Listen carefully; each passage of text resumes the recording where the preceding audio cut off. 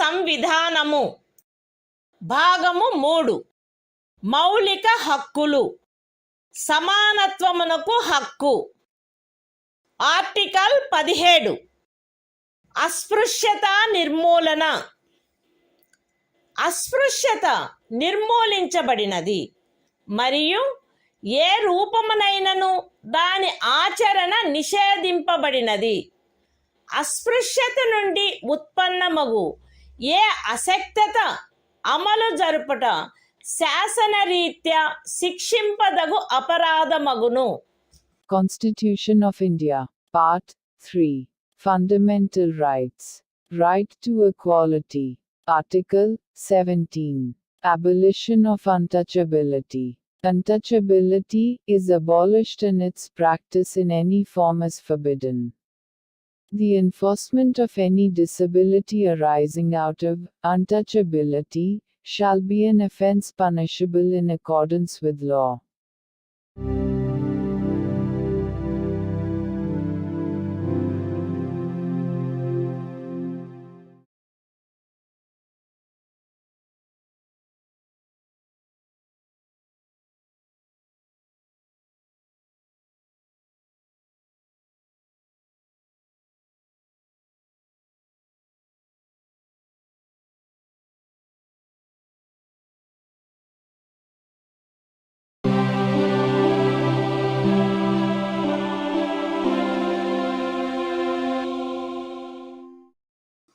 భారత సంవిధానము భాగము 3 మౌలిక హక్కులు సమానత్వమునకు హక్కు ఆర్టికల్ 18 అబాలిషన్ ఆఫ్ టైటిల్స్ రాజ్యము సైనిక లేక విద్యా సంబంధమైన ఘనతను సూచించినది కానట్టి మరే బిరుదనైనను ప్రదత్తము చేయరాదు. భారతదేశ పౌరుడెవరును ఏ విదేశీ రాజ్యము నుండి ఎట్టి బిరుదును స్వీకరించరాదు. భారతదేశ పౌరుడు కాని ఏ వ్యక్తియు తాను రాజ్యము ఖదీనమైన ఏదేని లాభాయుత లేక విశ్వాసయుత పదవిలో ఉన్నంత కాలము రాష్ట్రపతి సమ్మతి లేకుండా ఏ విదేశీ రాజ్యము నుండి ఎట్టి బిరుదును స్వీకరించరాదు. రాజ్యముకు అధీనమైన ఏదేని లాభాయుత లేక విశ్వాసయుత పదవిలోనున్న వ్యక్తి రాష్ట్రపతి సమ్మతి లేకుండా ఏ విదేశీ రాజ్యము నుండి కానీ ఏ విదేశీ రాజ్యము క్రింద కానీ ఎట్టి బహుమతిని లేక ఉపలబ్ధిని లేక ఏ విధమగు పదవిని స్వీకరించరాదు. Constitution of India, Part 3, Fundamental Rights, Right to Equality, Article 18, Abolition of Titles. 1. No title, not being a military or academic distinction, shall be conferred by the state. 2. No citizen of India shall accept any title from any foreign state. 3. No person who is not a citizen of India shall, while he holds any office of profit or trust under the state, accept without the consent of the President, any title from any foreign state. 4. No person holding any office of profit or trust under the state shall, without the consent of the President, accept any present, emolument, or office of any kind from or under any foreign state.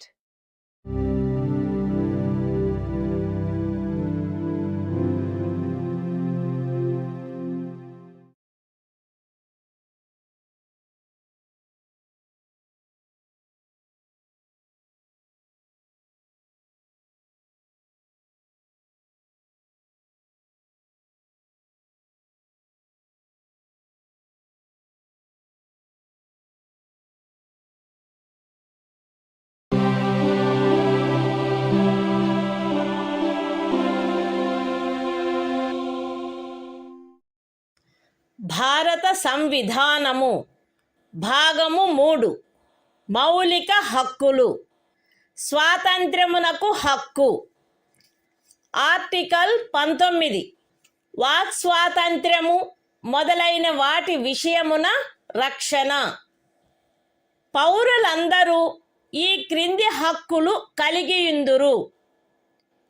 A walk స్వాతంత్రమునకు మరియు భావ ప్రకటన స్వాతంత్ర్యమునకు. B శాంతియుతముగాను మరియు ఆయుధములు లేకుండాను సమావేశమగుటకు. C అసోసియేషనులు లేక సంఘములు లేక సహకార సంఘములు ఏర్పాటు చేయుటకు. డి భారతదేశ రాజ్య క్షేత్రము అంతటను స్వేచ్ఛగా సంచరించుటకు. ఈ భారతదేశ రాజ్య క్షేత్రమునందు ఏ భాగములోనైనను నివసించుటకు మరియు స్థిర నివాసము ఏర్పరచుకొనుటకు. మరియు జి ఏదేని వృత్తిని అవలంబించుటకు లేక ఏదేని ఉపజీవికను వ్యాపారమును లేక వర్తకమును సాగించుటకు. అస్తిత్వములో ఉన్నదైనను చేయబడునదైనను ఏదేని శాసనము ఖండము 1 ఉపఖండము ఏ ద్వారా ప్రదత్తమైన హక్కును వినియోగించుటపై యుక్తమైన నిర్బంధనలను విధించునదైన ఎడల అట్టి నిర్బంధనలు భారతదేశము యొక్క సార్వభౌమత మరియు అఖండత, రాజ్య భద్రత, విదేశీ రాజ్యములతో స్నేహ సంబంధములు, ప్రజాశాంతి, సభ్యత లేక నైతికత వీటికి సంబంధించిన హితముల దృష్ట్యా గాని న్యాయస్థాన ధిక్కారము, పరువు నష్టము లేక ఏదేని అపరాధ ప్రేరణ వీటి సంబంధమున విధించబడినచో అంత మేరకు ఆ శాసనము యొక్క అమలుకు సదరు ఉపఖండములో ఉన్నదేదియు భంగము కలిగించదు. లేక ఆ శాసనము చేయుట నుండి ఈ ఉపఖండంలో ఉన్నదేదియు రాజ్యమును నివారించదు. అస్తిత్వములో ఉన్నదైనను చేయబడునదైనను ఏదేని శాసనము సదరు ఖండము యొక్క ఉపఖండము బి ద్వారా ప్రదత్తమైన హక్కును వినియోగించుటపై యుక్తమైన నిర్బంధనలను విధించునదైన ఎడల అట్టి నిర్బంధనలు భారతదేశము యొక్క సార్వభౌమత మరియు అఖండత లేక ప్రజాశాంతి వీటికి సంబంధించిన హితముల దృష్ట్యా విధించబడినచో అంత మేరకు ఆ శాసనము యొక్క అమలుకు సదరు ఉపఖండంలో ఉన్నదేదియు భంగము కలిగించదు. లేక ఆ శాసనమును చేయుట నుండి ఆ ఉపఖండములో ఉన్నదేదియు రాజ్యమును నివారించదు. అస్తిత్వములో ఉన్నదైనను చేయబడినదైనను ఏదేని శాసనము సదరు ఖండము యొక్క ఉపఖండము సి ద్వారా ప్రదత్తమైన హక్కును వినియోగించుటపై యుక్తమైన నిర్బంధనలను విధించునదైన ఎడల అట్టి నిర్బంధనలు భారతదేశము యొక్క సార్వభౌమత మరియు అఖండత లేక ప్రజాశాంతి లేక నైతికత వీటికి సంబంధించిన హితముల దృష్ట్యా విధించబడినచో అంత మేరకు ఆ శాసనము యొక్క అమలుకు సదరు ఉపఖండములో ఉన్నదేదియు భంగము కలిగించదు, లేక ఆ శాసనము చేయుట నుండి ఆ ఉపఖండములోనున్నదేదియు రాజ్యమును నివారించదు. అస్తిత్వములో ఉన్నదైనను చేయబడినదైనను ఏదేని శాసనము సదరు ఖండము యొక్క ఉపఖండములు డి మరియు ఈ ద్వారా ప్రదత్తమైన ఏదేని హక్కును వినియోగించుటపై యుక్తమైన నిర్బంధనలను విధించునదైన ఎడల అట్టి నిర్బంధనలు జనసామాన్యము యొక్క హితము కొరకు గాని ఏదేని అనుసూచిత జనజాతి యొక్క హితముల రక్షణ కొరకు గాని విధించబడినచో అంత మేరకు ఆ శాసనము యొక్క అమలుకు సదరు ఉపఖండములలో ఉన్నదేదియు భంగము కలిగించదు, లేక ఆ శాసనమును చేయుట నుండి ఆ ఉపఖండములలో ఉన్నదేదియు రాజ్యమును నివారించదు. అస్తిత్వములో ఉన్నదైనను చేయబడునదైనను ఏదేని శాసనము సదరు ఖండము యొక్క ఉపఖండము జి ద్వారా ప్రదత్తమైన ఏదేని హక్కును వినియోగించుటపై యుక్తమైన నిర్బంధనలను విధించునదైన ఎడల అట్టి నిర్బంధనలు జనసామాన్యము యొక్క హితము కొరకు విధించబడినచో అంత మేరకు ఆ శాసనము యొక్క అమలుకు సదరు ఉపఖండములో ఉన్నదేదియు భంగము కలిగించదు, లేక ఆ శాసనమును చేయుట నుండి ఆ ఉపఖండములో ఉన్నదేదియు రాజ్యమును నివారించదు. మరియు ప్రత్యేకించి అస్తిత్వములో ఉన్నదైనను చేయబడునదైనను ఏదేని శాసనము ఈ క్రింద తెలిపిన వాటికి సంబంధించినదైన ఎడల అంత మేరకు ఆ శాసనము యొక్క అమలుకు సదరు ఉపఖండములో ఉన్నదేదియు భంగము కలిగించదు, లేక ఆ శాసనమును చేయుట నుండి ఆ ఉపఖండములో ఉన్నదేదియు రాజ్యమును నివారించదు. అవేవనగా ఏదేని వృత్తిని అవలంబించుటకు లేక ఏదేని ఉపజీవికను వ్యాపారమును లేక వర్తకమును సాగించుటకు ఆవశ్యకమగు వృత్తి సంబంధమైన లేక సాంకేతిక అర్హతలు లేక పూర్ణత లేక భాగత పౌరులను అపవర్జించైనను అన్యథా అయినను రాజ్యముచే లేక రాజ్యమునకు చెందిన లేక రాజ్యము యొక్క నియంత్రణలోనున్న ఏదేని కార్పొరేషన్చే ఏదేని వ్యాపారము వర్తకము పరిశ్రమ లేక సేవ సాగించబడుట. Constitution of India, Part 3, Fundamental Rights, Right to Freedom.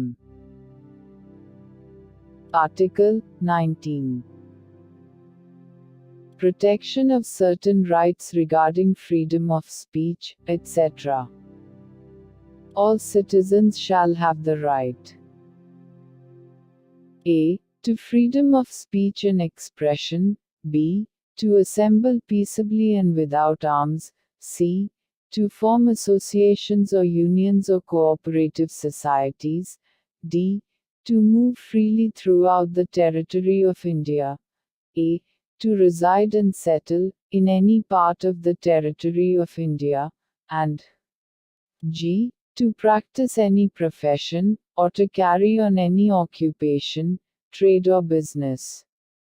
Nothing in subclause A of clause 1 shall affect the operation of any existing law, or prevent the state from making any law, insofar as such law imposes reasonable restrictions on the exercise of the right conferred by the said subclause, in the interests of the sovereignty and integrity of India, the security of the state, friendly relations with foreign states, public order, decency or morality, or in relation to contempt of court, defamation, or incitement to an offense. Nothing in subclause B of the said clause shall affect the operation of any existing law insofar as it imposes, or prevent the state from making any law imposing, in the interests of the sovereignty and integrity of India or public order, reasonable restrictions on the exercise of the right conferred by the said subclause. Nothing in subclause C of the said clause shall affect the operation of any existing law insofar as it imposes, or prevent the state from making any law imposing, in the interests of the sovereignty and integrity of India or public order or morality, reasonable restrictions on the exercise of the right conferred by the said subclause. Nothing in subclauses D and A of the said clause shall affect the operation of any existing law insofar as it imposes, or prevent the state from making any law imposing, reasonable restrictions on the exercise of any of the rights conferred by the said subclauses, either in the interests of the general public, or for the protection of the interests of any scheduled tribe.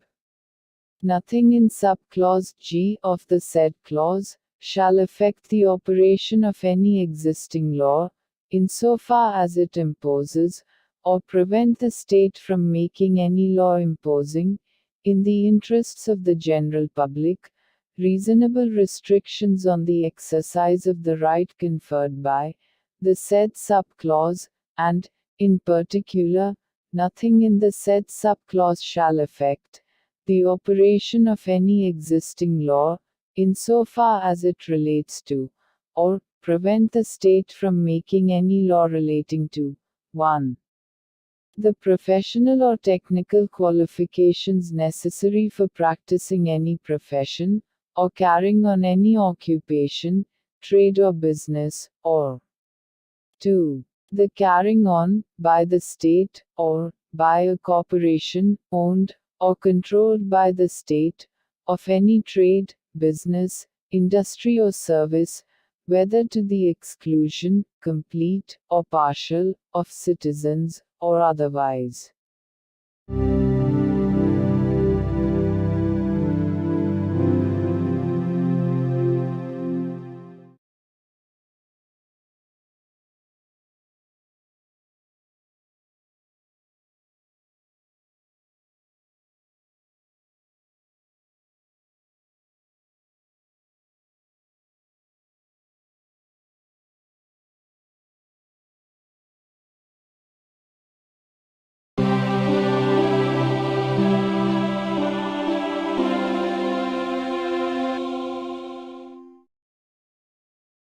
భారత సంవిధానము భాగము 3 మౌలిక హక్కులు స్వాతంత్ర్యమునకు హక్కు article 20 అపరాధములకై నేరస్థాపన విషయమున రక్షణ ఏ వ్యక్తియు అపరాధమని ఆరోపించబడిన కార్యమును చేసిన సమయమున అమలులో ఉన్న శాసనము యొక్క అతిక్రమణకు తప్ప ఏ అపరాధమునకును నేరస్థాపితుడు కారాదు మరియు అపరాధము చేసిన సమయమున అమలులోనున్న శాసనము క్రింద విధింపబడియుండడి దానికంటే మించిన శాస్తికి లోను చేయబడరాదు. ఏ వ్యక్తియు ఒకే అపరాధమునకు ఒకసారికి మించి అభియోగమునకు మరియు శిక్షకు గురి చేయబడరాదు. ఏదైనా అపరాధము చేసినట్లు అభియుక్తుడైన ఏ వ్యక్తియు తనకు వ్యతిరేకముగా సాక్ష్యము నొసగుటకు బలవంతము చేయబడరాదు. Constitution of India, Part 3. Fundamental Rights. Right to Freedom. Article 20. Protection in respect of conviction for offences. No person shall be convicted of any offence except for violation of a law in force at the time of the commission of the act charged as an offence, nor be subjected to a penalty greater than that which might have been inflicted under the law in force at the time of the commission of the offence. No person shall be prosecuted and punished for the same offence more than once. No person accused of any offence shall be compelled to be a witness against himself.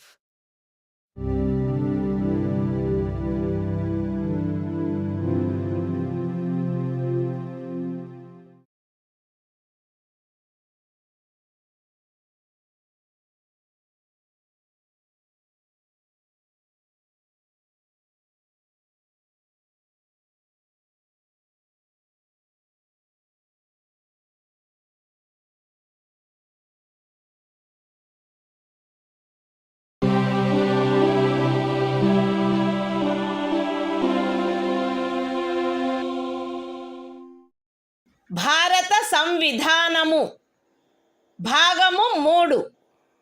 మౌలిక హక్కులు. స్వాతంత్ర్యమునకు హక్కు.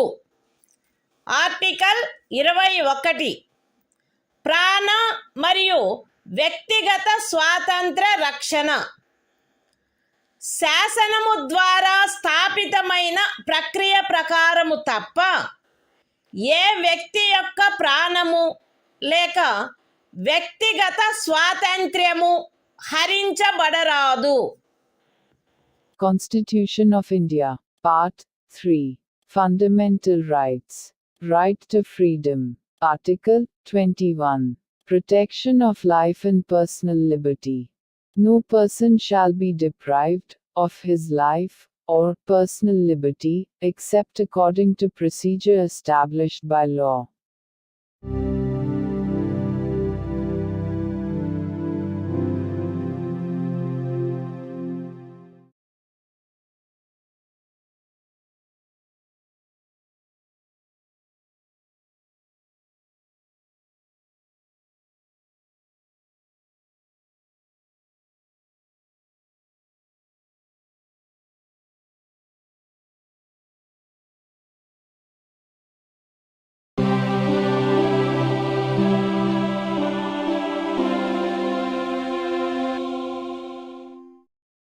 భారత సంవిధానము భాగము 3.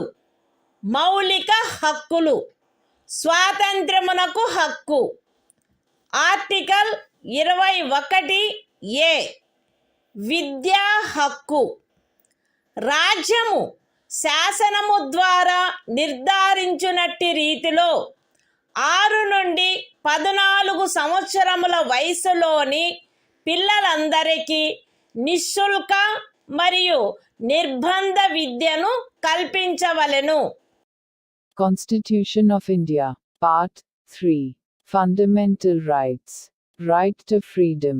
Article 21A. Right to Education. The state shall provide free and compulsory education to all children of the age of 6 to 14 years, in such manner as the state may, by law, determine.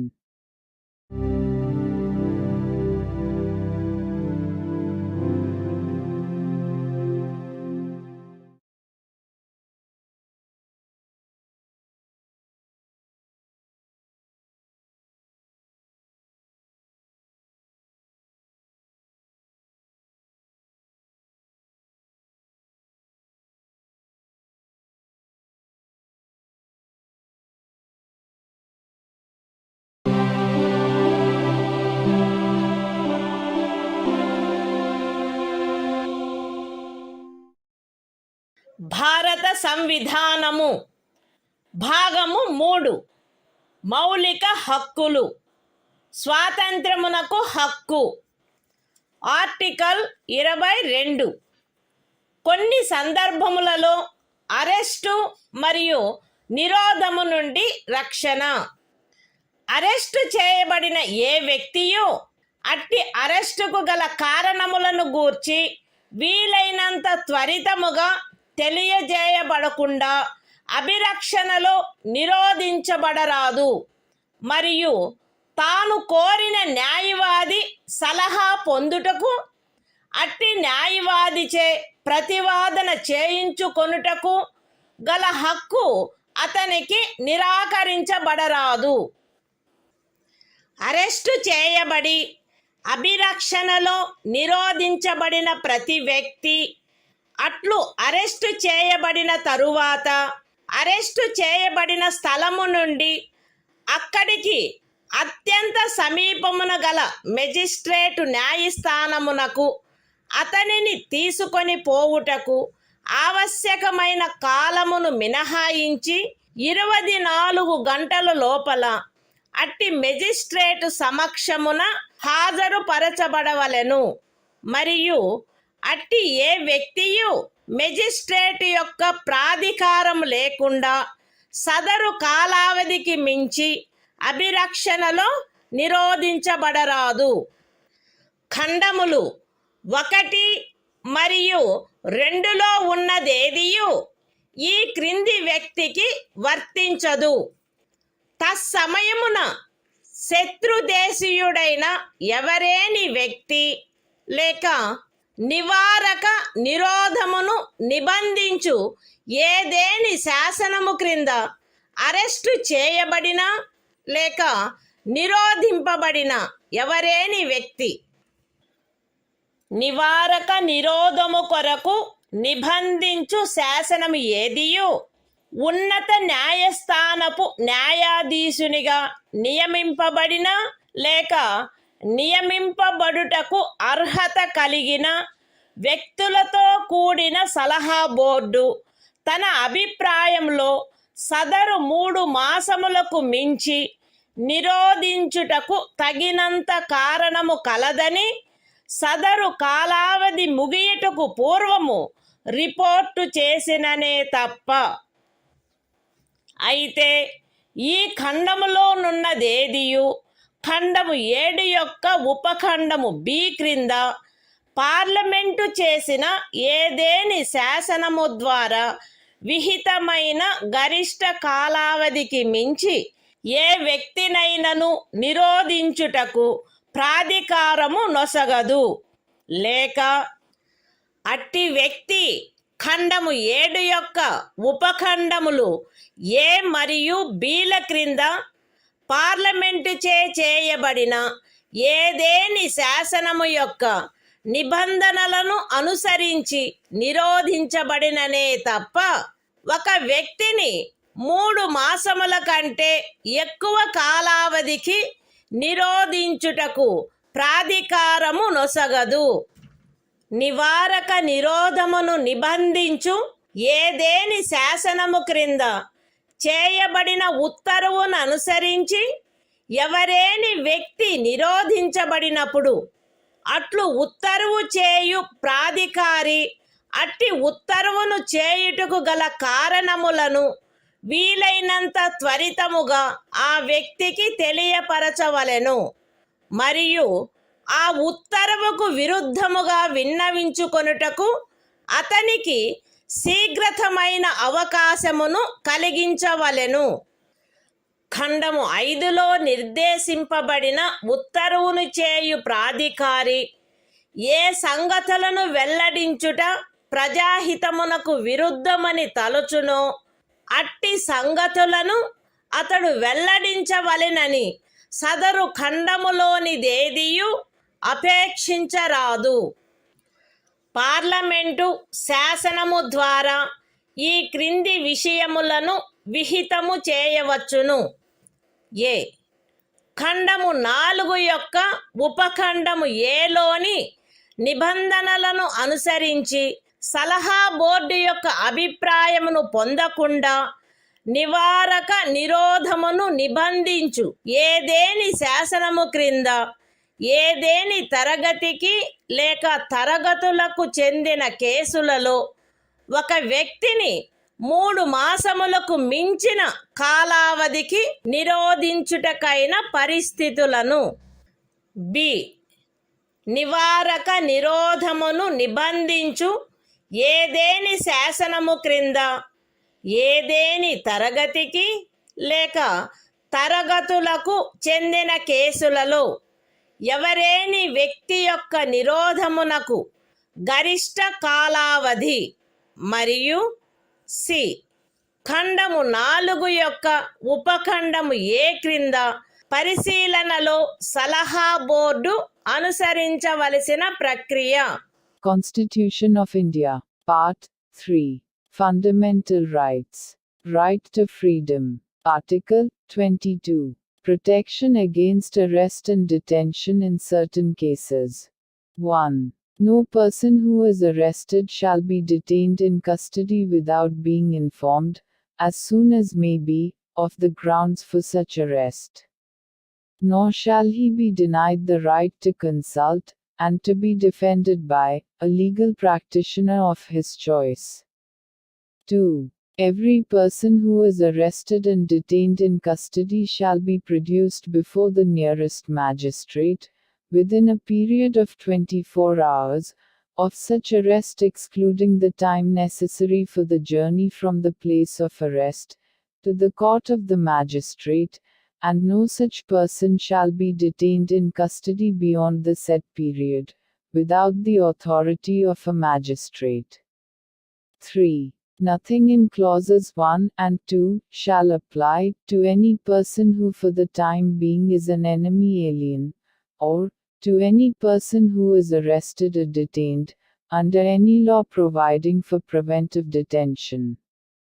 4. No law providing for preventive detention shall authorize the detention of a person, for a longer period than 3 months. Unless, an advisory board consisting of persons, who are, or have been, or are qualified to be appointed as, judges of a high court, has reported, before the expiration of the said period of 3 months, that there is in its opinion sufficient cause for such detention. Provided that nothing in this subclause shall authorize the detention of any person, beyond the maximum period prescribed by any law made by Parliament, under subclause B of clause 7. Or, such person is detained, in accordance with the provisions of any law made by Parliament, under subclauses A and B of clause 7. 5. When any person is detained in pursuance of an order made under any law, providing for preventive detention, the authority making the order shall, as soon as may be, communicate to such person the grounds on which the order has been made, and shall afford him the earliest opportunity of making a representation against the order. 6. Nothing in clause 5 shall require the authority making any such order, as is referred to in that clause, to disclose facts, which such authority considers to be against the public interest to disclose. 7. Parliament may by law prescribe a. the circumstances, under which in the class, or classes of cases, in which a person may be detained for a period longer than 3 months, under any law providing for preventive detention, without obtaining the opinion of an advisory board, in accordance with the provisions of subclause A of clause 4. B. The maximum period, for which any person may in any class, or classes of cases, be detained, under any law, providing for preventive detention. And C. The procedure to be followed by an advisory board, in an inquiry, under subclause A of clause 4.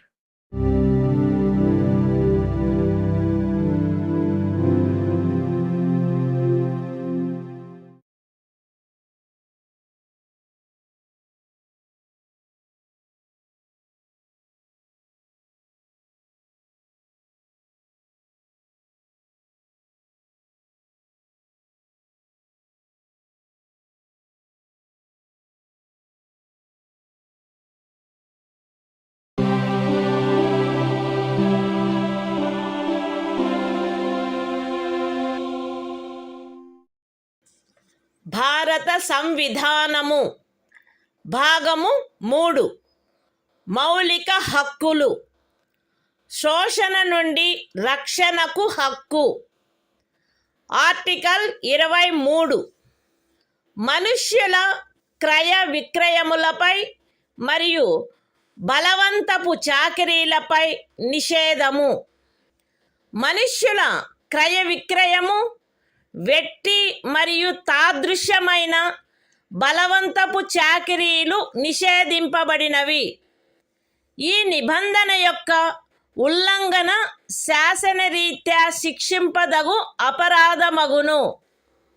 అయితే ఈ అనుచ్ఛేదములో ఉన్నదేదియు సార్వజనిక ప్రయోజనముల కొరకు నిర్బంధ సేవను విధించుట నుండి రాజ్యమును నివారించదు. మరియు అట్టి సేవను విధించుటలో రాజ్యము కేవలము మతము, జాతి, కులము లేక వర్గ కారణములను బట్టి కానీ వాటిలో వేనిని బట్టి కానీ విచక్షణ చేయరాదు.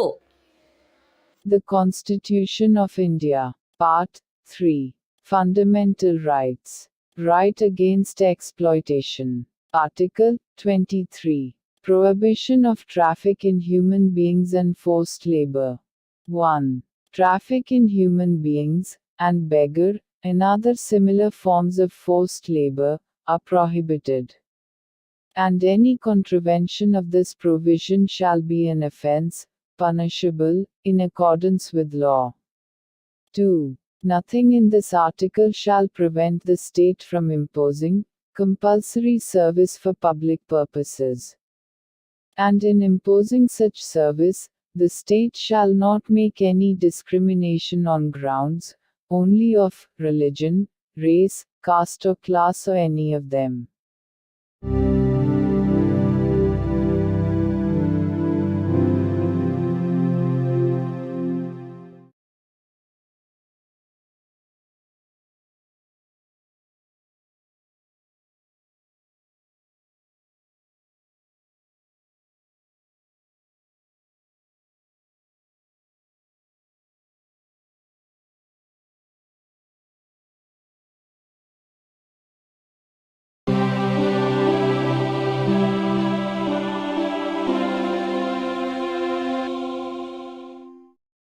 భారత సంవిధానము భాగము 3 మౌలిక హక్కులు.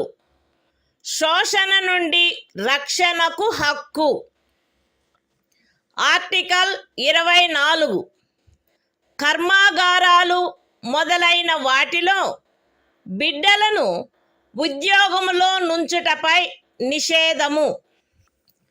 14 సంవత్సరముల లోపు వయసు గల ఏ బిడ్డయు ఏ కర్మాగారములో కానీ గనిలో కానీ పని చేయుటకు ఉద్యోగములో ఉంచబడరాదు, లేక అపాయకరమైన ఏదేని ఇతర ఉద్యోగములలో ఉంచబడరాదు.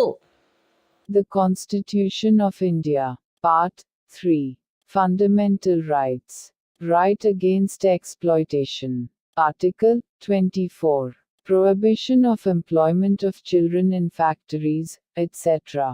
No child below the age of 14 years shall be employed to work in any factory or mine, or engaged in any other hazardous employment.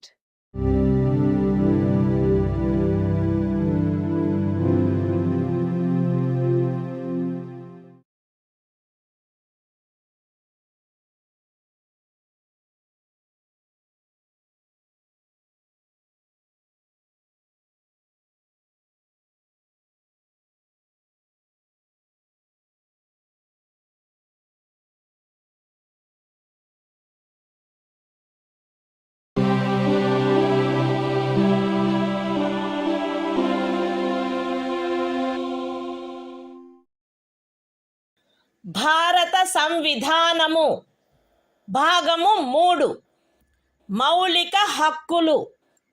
మత స్వాతంత్ర్యపు హక్కు. ఆర్టికల్ 25 అంతరాత్మను అనుసరించి స్వాతంత్ర్యము, స్వేచ్ఛాయుత మతావలంబన, ఆచరణ, ప్రచారములు ప్రజాశాంతికి, నైతికతకు, ఆరోగ్యమునకు మరియు ఈ భాగము యొక్క ఇతర నిబంధనలకు అత్యధీనమై అంతరాత్మను అనుసరించి స్వాతంత్రమునకును, స్వేచ్ఛగా మతమును అవలంబించుటకును, ఆచరించుటకును, ప్రచారము చేయుటకును జనులందరూ సమానముగా హక్కు కలిగియుందురు. ఈ అనుచ్ఛేదమునందున్నదేదియు మతాచారణకు సంబంధించిన ఏదేని ఆర్థిక, విత్తీయ, రాజకీయ లేక ఇతర లౌకిక కార్యకలాపమును క్రమబద్ధపరుచునదై లేక పరిమితపరుచునదై సాంఘిక సంక్షేమమునకును, సంస్కరణకును లేక సార్వజనిక స్వభావము గల హిందూ మత సంస్థలలో హిందువులలోని అన్ని వర్గములకును, శాఖలకును ప్రవేశము కలగచేయు నిబంధన చేయునదై అస్తిత్వములోనున్న ఏదేని శాసనము యొక్క అమలుకు భంగము కలిగించదు లేక అట్టి ఏ శాసనమునైనను చేయుట నుండి రాజ్యమును నివారించదు. ఎక్స్ప్లనేషన్ 1. కృపాన ధారణ, కృపాన వహనము సిక్కు మతావలంబనములో చేరియున్నట్లు భావింపబడవలెను. ఎక్స్ప్లనేషన్ 2. ఖండము 2 యొక్క ఉపఖండము బిలో హిందువులను గూర్చిన నిర్దేశమునందు సిక్కు, జైన లేక బౌద్ధ మతావలంబ వ్యక్తులను గూర్చిన నిర్దేశము చేరియున్నట్లు అన్వయించబడవలెను మరియు హిందూ మత సంస్థలను గూర్చిన నిర్దేశము తదనుసారముగా అన్వయించబడవలెను. The Constitution of India, Part 3. Fundamental Rights. Right to freedom of religion. Article 25. Freedom of conscience and free profession, practice and propagation of religion. 1. Subject to public order, morality and health, and, to the other provisions of this part, all persons are equally entitled to freedom of conscience, and the right, freely to profess, practice, and propagate religion. 2. Nothing in this article shall affect the operation of any existing law, or prevent the state from making any law, regulating or restricting any economic, financial, political or other secular activity which may be associated with religious practice. B. Providing for social welfare and reform, or the throwing open of Hindu religious institutions of a public character to all classes and sections of Hindus. Explanation 1. The wearing and carrying of kirpans shall be deemed to be included in the profession of the Sikh religion. Explanation 2. In subclause B of clause 2, the reference to Hindus shall be construed as including a reference to persons professing the Sikh, Jaina, or Buddhist religion, and the reference to Hindu religious institutions shall be construed accordingly.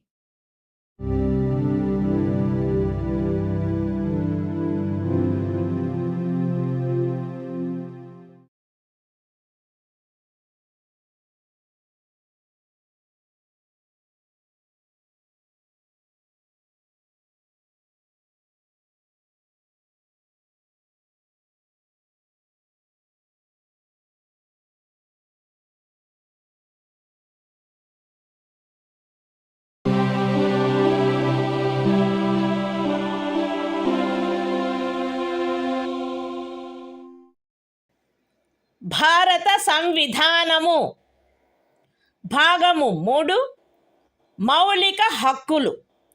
మత స్వాతంత్ర్యపు హక్కు. Article 26 మత వ్యవహార నిర్వహణ స్వాతంత్ర్యము.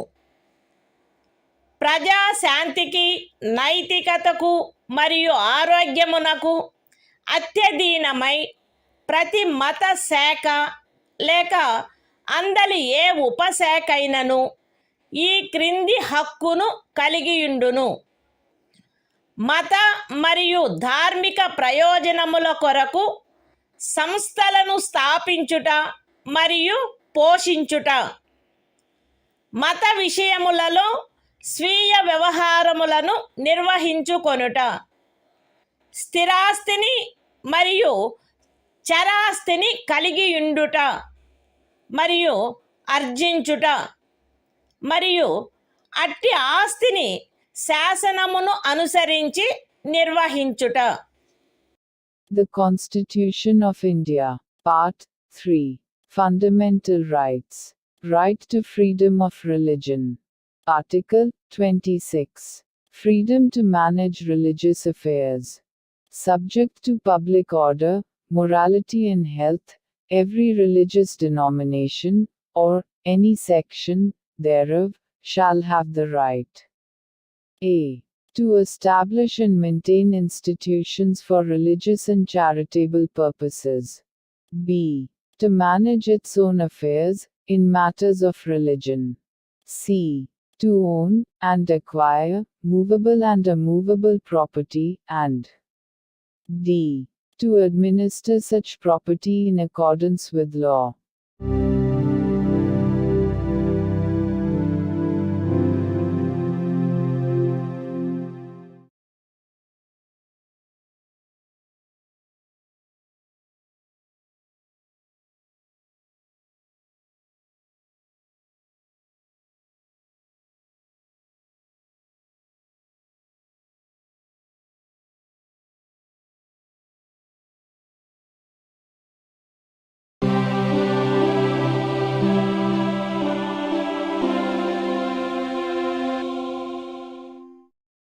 భారత సంవిధానము. భాగము 3 మౌలిక హక్కులు. మత స్వాతంత్ర్యపు హక్కు. ఆర్టికల్ 27 ఏదేని ప్రత్యేకమైన మతమును అభివృద్ధి చేయుటకు పన్నుల చెల్లింపును గూర్చిన స్వాతంత్ర్యము. ఏదేని ప్రత్యేకమైన మతమును లేక మత శాఖను అభివృద్ధి చేయుటకు లేక పోషించుటకు అగు ఖర్చులను భరించుటకై ఏ పన్నుల వలన రాబడి నిర్దిష్టముగా కేటాయించబడునో ఆ పన్నులను చెల్లించుటకు ఏ వ్యక్తిని బలవంత పెట్టరాదు. The Constitution of India, Part 3. Fundamental Rights. Right to freedom of religion. Article 27. Freedom as to payment of taxes for promotion of any particular religion. No person shall be compelled to pay any taxes, the proceeds of which are specifically appropriated in payment of expenses for the promotion or maintenance of any particular religion or religious denomination.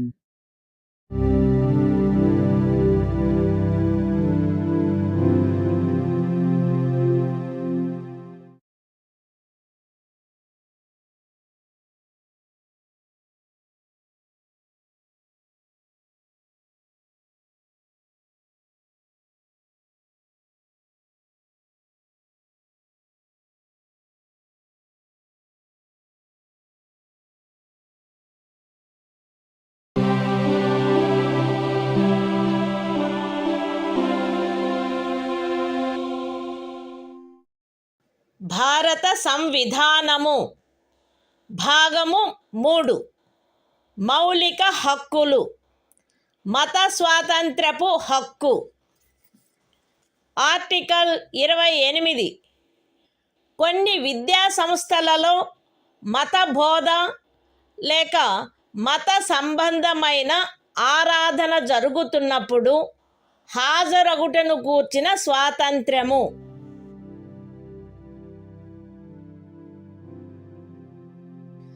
రాజ్య నిధుల నుండి సంపూర్ణముగా పోషింపబడుచున్న ఏ విద్యా సంస్థలోనూ ఎట్టి మత బోధనకైనను ఏర్పాటు చేయరాదు. ఖండము 1లో ఉన్నదేదియు రాజ్యముచే నిర్వహింపబడుచుండి మతబోధ జరగవలెనని ఆపేక్షించు ధర్మాదాయము లేక ట్రస్ట్ కింద స్థాపించబడిన ఏ విద్యా సంస్థకును వర్తించరాదు.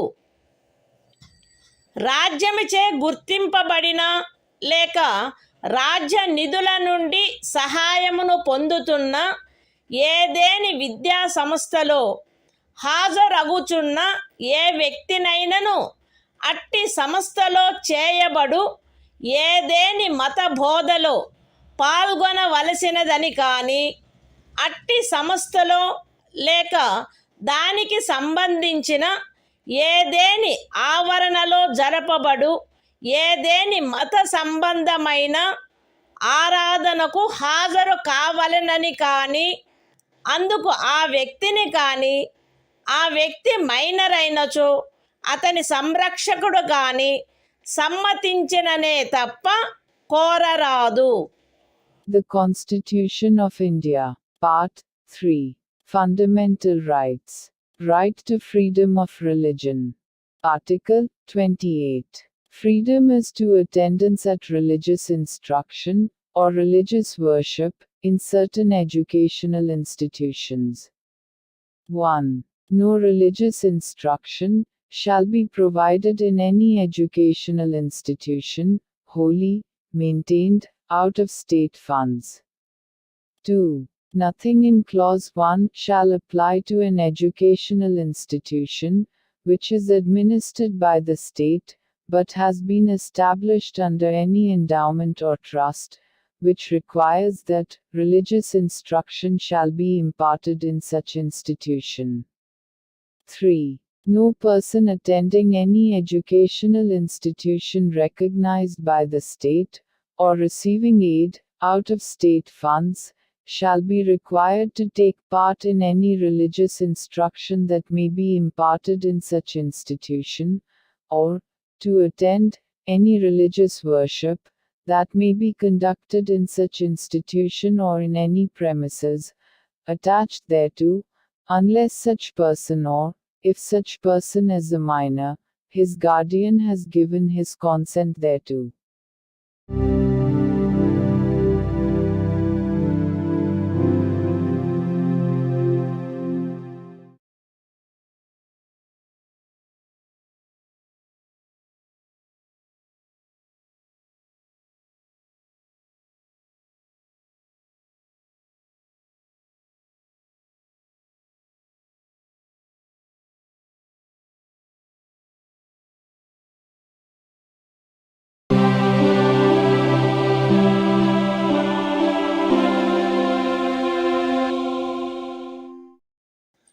భారత సంవిధానము భాగము 3 మౌలిక హక్కులు. సాంస్కృతిక మరియు విద్యా విషయక హక్కులు. ఆర్టికల్ 29 అల్పసంఖ్యాక వర్గముల యొక్క హితముల రక్షణ.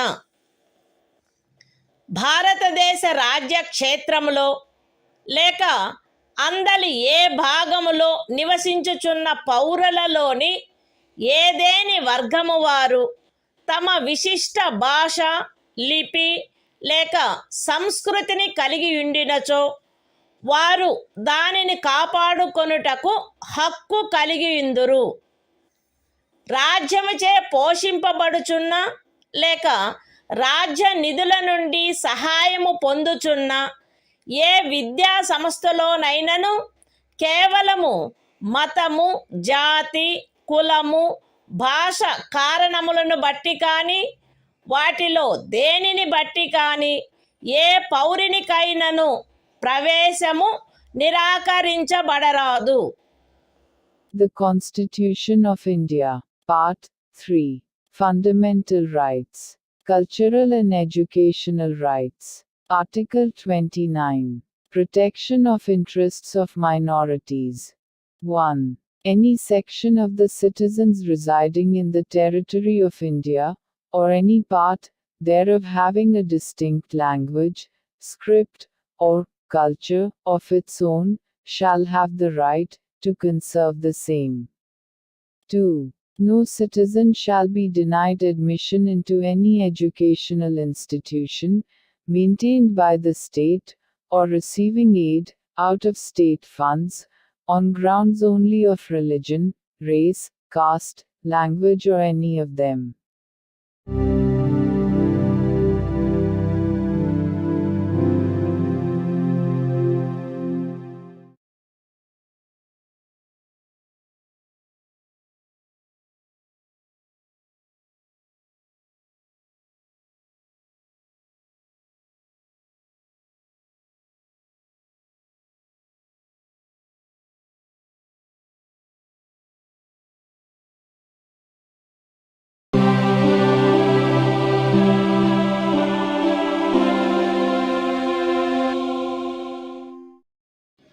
భారత సంవిధానము భాగము 3 మౌలిక హక్కులు సాంస్కృతిక మరియు విద్యా విషయక హక్కులు ఆర్టికల్ 30 విద్యా సంస్థలను స్థాపించుటకు మరియు నిర్వహించుటకు అల్పసంఖ్యాక వర్గములకు గల హక్కు మత ప్రాతిపదికపై కానీ భాషా ప్రాతిపదికపై కానీ ఏర్పడిన అల్పసంఖ్యాక వర్గముల వారందరూ తమకు అభీష్టమైన విద్యా సంస్థలను స్థాపించుకొనుటకును నిర్వహించుకొనుటకును హక్కు కలిగియుందురు.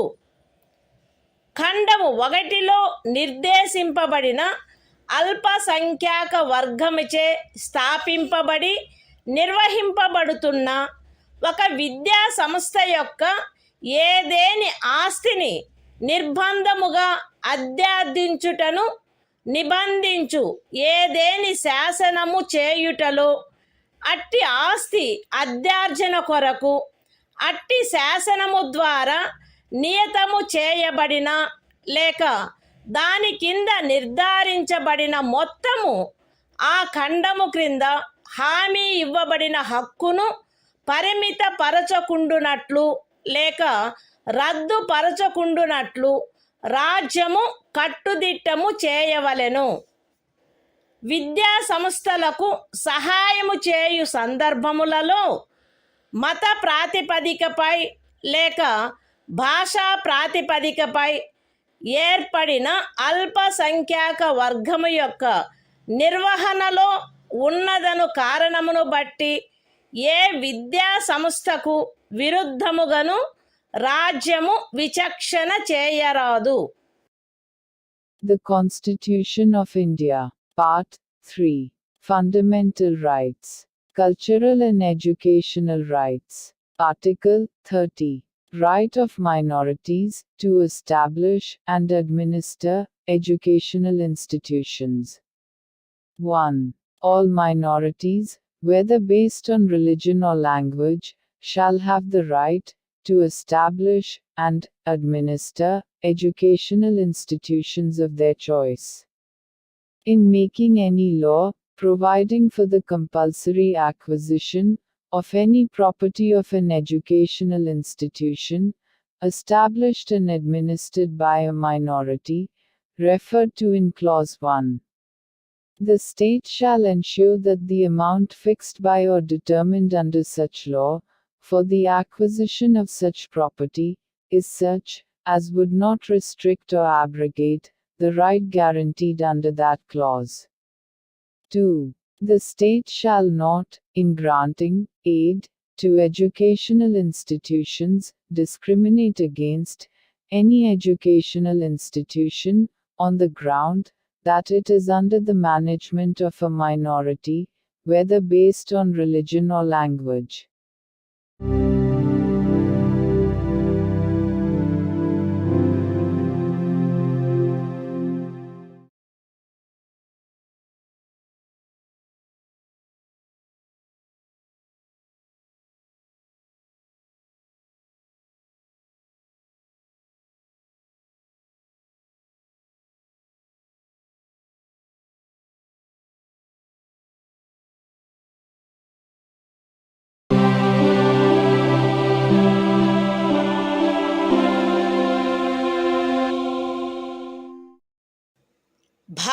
సంవిధానము. భాగము 3. మౌలిక హక్కులు. కొన్ని శాసనముల వ్యావృత్తి. Article 31A.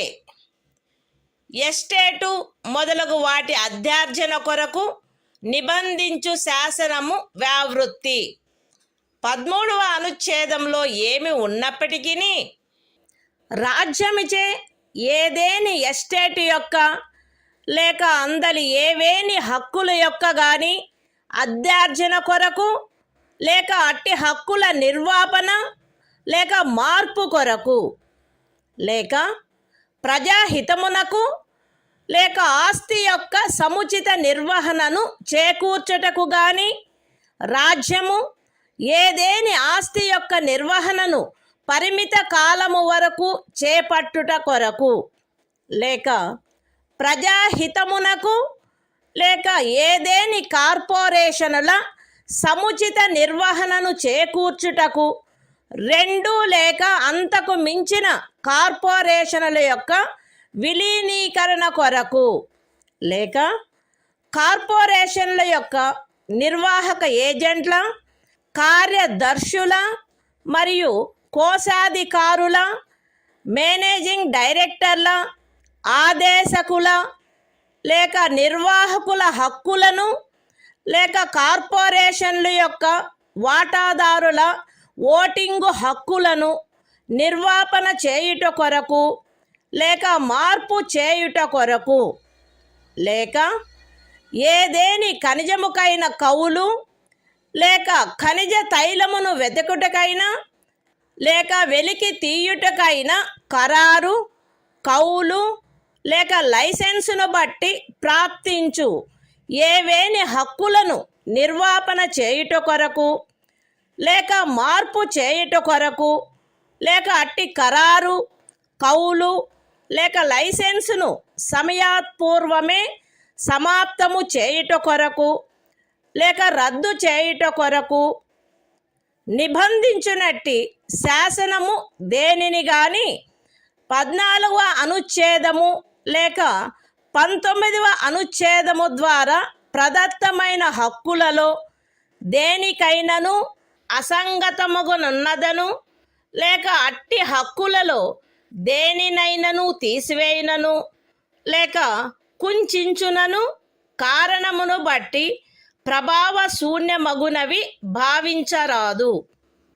అయితే అట్టి శాసనము ఒక రాజ్య శాసన మండలిచే చేయబడినదైన ఎడల రాష్ట్రపతి పర్యాలోచన కొరకై ప్రత్యేకింపబడి ఆయన అనుమతిని పొందిననే తప్ప ఈ అనుచ్ఛేదము యొక్క నిబంధనలు దానికి వర్తించవు.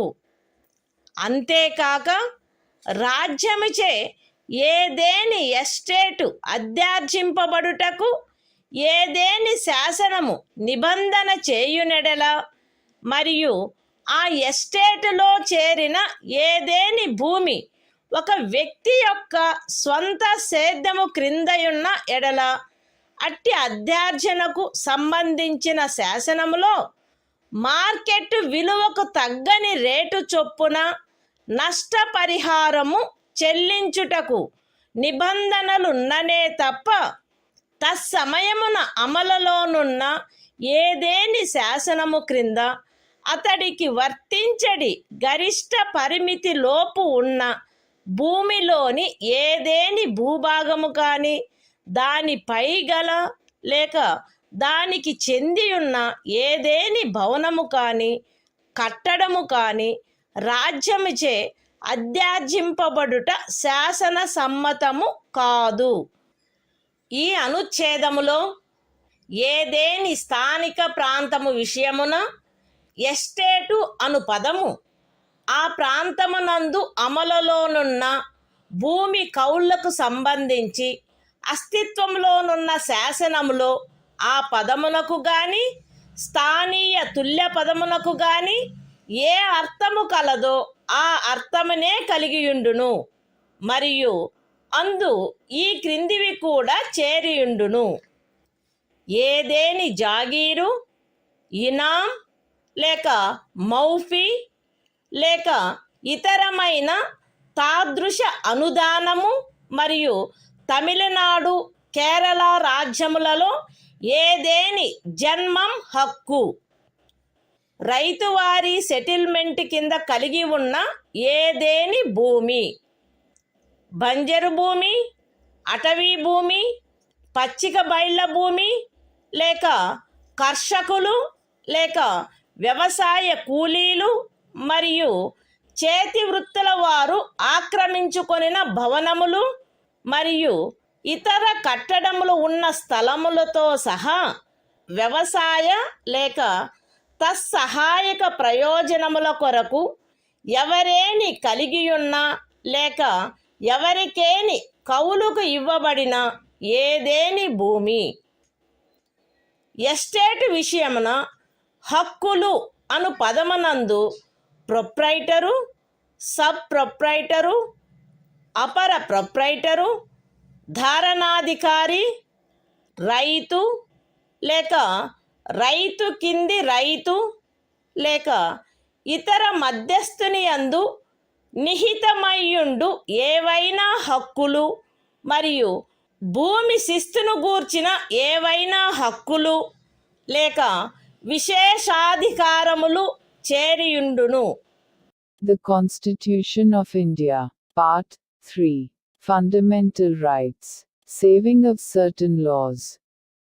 Article 31A. Saving of laws providing for acquisition of estates, etc.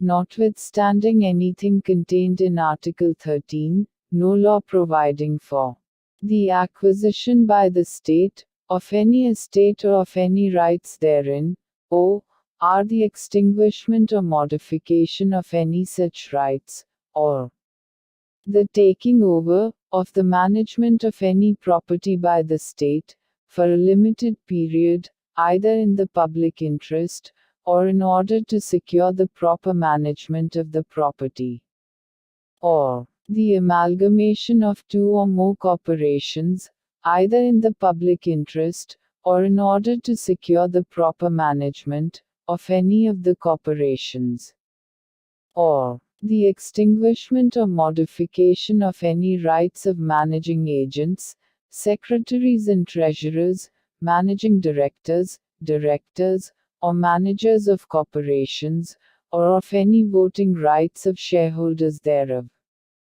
or the extinguishment or modification of any rights accruing by virtue of any agreement, lease or license for the purpose of searching for, or winning, any mineral or mineral oil, or the premature termination or cancellation of any such agreement, lease or license, shall be deemed to be void on the ground that it is inconsistent with, or takes away or abridges, any of the rights conferred by Article 14 or Article 19. Provided that, where such law is a law, made by the legislature of a state, the provisions of this article shall not apply thereto, unless such law, having been reserved for the consideration of the President, has received his assent.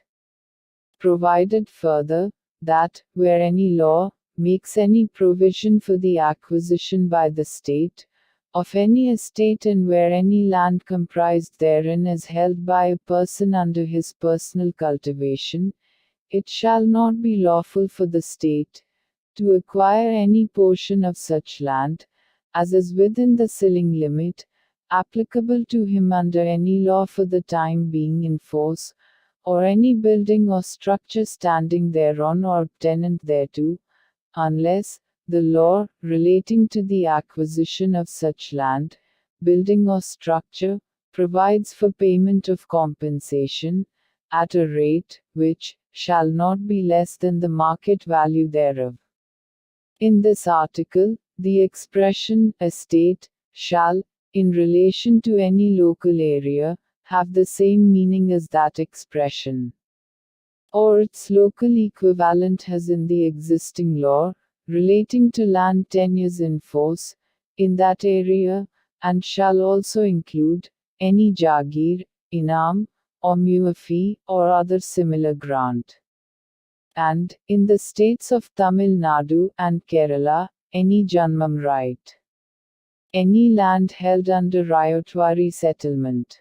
Any land held, or let for purposes of agriculture, or for purposes ancillary thereto, including waste land, forest land, land for pasture, or sites of buildings, and other structures occupied by cultivators of land, agricultural laborers, and village artisans. The expression, rights, in relation to an estate, shall include any rights vesting in a proprietor, sub-proprietor, under-proprietor, tenure-holder, rayat, under-rayat, or other intermediary, and any rights, or privileges in respect of land revenue.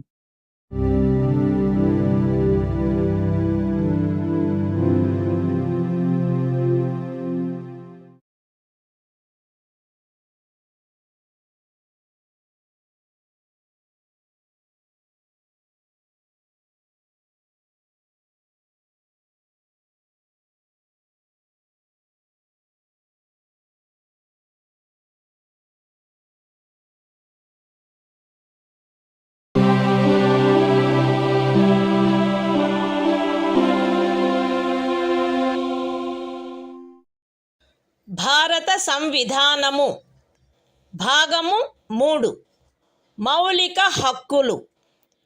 కొన్ని శాసనముల వ్యావృత్తి.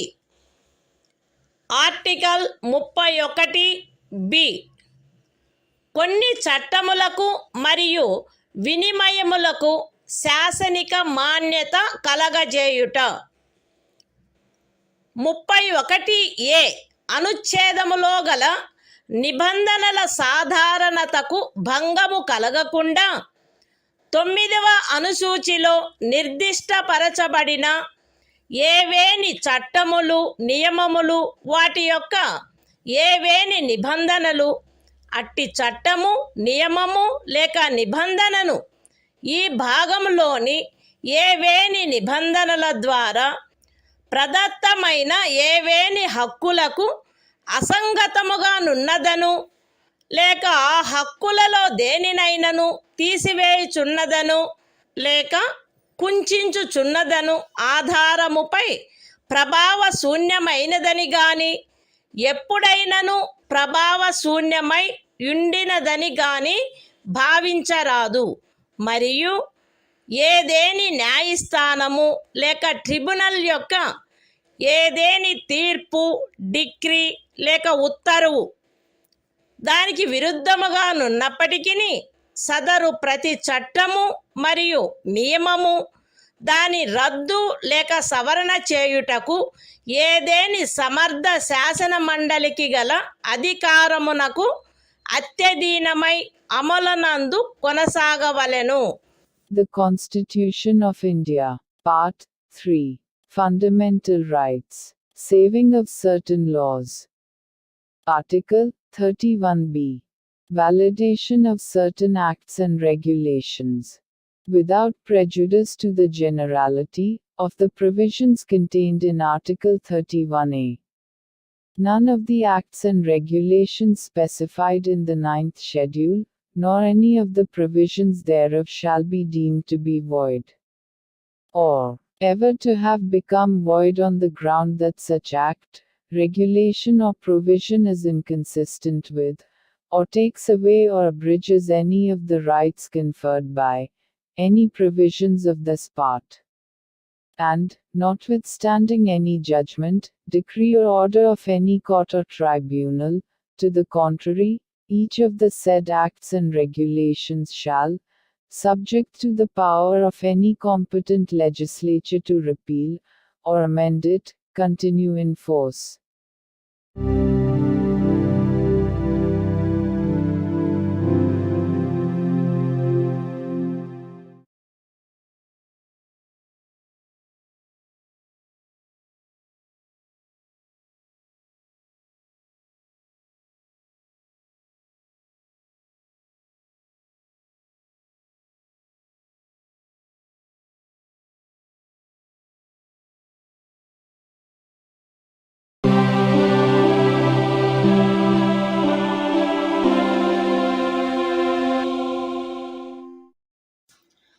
భారత సంవిధానము భాగము 3 మౌలిక హక్కులు.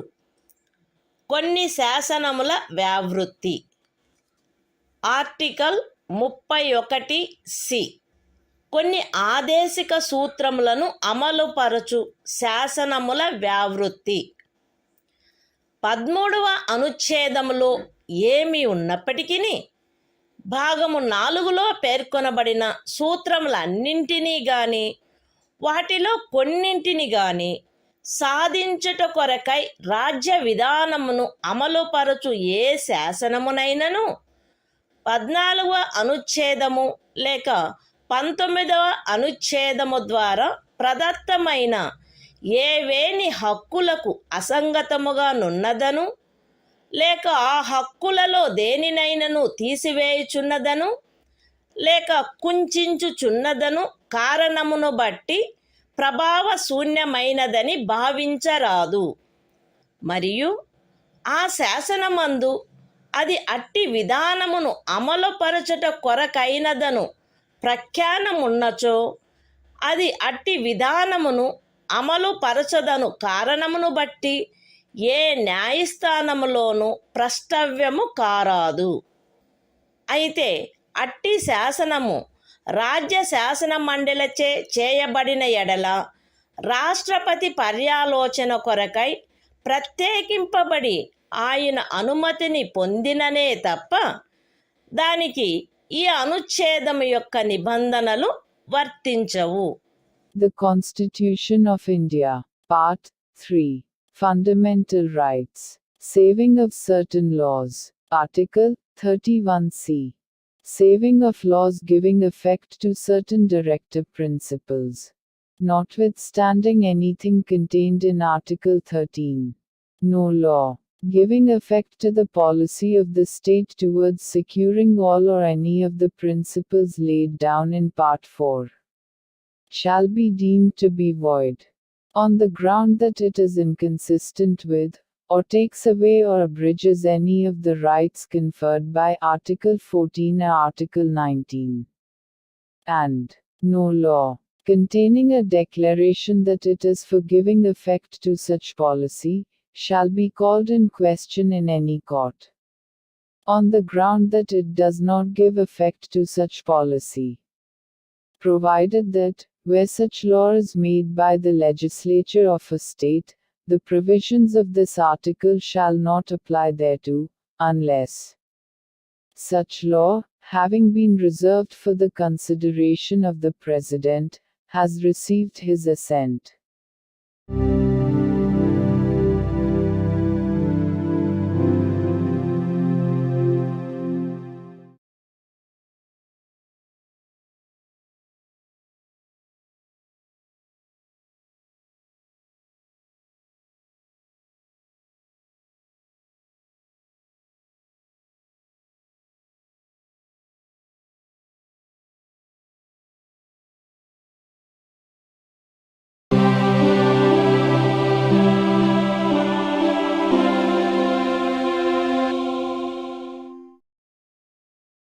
భారత సంవిధానము భాగము 3 మౌలిక హక్కులు.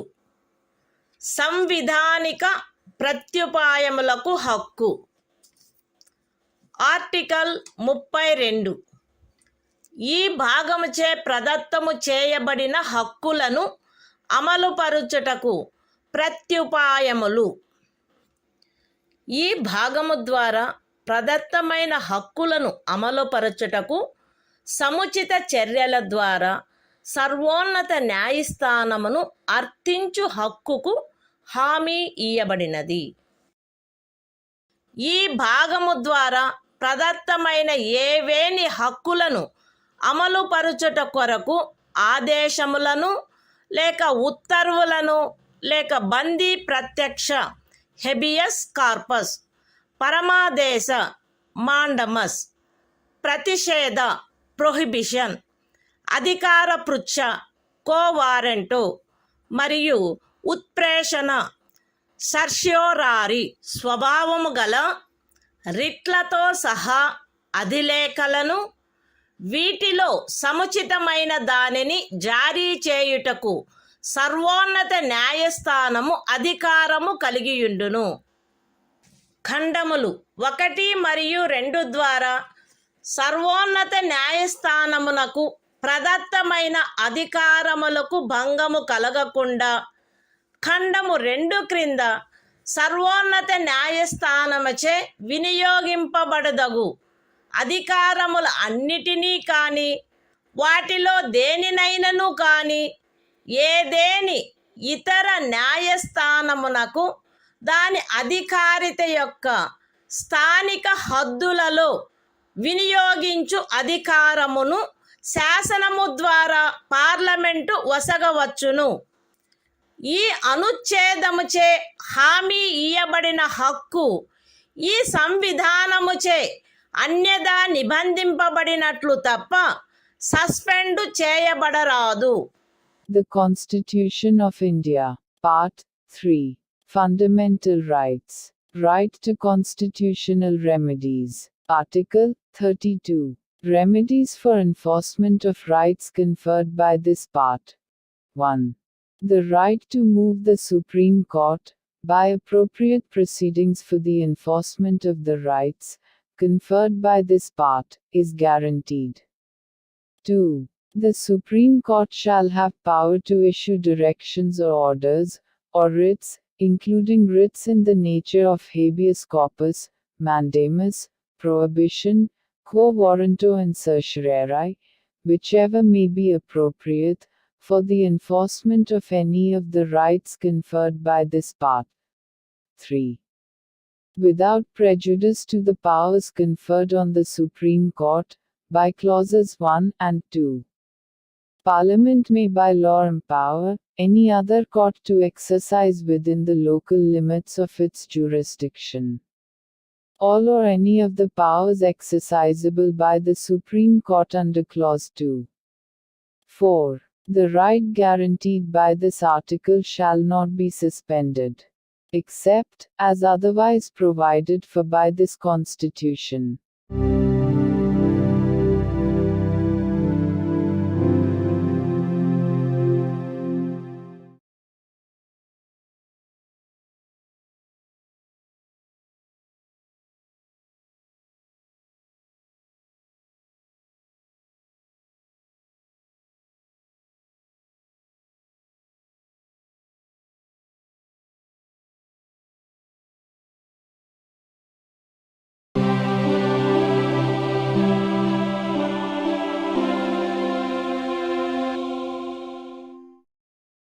భారత సంవిధానము భాగము 3 మౌలిక హక్కులు సంవిధానిక ప్రత్యుపాయములకు హక్కు. ఆర్టికల్ 33. ఈ భాగము ద్వారా ప్రదత్తమైన హక్కులను సాయుధ బలములు మొదలగు వాటికి వర్తింపచేయునప్పుడు మార్చుటకు పార్లమెంటుకు గల అధికారము. ఈ భాగము ద్వారా ప్రదత్తమైన హక్కులలో వేటినైనను సాయుధ బలములకు చెందిన సభ్యులకు లేక ప్రజాశాంతిని కాపాడు భారము వహించిన సాయుధ బలములకు చెందిన సభ్యులకు లేక గుప్త సమాచారము కొరకు లేక ఎదురు గుప్త సమాచారము కొరకు రాజ్యముచే స్థాపించబడిన ఏదేని బ్యూరోలో లేదా ఇతర వ్యవస్థలో నియమించబడిన వ్యక్తులకు లేక ఏ నుండి సి వరకు గల ఖండములలో నిర్దేశింపబడిన ఏదేని సాయుధ బలము బ్యూరో లేక వ్యవస్థ కొరకై ఏర్పాటు చేసిన టెలికమ్యూనికేషన్ వ్యవస్థలలో నియమించబడిన లేదా వాటికి సంబంధించిన వ్యక్తులకు వర్తింపచేయుటలో వారి సముచిత కర్తవ్య నిర్వహణను వారి మధ్య క్రమశిక్షణను కట్టుదిట్టము చేయుటకై ఆ హక్కులు ఎంత మేరకు పరిమితపరచబడవలెనో లేక రద్దు చేయబడవలెనో పార్లమెంటు శాసనము ద్వారా నిర్ధారణ చేయవచ్చును. The Constitution of India. Part 3. Fundamental Rights. Right to constitutional remedies. Article 33. Power of Parliament to modify the rights conferred by this part in their application to forces, etc. Parliament may by law determine to what extent any of the rights conferred by this part shall, in their application to the members of the armed forces, or the members of the forces charged with the maintenance of public order, or persons employed in any bureau or other organization established by the state for purposes of intelligence or counterintelligence, or person employed in or in connection with the telecommunication systems set up for the purposes of any force, bureau, or organization referred to in clauses A to C, be restricted or abrogated so as to ensure the proper discharge of their duties and the maintenance of discipline among them.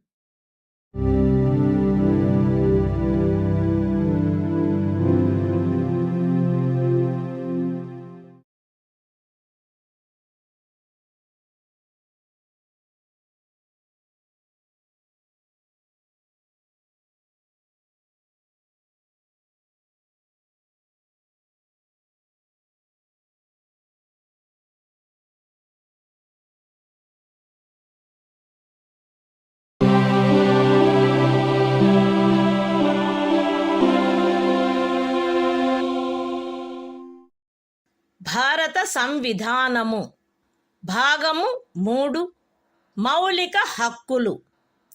సంవిధానిక ప్రత్యుపాయములకు హక్కు. Article 34. ఏదేని ప్రాంతములో సైనిక శాసనము అమలులోనున్నప్పుడు ఈ భాగము ద్వారా ప్రదత్తమైన హక్కులపై నిర్బంధన. ఈ భాగమునందు పూర్వగామి నిబంధనలలో ఏమి ఉన్నప్పటికీ భారతదేశ రాజ్యక్షేత్రములోని ఏదేని ప్రాంతములో సైనిక శాసనము అమలులో ఉండి ఉన్నచో సంఘము యొక్క లేక ఒక రాజ్యము యొక్క సేవలోనున్న ఎవరేని వ్యక్తి అచట శాంతిని కాపాడుటకు లేక తిరిగి నెలకొల్పుటకు సంబంధించి చేసిన ఏదేని కార్యమును గూర్చి పార్లమెంటు శాసనము ద్వారా అతనికి క్షతిపూర్తి చేయవచ్చును, లేక అట్టి ప్రాంతంలో సైనిక శాసనము క్రింద చేయబడిన ఏదేని దండనోత్తర్వును, విధించబడిన ఏదేని శిక్షను, ఉత్తర్వు చేయబడిన సమపహరణను, లేక చేసిన ఏదేని ఇతర కార్యమును మాన్యమునర్చవచ్చును. The Constitution of India. Part 3. Fundamental Rights. Right to constitutional remedies. Article 34. Restriction on rights conferred by this part while martial law is in force in any area.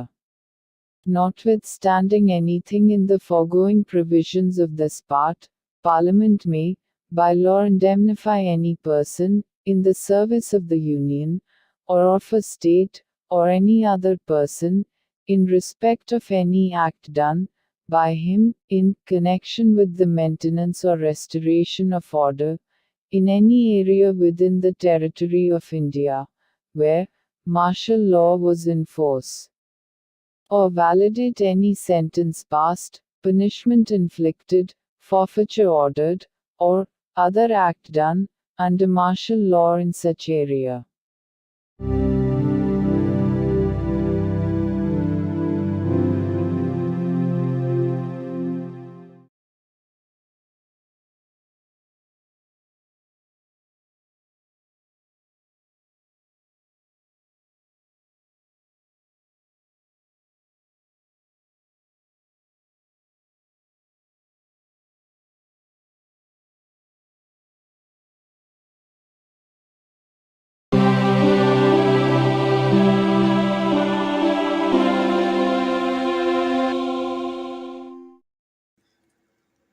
భారత సంవిధానము. భాగము 3. మౌలిక హక్కులు. సంవిధానిక ప్రత్యుపాయములకు హక్కు. ఆర్టికల్ 35. ఈ భాగము యొక్క నిబంధనలను అమలుపరచుటకు శాసన నిర్మాణము. ఈ సంవిధానమునందేమున్నప్పటికీ 16వ అనుచ్ఛేదము యొక్క ఖండము 3, 32వ అనుచ్ఛేదము యొక్క ఖండము 3, 33వ మరియు 34వ అనుచ్ఛేదముల క్రింద పార్లమెంటు చేయు శాసనము ద్వారా నిబంధింపబడదగిన విషయములలో దేనిని గూర్చి అయినను శాసనములను చేయుటకు మరియు ఈ భాగము క్రింద అపరాధములుగా ప్రఖ్యానించబడిన కార్యములకు శిక్షను విహితము చేయుట కొరకైన శాసనములను చేయుటకు పార్లమెంటు అధికారము కలిగియుండును. రాజ్య శాసన మండలి ఆ అధికారమును కలిగియుండదు. మరియు పార్లమెంటు ఈ సంవిధాన ప్రారంభమునకు పిమ్మట వీలైనంత త్వరితముగా ఉపఖండము 2లో నిర్దేశించబడిన కార్యములకు శిక్షను విహితము చేయుటకు శాసనములను చేయవలయును.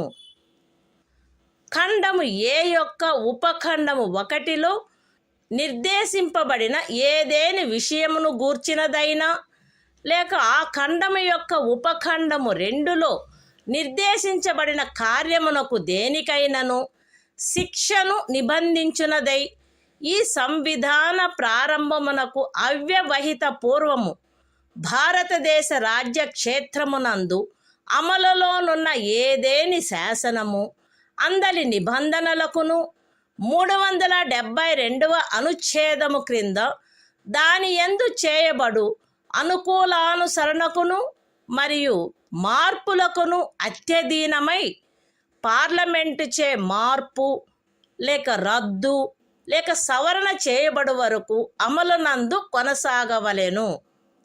విశదీకరణ. ఈ అనుచ్ఛేదమునందు అమలులోనున్న శాసనము అను పదబంధము 372వ అనుచ్ఛేదములో ఆ పదబంధమునకు ఏ అర్థము కలదో ఆ అర్థమునే కలిగియుండును. The Constitution of India, Part 3. Fundamental Rights. Right to constitutional remedies. Article 35. Legislation to give effect to the provisions of this part. Notwithstanding anything in this Constitution, Parliament shall have, and the legislature of a state shall not have, power to make laws with respect to any of the matters which, under Clause 3 of Article 16, Clause 3 of Article 32, Article 33 and Article 34 may be provided for by law made by Parliament, and for prescribing punishment for those acts which are declared to be offences under this part. And Parliament shall, as soon as may be after the commencement of this Constitution, make laws for prescribing punishment for the acts referred to in subclause 2. Any law in force immediately before the commencement of this Constitution, in the territory of India, with respect to any of the matters referred to in subclause 1 of Clause A, or providing for punishment for any act referred to in subclause 2 of that clause shall, subject to the terms thereof, and to any adaptations and modifications that may be made therein, under Article 372, continue in force until altered, or repealed, or amended, by Parliament. Explanation. In this article, the expression, law in force, has the same meaning as in Article 372.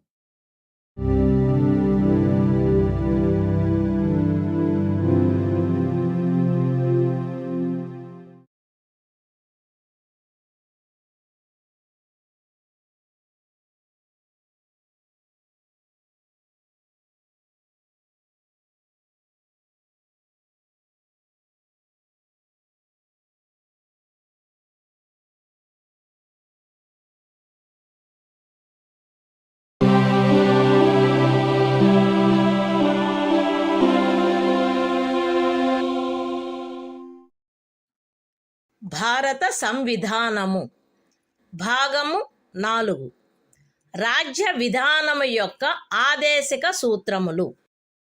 Article 36. ఈ భాగములో సందర్భము అన్యదా అపేక్షించననే తప్ప రాజ్యము అను పదము భాగము 3లో ఆ పదమునకు ఏ అర్థము కలదో ఆ అర్థమునే కలిగియుండును. The Constitution of India, Part 4. Directive Principles of State Policy. Article 36. Definition. In this part, unless the context otherwise requires, the state has the same meaning as in Part 3.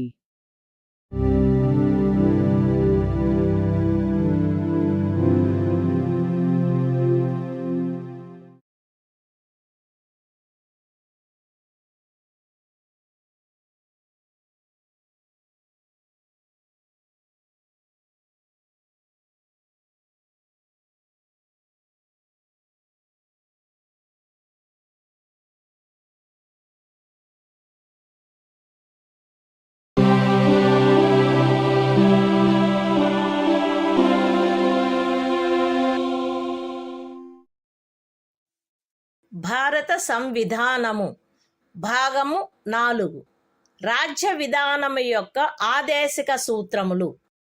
Article 37. ఈ భాగములో గల సూత్రముల వర్తింపు. ఈ భాగములోని నిబంధనలు ఏ న్యాయస్థానముచే కాని అమలు జరపదగినవి కావు. కానీ ఇందు పేర్కొనబడిన సూత్రములు దేశ పరిపాలనకు మూలాధారములుగాను మరియు శాసనములను చేయుటలో వాటిని వర్తింపచేయుట రాజ్యము యొక్క కర్తవ్యమై ఉండవలెను. The Constitution of India, Part 4. Directive Principles of State Policy. Article 37. Application of the principles contained in this part.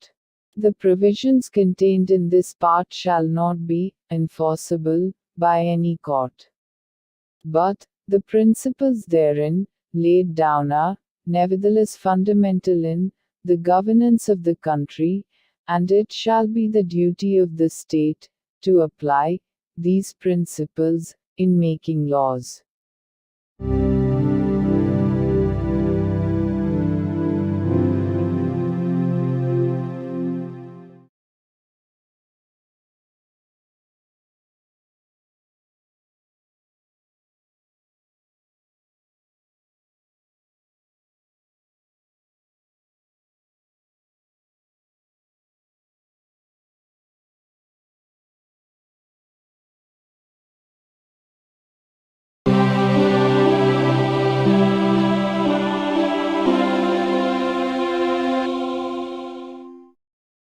భారత సంవిధానము భాగము 4 రాజ్య విధానము యొక్క ఆదేశిక సూత్రములు. ఆర్టికల్ 38. రాజ్యము ప్రజల శ్రేయస్సును పెంపొందించు సాంఘిక వ్యవస్థను చేకూర్చుట. జాతీయ జీవనంలోని అన్ని రంగములలో సాంఘిక, ఆర్థిక మరియు రాజకీయ న్యాయమును ఉజ్జీవింపచేయు సాంఘిక వ్యవస్థను వీలైనంత వరకు కట్టుదిట్టము చేకూర్చుట ద్వారాను దానిని రక్షించుట ద్వారాను రాజ్యము ప్రజల శ్రేయస్సును పెంపొందించుటకు పాటుపడవలెను. రాజ్యము ప్రత్యేకించి రాబడిలో అసమానతలను తగ్గించుటకు పాటుపడవలెను మరియు విభిన్న ప్రాంతములందు నివసించుచున్న లేక విభిన్న వృత్తులను చేపట్టిన వ్యక్తుల మధ్య మాత్రమే కాకుండా ప్రజావర్గముల మధ్య కూడా హోదా, సౌకర్యములు మరియు అవకాశములందు అసమానతలను తొలగించుటకు ప్రయత్నించవలెను. The Constitution of India, Part 4. Directive Principles of State Policy. Article 38. State to secure social order, for the promotion of welfare of the people. The state shall strive to promote the welfare of the people by securing and protecting as effectively as it may a social order in which justice, social, economic, and political shall inform all the institutions of the national life.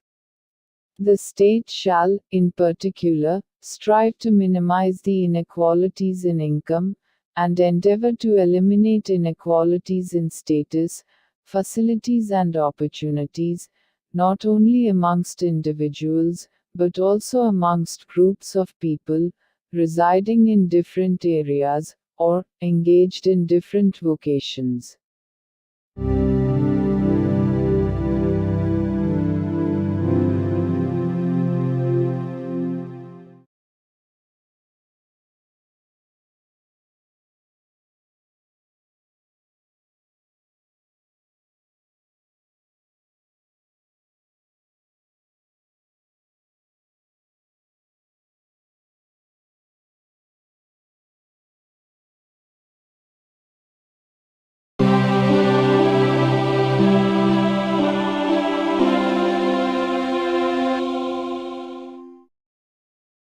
భారత సంవిధానము భాగము 4 రాజ్య విధానము యొక్క ఆదేశిక సూత్రములు. Article 39 రాజ్యము అనుసరించవలసిన కొన్ని విధాన సూత్రములు. రాజ్యము ఈ క్రింది వాటిని చేకూర్చుటకై ప్రత్యేకించి తన విధానమును రూపొందించవలెను.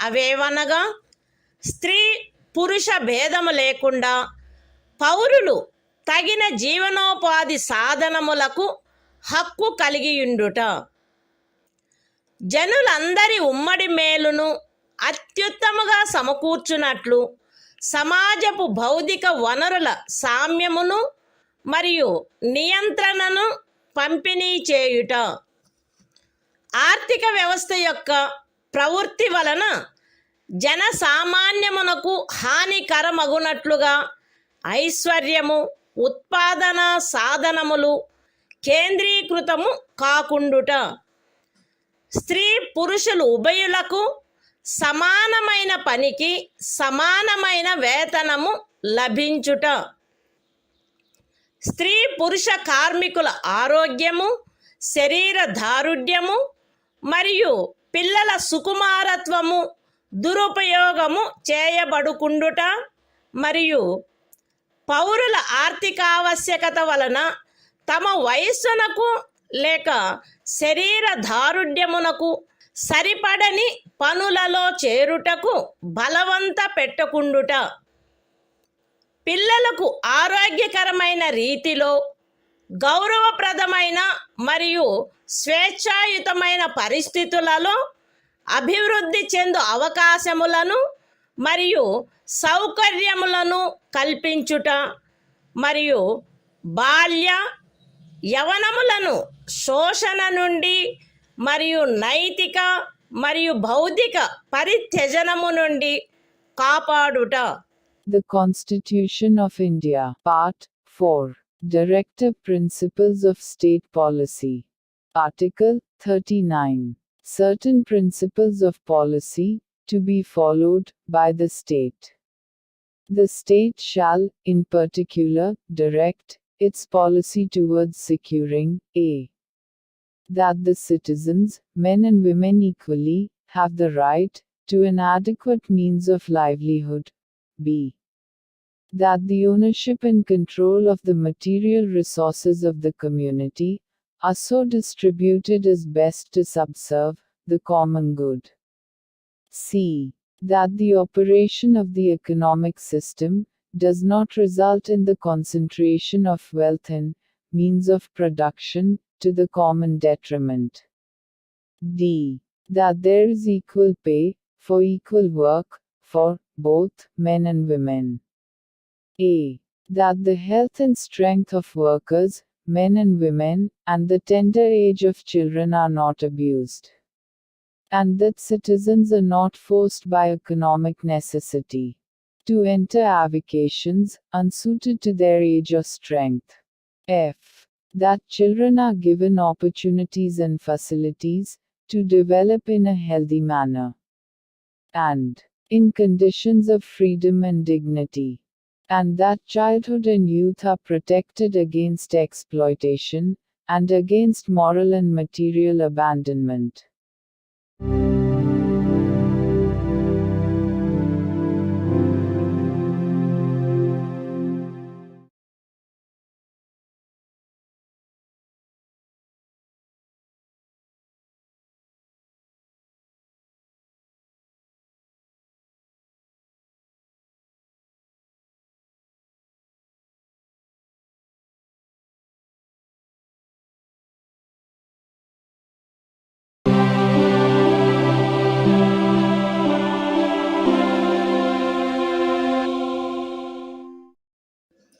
భారత సంవిధానము భాగము 4 రాజ్య విధానము యొక్క ఆదేశక సూత్రములు. ఆర్టికల్ 39A సమాన న్యాయము, ఉచిత న్యాయవాద సహాయము. శాసన వ్యవస్థ ప్రవృత్తి సమానావకాశ ప్రాతిపదికపై న్యాయమును చేకూర్చు రీతిలో నిర్వహించబడినట్లు రాజ్యము కట్టుదిట్టము చేయవలెను. మరియు ప్రత్యేకముగా ఏ పౌరునికైనను ఆర్థిక లేక ఇతర అసక్తతల కారణమున న్యాయమును పొందు అవకాశములు అలభ్యము కాకుండునట్లు కట్టుదిట్టము చేయుటకై తగిన శాసన నిర్మాణమును లేక పథకముల ద్వారా గాని ఏదేని ఇతర విధముగా గాని ఉచిత న్యాయవాద సహాయమును సమకూర్చవలెను. The Constitution of India, Part 4, Directive Principles of State Policy. Article 39A. Equal justice and free legal aid. The state shall secure that the operation of the legal system promotes justice on a basis of equal opportunity, and shall, in particular, provide free legal aid by suitable legislation or schemes, or in any other way to ensure that opportunities for securing justice are not denied to any citizen by reason of economic or other disabilities.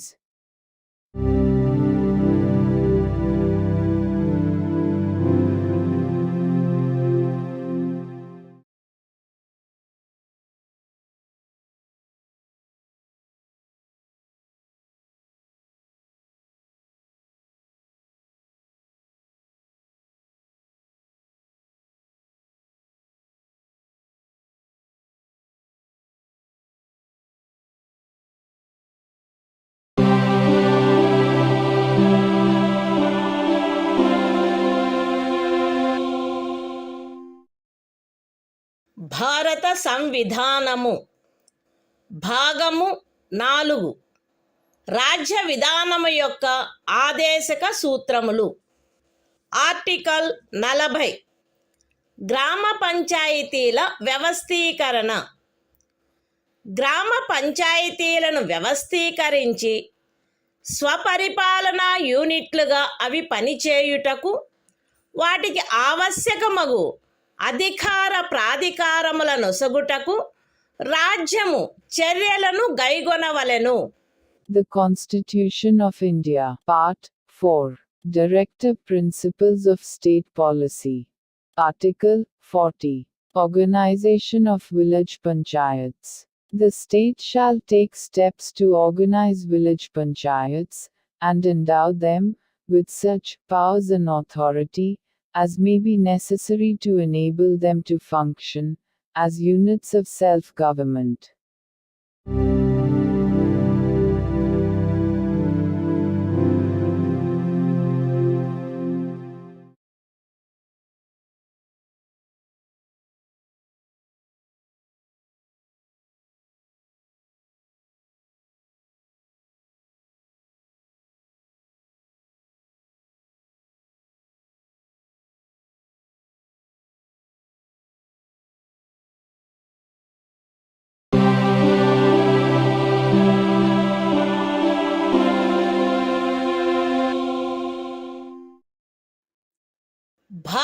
సంవిధానము భాగము 4 రాజ్య విధానము యొక్క ఆదేశక సూత్రములు.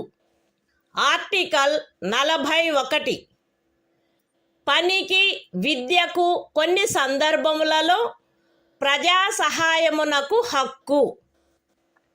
రాజ్యము దాని ఆర్థిక స్తోమత మరియు అభివృద్ధి పరిమితుల మేరకు పనిచేయు హక్కును, విద్య నేర్చుకొను హక్కును మరియు నిరుద్యోగము, వృద్ధాప్యము, అనారోగ్యము, అంగవైకల్యము మరియు ఇతర విధములైన అకారణ దారిద్ర్యము కలిగిన సందర్భములలో ప్రజా సహాయమును పొందు హక్కును చేకూర్చుటకై కట్టుదిట్టమైన ఏర్పాటు చేయవలెను.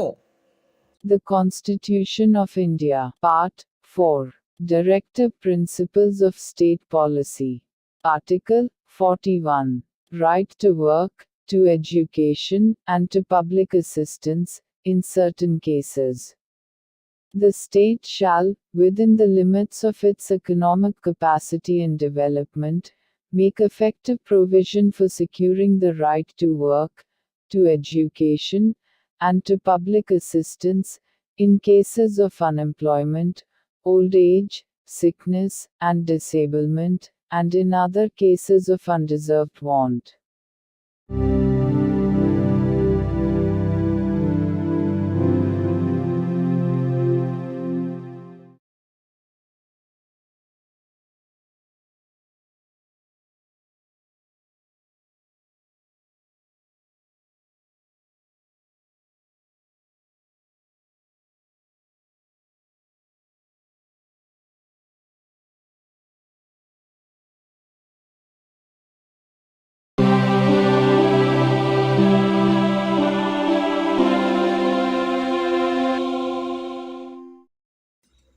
భారత సంవిధానము భాగము 4 రాజ్య విధానము యొక్క ఆదేశక సూత్రములు.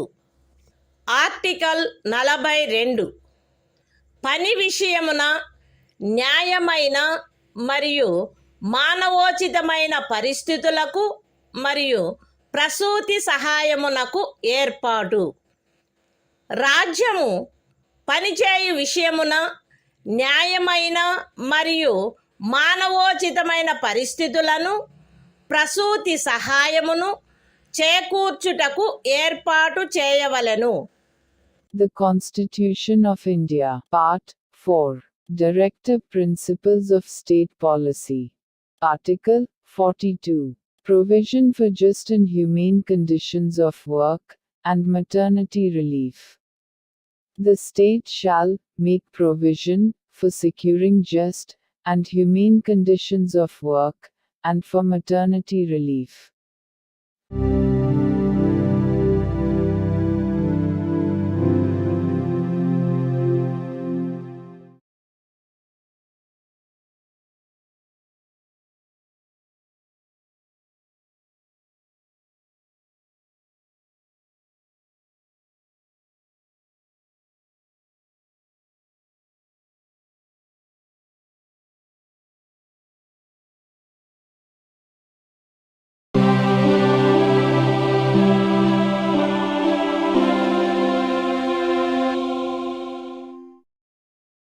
భారత సంవిధానము భాగము 4 రాజ్య విధానము యొక్క ఆదేశక సూత్రములు.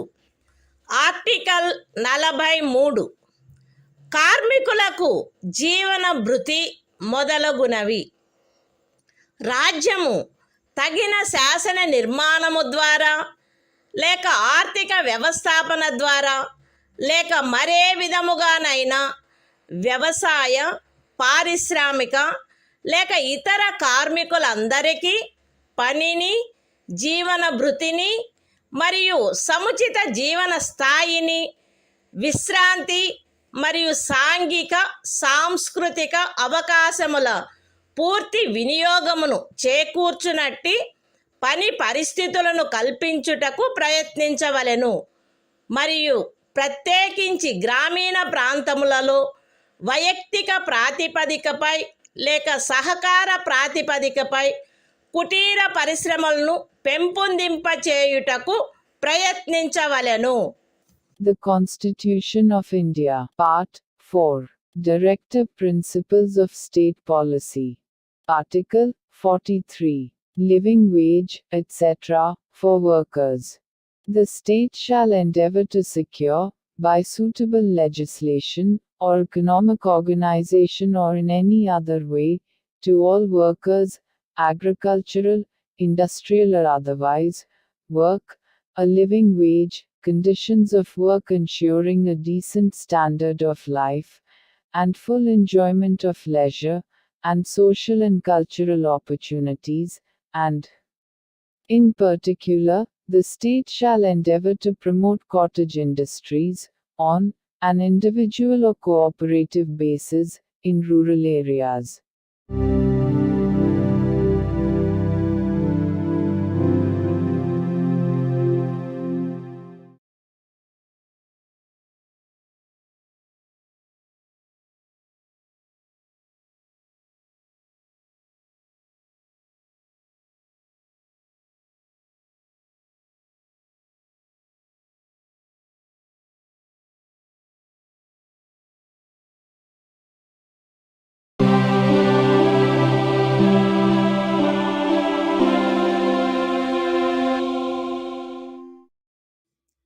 భారత సంవిధానము భాగము 4.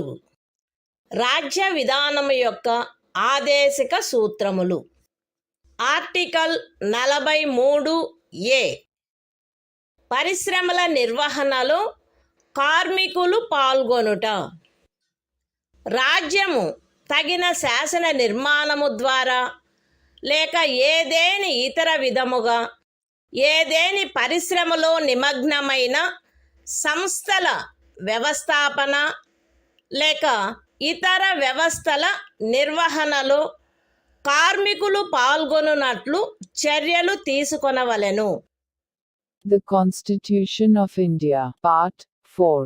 Directive Principles of State Policy. Article 43A.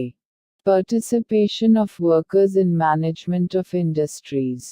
The state shall take steps, by suitable legislation or in any other way, to secure the participation of workers in the management of undertakings, establishments, or other organizations engaged in any industry.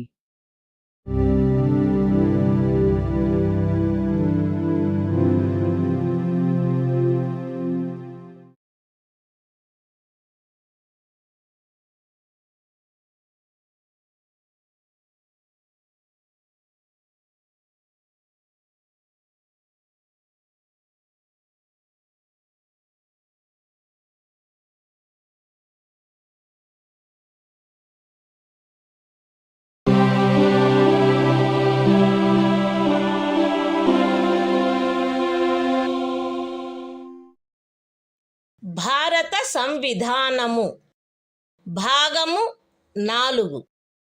రాజ్య విధానము యొక్క ఆదేశక సూత్రములు.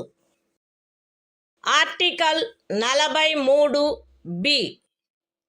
సహకార సంఘముల ప్రవర్ధనము.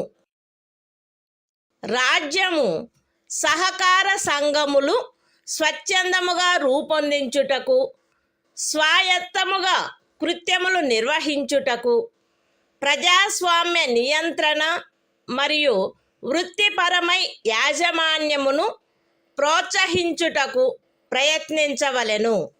The Constitution of India, Part 4. Directive Principles of State Policy. Article 43B.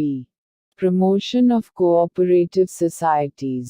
The state shall endeavor to promote voluntary formation, autonomous functioning, democratic control and professional management of cooperative societies.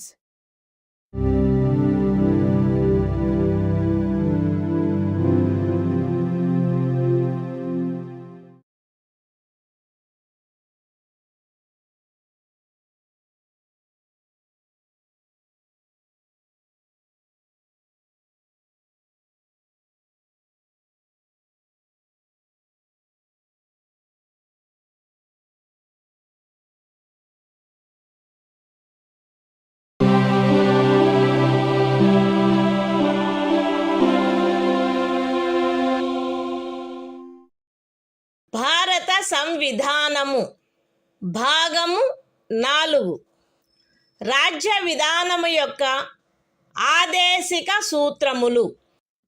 Article 44 పౌరులందరకు ఏకరూపమైన civil స్మృతి. భారతదేశ రాజ్య క్షేత్రమునంతటను పౌరులకు ఏకరూపమైన సివిల స్మృతిని చేకూర్చుటకు రాజ్యము ప్రయత్నించవలెను. The Constitution of India, Part 4, Directive Principles of State Policy. Article 44. Uniform Civil Code for the Citizens. The state shall endeavor to secure for the citizens a uniform civil code throughout the territory of India.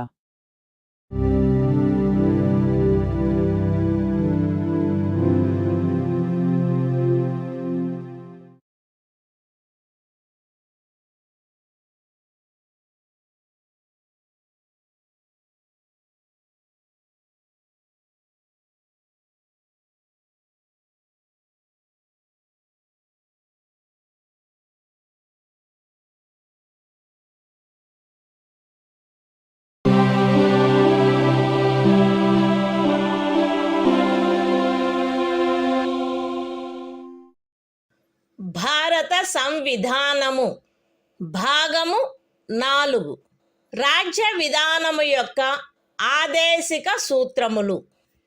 Article 45 6 సంవత్సరముల లోపు బాలలందరికీ బాల్య ప్రారంభంలో సంరక్షణ మరియు విద్యను ఏర్పాటు చేయుట. బాలలందరూ వారు 6 సంవత్సరముల వయస్సు పూర్తి చేయునంత వరకు వారికి బాల్య ప్రారంభంలో సంరక్షణ మరియు విద్యను ఏర్పాటు చేయుటకు రాజ్యము ప్రయత్నించవలెను. The Constitution of India, Part 4, Directive Principles of State Policy. Article 45. Provision for early childhood care and education to children below the age of 6 years. The state shall endeavor to provide early childhood care and education for all children until they complete the age of 6 years.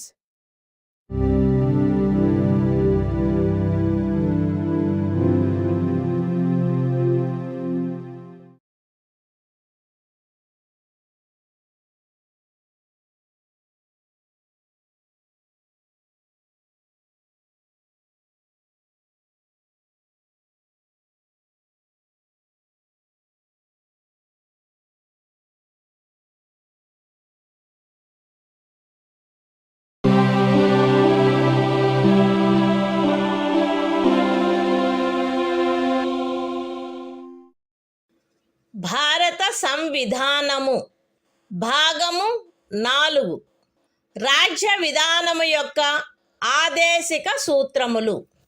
Article 46 అనుసూచిత కులముల, అనుసూచిత జనజాతుల మరియు ఇతర బలహీన వర్గముల యొక్క విద్యా విషయక మరియు ఆర్థిక హితములను పెంపొందించుట. ప్రజలలో బలహీన వర్గముల, ప్రత్యేకించి అనుసూచిత కులముల మరియు అనుసూచిత జనజాతుల విద్యా విషయక మరియు ఆర్థిక హితమును రాజ్యము విశేష శ్రద్ధతో పెంపొందించవలెను మరియు సాంఘిక అన్యాయము నుండి సకల విధములగు శోషణల నుండి వారిని రక్షించవలెను. The Constitution of India, Part 4, Directive Principles of State Policy. Article 46. Promotion of educational and economic interests of scheduled castes, scheduled tribes, and other weaker sections. The state shall promote with special care the educational and economic interests of the weaker sections of the people, and, in particular, of the scheduled castes and the scheduled tribes, and shall protect them from social injustice and all forms of exploitation.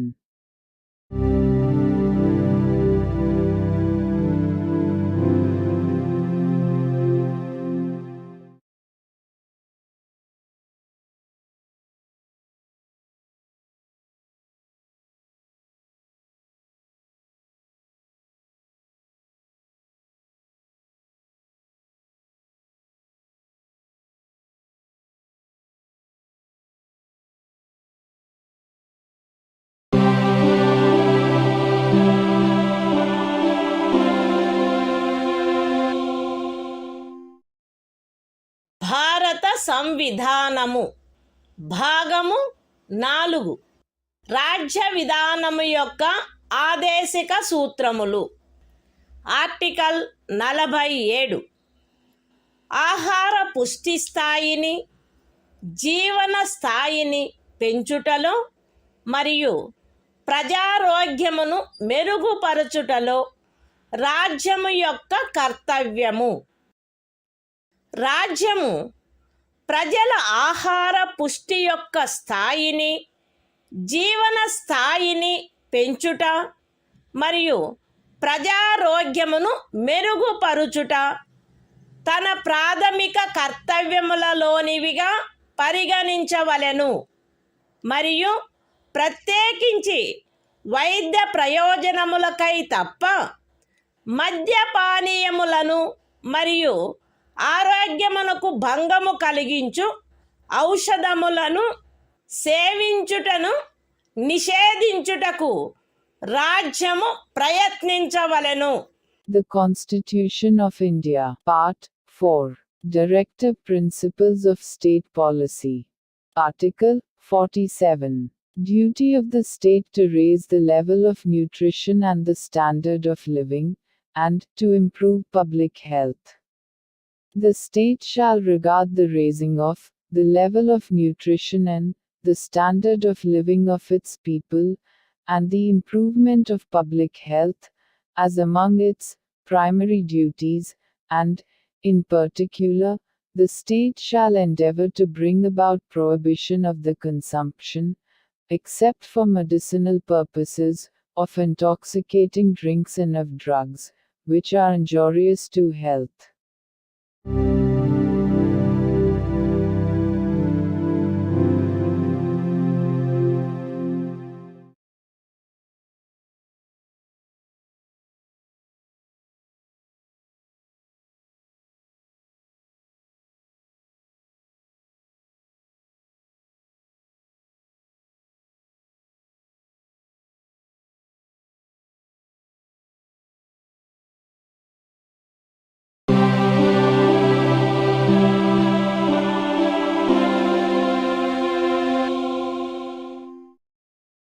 భారత సంవిధానము భాగము 4 రాజ్య విధానము యొక్క ఆదేశిక సూత్రములు. Article 48 వ్యవసాయ మరియు పశు సంవర్ధనము యొక్క వ్యవస్థీకరణ. రాజ్యము ఆధునిక మరియు శాస్త్రీయ పద్ధతులను అనుసరించి వ్యవసాయమును, పశు సంవర్ధనమును వ్యవస్థీకరించవలెను మరియు ప్రత్యేకించి ఆవుల, దూడల, ఇతర పాడి పశువుల, భారవాహక పశువుల జాతులను పరిరక్షించి మెరుగుపరచుటకును వాటి వధను నిషేధించుటకును రాజ్యము చర్యలను గైగొనవలెను. The Constitution of India, Part 4, Directive Principles of State Policy. Article 48. Organization of Agriculture and Animal Husbandry. The state shall endeavor to organize agriculture and animal husbandry on modern and scientific lines, and shall, in particular, take steps for preserving and improving the breeds and prohibiting the slaughter of cows and calves and other milch and draft cattle.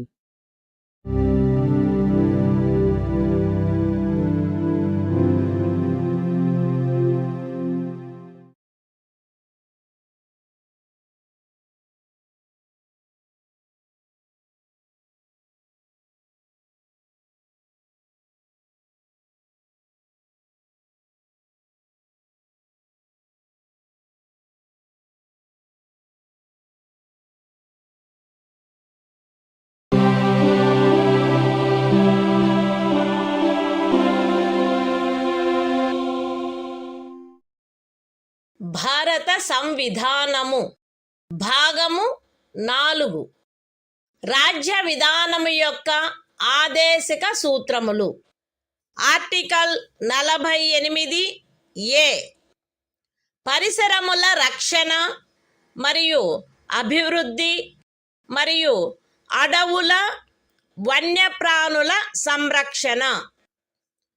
రాజ్యము పరిసరములను కాపాడి అభివృద్ధి చేయుటకును దేశములోని అడవులను వన్యప్రాణులను సంరక్షించుటకును ప్రయత్నించవలెను.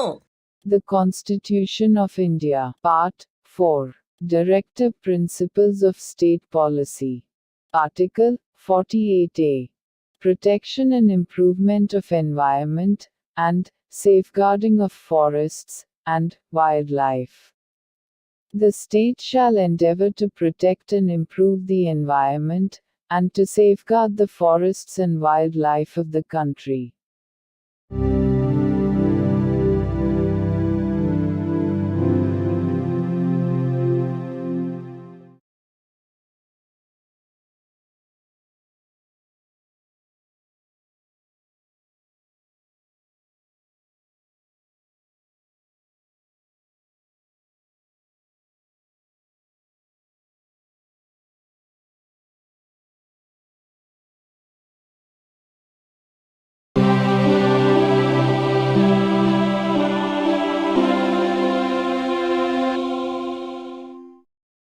భారత సంవిధానము భాగము 4 రాజ్య విధానము యొక్క ఆదేశిక సూత్రములు. Article 49 జాతీయ ప్రాముఖ్యము గల స్మారక చిహ్నములను రక్షించుట.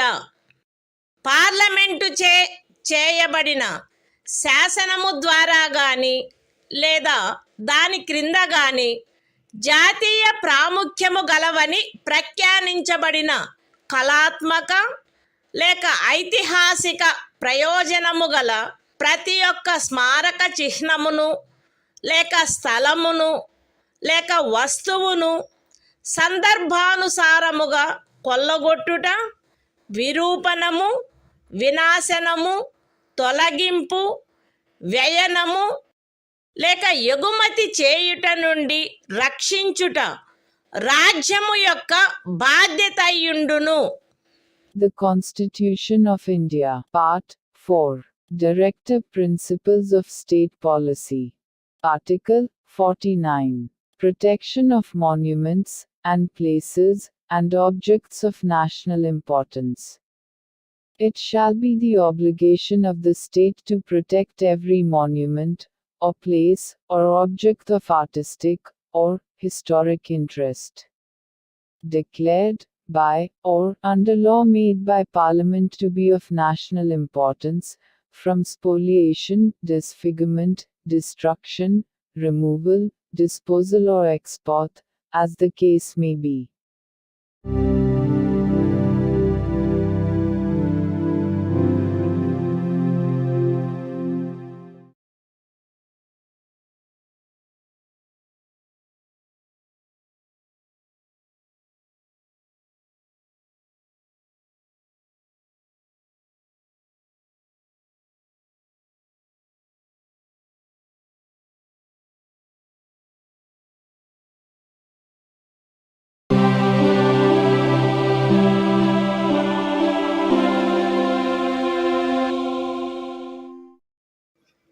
భారత సంవిధానము భాగము 4 రాజ్య విధానము యొక్క ఆదేశిక సూత్రములు. ఆర్టికల్ 50 న్యాయపాలికను కార్యపాలక వర్గము నుండి వేరుపరుచుట. రాజ్యము యొక్క పబ్లిక్ సేవలలో న్యాయపాలికను కార్యపాలక వర్గము నుండి వేరుపరుచుటకు రాజ్యము చర్యలను గైగొనవలెను. The Constitution of India, Part 4. Directive Principles of State Policy. Article 50. Separation of judiciary from executive. The state shall take steps to separate the judiciary from the executive, in the public services of the state.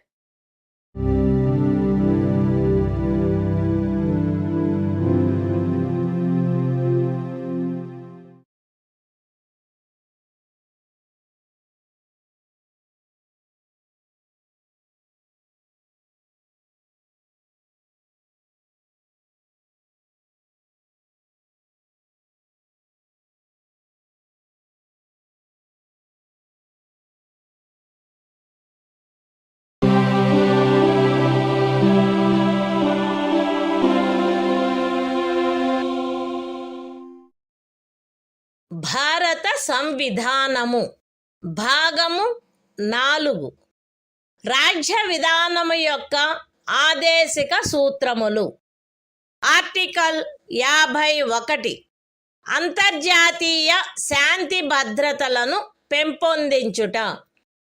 రాజ్యము ఈ క్రింది వాటికై ప్రయత్నించవలెను: అంతర్జాతీయ శాంతి భద్రతలను పెంపొందించుట, జాతుల మధ్య న్యాయమైన మరియు గౌరవప్రదమైన సంబంధములను నెలకొల్పుట, సువ్యవస్థిత ప్రజానీకముల పరస్పర వ్యవహారములందు అంతర్జాతీయ శాసనము పట్ల, సంధి బాధ్యతల పట్ల గౌరవమును పెంపొందించుట మరియు అంతర్జాతీయ వివాదముల పరిష్కారము మధ్యవర్తిత్వము ద్వారా జరుగుటను ప్రోత్సహించుట. The Constitution of India, Part 4, Directive Principles of State Policy. Article 51, Promotion of International Peace and Security. The state shall endeavor to a. Promote international peace and security. b. Maintain just and honorable relations between nations. c. Foster respect for international law and treaty obligations in the dealings of organized peoples with one another. And d. Encourage settlement of international disputes by arbitration.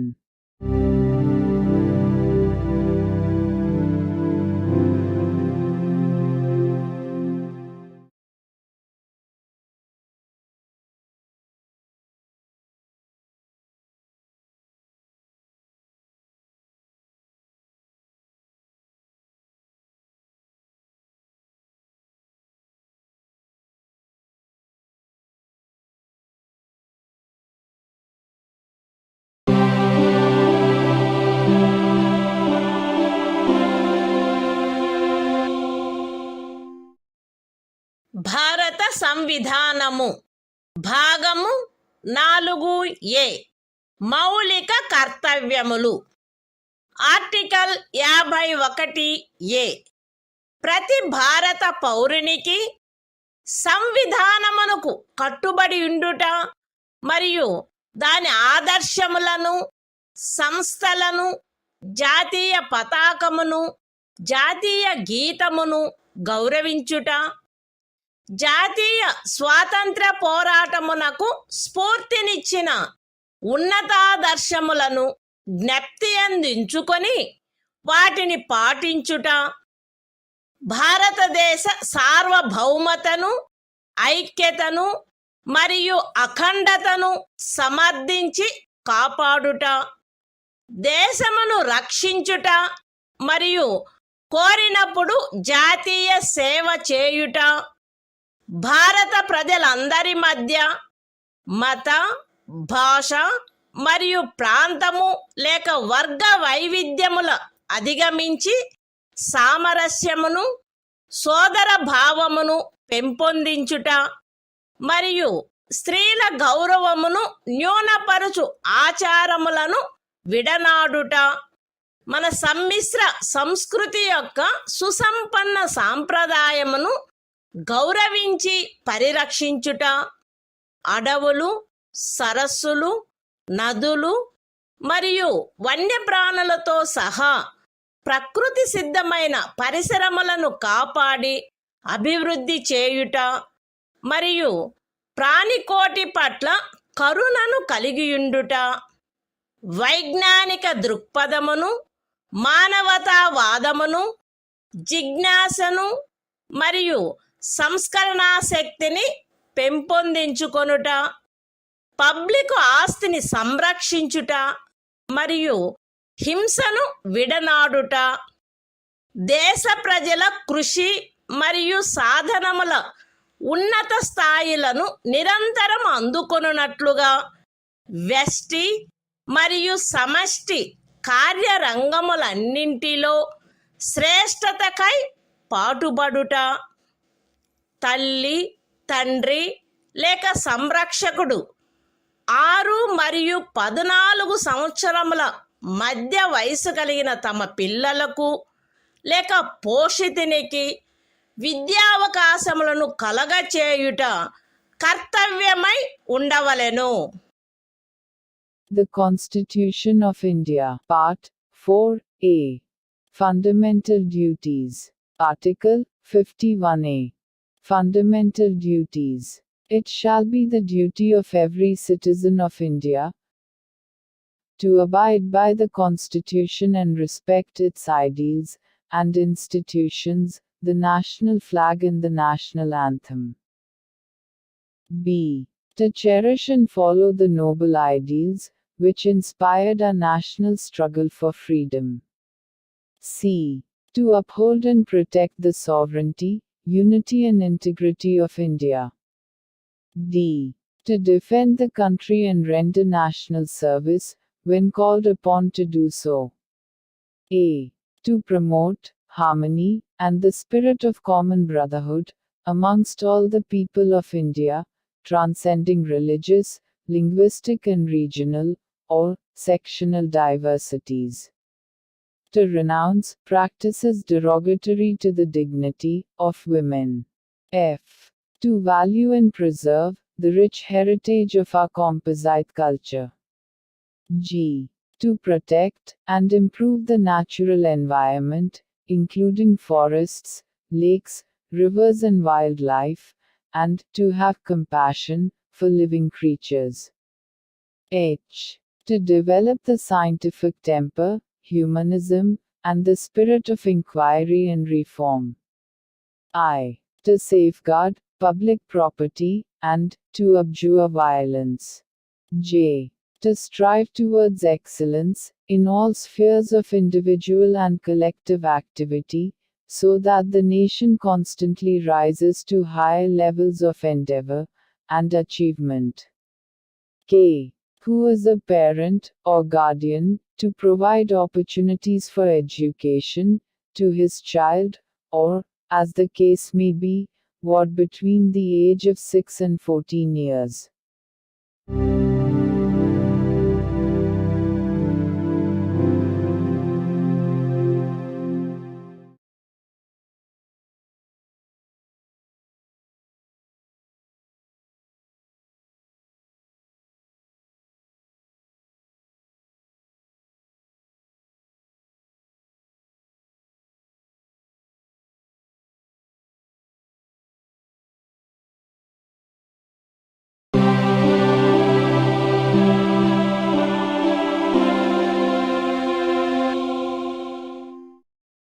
భారత సంవిధానము భాగము 5 సంఘము అధ్యాయం 1 కార్యపాలక వర్గము రాష్ట్రపతి మరియు ఉపరాష్ట్రపతి article 52 భారత రాష్ట్రపతి భారతదేశమునకు ఒక రాష్ట్రపతి ఉండవలెను. The Constitution of India, Part 5, The Union. Chapter 1. The Executive. The President and Vice President. Article 52. The President of India. There shall be a President of India.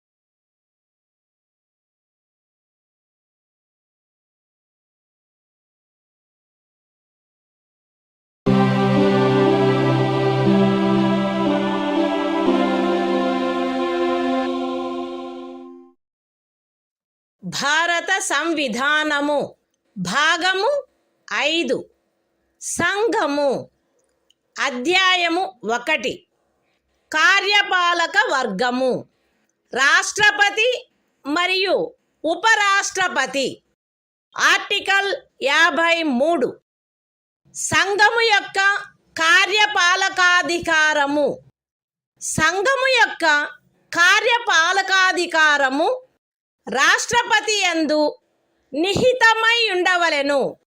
ఆయన దానిని స్వయముగా లేక తనకు అధీనస్థులగు అధికారుల ద్వారా ఈ సంవిధానమును అనుసరించి వినియోగించవలెను.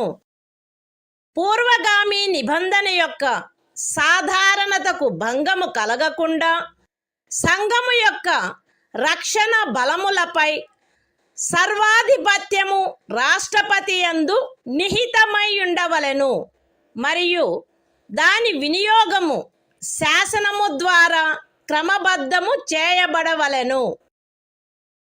ఈ అనుచ్ఛేదములోనిదేదియు అస్తిత్వంలోనున్న ఏదేని శాసనము ద్వారా ఏదేని రాజ్య ప్రభుత్వమునకు గాని ఇతర ప్రాధికారికి గాని ప్రదత్తము చేయబడిన ఏవేని కృత్యములను రాష్ట్రపతికి అంతరణ చేయునిదిగా భావింపబడరాదు. లేక రాష్ట్రపతి మినహా ఇతర ప్రాధికారులకు శాసనము ద్వారా కృత్యములను ప్రదత్తము చేయుట నుండి పార్లమెంటును నివారించదు. The Constitution of India, Part 5, The Union. Chapter 1. The Executive. The President and Vice President. Article 53. Executive Power of the Union. 1. The executive power of the Union shall be vested in the President, and shall be exercised by him, either directly, or through officers, subordinate to him, in accordance with this Constitution. 2. Without prejudice to the generality of the foregoing provision, the supreme command of the defense forces of the Union shall be vested in the President, and the exercise thereof shall be regulated by law. 3. Nothing in this article shall be deemed to transfer to the President any functions conferred by any existing law on the government of any state, or other authority, or prevent Parliament from conferring by law functions on authorities other than the President.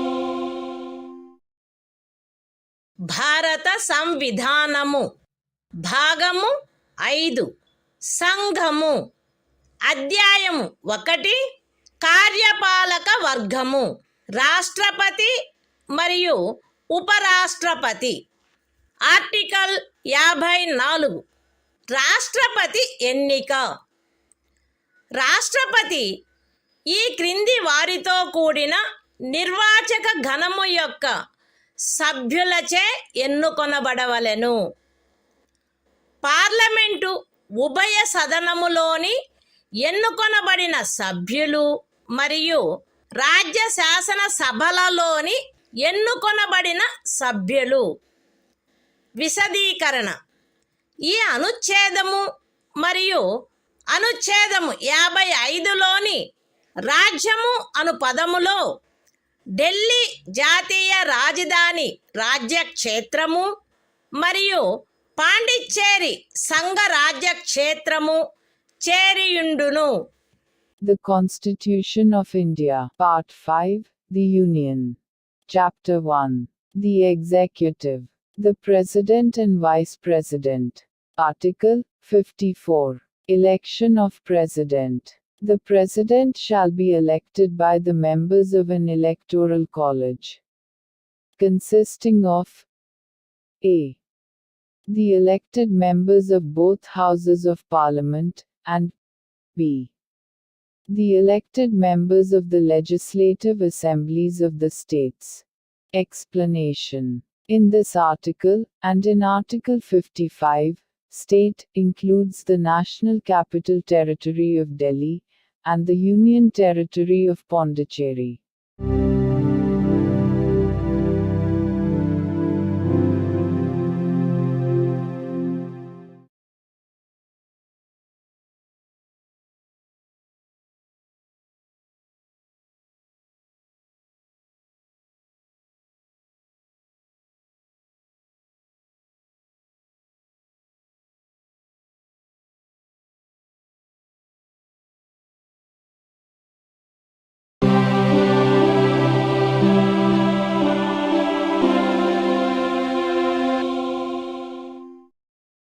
భారత సంవిధానము భాగము 5 సంఘము అధ్యాయము 1 కార్యపాలక వర్గము రాష్ట్రపతి మరియు ఉపరాష్ట్రపతి. Article 55 రాష్ట్రపతిని ఎన్నుకొను రీతి. రాష్ట్రపతి యొక్క ఎన్నికలో వివిధ రాజ్యముల ప్రాతినిధ్య ప్రమాణము ఆచరణీయమైనంత మేరకు ఏకరూపముగా ఉండవలెను. రాజ్యముల మధ్య అట్టి ఏకరూపతను చేకూర్చుటకుగాను మరియు మొత్తము రాజ్యములకును సంఘమునకును మధ్య సమత్వమును చేకూర్చుటకుగాను అట్టి ఎన్నికలో పార్లమెంటులోని మరియు ప్రతి రాజ్య శాసనసభలోని ఎన్నుకొనబడిన ప్రతి సభ్యుడు ఇచ్చుటకు హక్కు కలిగియున్న ఓట్ల సంఖ్యను ఈ క్రింది రీతిగా నిర్ధారణ చేయవలెను. ఏ. రాజ్యం యొక్క జనసంఖ్యను ఆ రాజ్య శాసనసభలోని ఎన్నుకొనబడిన మొత్తము సభ్యుల సంఖ్యతో భాగించగా వచ్చు భాగఫలములో 1000 యొక్క గుణిజములు ఎన్నియుండునో అన్ని ఓట్లను రాజ్య శాసనసభకు ఎన్నుకొనబడిన ప్రతి సభ్యుడు కలిగి ఉండవలెను. బి.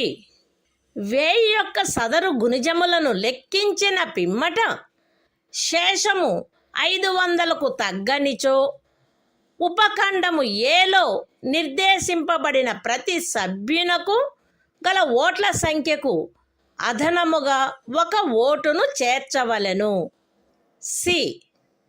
ఉపఖండములు ఏ మరియు బిల క్రింద రాజ్య శాసనసభలోని సభ్యులకు నియతమైన ఓట్ల మొత్తపు సంఖ్యను పార్లమెంటు ఉభయ సదనములో ఎన్నుకొనబడిన సభ్యుల మొత్తము సంఖ్యతో భాగించగా ఏ సంఖ్య వచ్చునో అన్ని ఓట్లను పార్లమెంటు ఉభయ సదనములోని ఎన్నుకోబడిన ప్రతి సభ్యుడు కలిగి ఉండవలెను. సగమునకు మించిన భిన్నమును 1గా పరిగణించవలెను. ఇతర భిన్నములను ఉపేక్షించవలెను. రాష్ట్రపతి ఎన్నిక ఏకల అంతరణీయ ఓటు ద్వారా అనుపాతిక ప్రాతినిధ్య పద్ధతును అనుసరించి జరగవలెను మరియు అట్టి ఎన్నికలో పోలింగు రహస్యపు బ్యాలెట్ పద్ధతిలో జరగవలెను. విశదీకరణ. ఈ అనుచ్ఛేదములో జనసంఖ్య అను పదబంధమునకు కడపటిదియు అందుకు సంబంధించిన అంకెలు ప్రచురింపబడినదియు అగు జనగణనతో అభినిశ్చితమైన జనసంఖ్య అని అర్థము. అయితే ఈ విశదీకరణలో కడపటిదియు అందుకు సంబంధించిన అంకెలు ప్రచురింపబడినట్టిదియు అగు జనగణనకు గల నిర్దేశమును 2026వ సంవత్సరం పిమ్మట చేయబడు మొదటి జనగణనకు సంబంధించిన అంకెలు ప్రచురించబడు వరకు 1971వ సంవత్సరపు జనగణనకు నిర్దేశమైనట్లు అన్వయించుకొనవలెను. The Constitution of India, Part 5, The Union. Chapter 1. The Executive, the President and Vice President. Article 55. Manner of election of President. 1. As far as practicable, there shall be uniformity in the scale of representation of the different states at the election of the President. 2. For the purpose of securing such uniformity among the states, inter se, as well as parity between the states as a whole and the Union, the number of votes, which each elected member of Parliament, and of the Legislative Assembly of each state, is entitled to cast at such election, shall be determined in the following manner. A. Every elected member of the Legislative Assembly of a state shall have as many votes as there are multiples of 1,000. In the quotient obtained by dividing the population of the state by the total number of the elected members of the Assembly. B. If, after taking the said multiples of 1,000, the remainder is not less than 500, then the vote of each member referred to in subclause A shall be further increased by 1. C. Each elected member of either House of Parliament shall have such number of votes as may be obtained by dividing the total number of votes assigned to the members of the legislative assemblies of the states under subclauses A and B by the total number of the elected members of both houses of Parliament, fractions exceeding 1/2 being counted as one and other fractions being disregarded. 3. The election of the President shall be held in accordance with the system of proportional representation, by means of the single transferable vote, and the voting at such election shall be by secret ballot. Explanation. In this article, the expression population means the population as ascertained at the last preceding census, of which the relevant figures have been published. Provided that the reference in this explanation to the last preceding census, of which the relevant figures have been published shall, until the relevant figures for the first census taken after the year 2026 have been published, be construed as a reference to the 1971 census.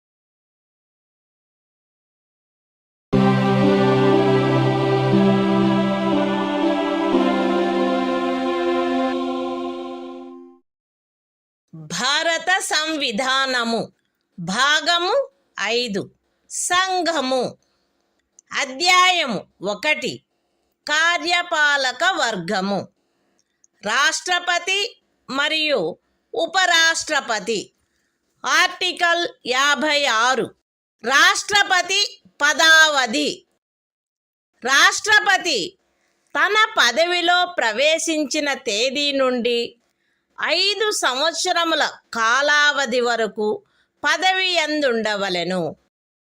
అయితే రాష్ట్రపతి తన చేవ్రాలుతో ఉపరాష్ట్రపతికి లేఖ రాయుట ద్వారా తన పదవికి రాజీనామా ఇవ్వవచ్చును. రాష్ట్రపతిని సంవిధానాతిక్రమణము కావించినందుకు 61వ అనుచ్ఛేదములో నిబంధించబడిన రీతిగా మహాభియోగము ద్వారా పదవి నుండి తొలగించవచ్చును. రాష్ట్రపతి తన పదావధి ముగిసినప్పటికీ తన ఉత్తరాధికారి ఆ పదవిలో ప్రవేశించు వరకు పదవిలో కొనసాగవలెను. ఖండము 1 యొక్క వినాయింపులోని ఖండము ఏ క్రింద ఉపరాష్ట్రపతికి పంపబడిన రాజీనామా పత్రమును ఆయన లోక్సభ అధ్యక్షునికి తక్షణమే పంపవలెను. The Constitution of India, Part 5, The Union. Chapter 1. The Executive. The President and Vice President. Article 56. Term of Office of President. 1. The President shall hold office for a term of 5 years, from the date on which he enters upon his office. Provided that a. The President may, by writing under his hand addressed to the Vice President, resign his office. b. The President may, for violation of the Constitution, be removed from office by impeachment in the manner provided in Article 61. c. The President shall, notwithstanding the expiration of his term, continue to hold office, until his successor enters upon his office. 2. Any resignation addressed to the Vice President under Clause A of the proviso to Clause 1 shall forthwith be communicated by him to the Speaker of the House of the People.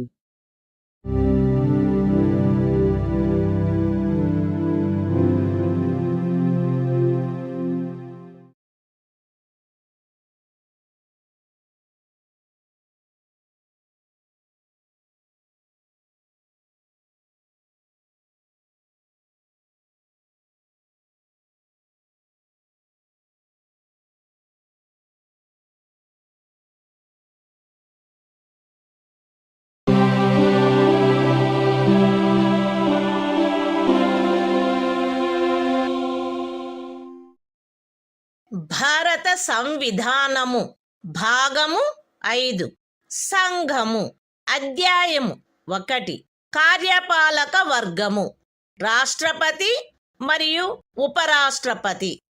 Article 57 తిరిగి ఎన్నికకు పాత్రత.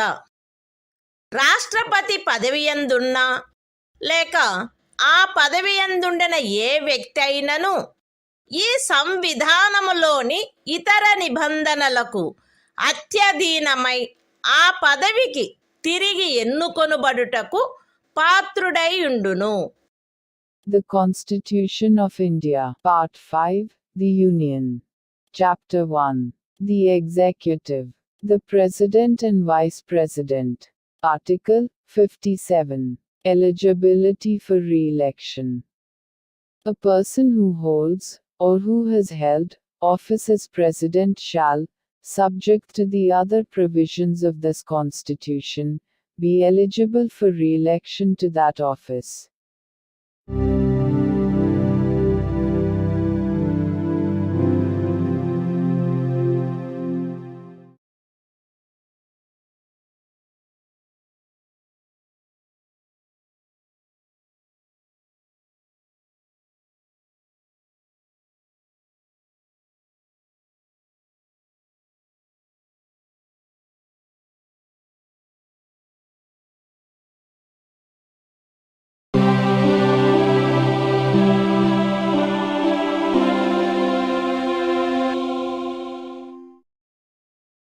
భారత సంవిధానము భాగము 5 సంఘము అధ్యాయము 1 కార్యపాలక వర్గము రాష్ట్రపతి మరియు ఉపరాష్ట్రపతి.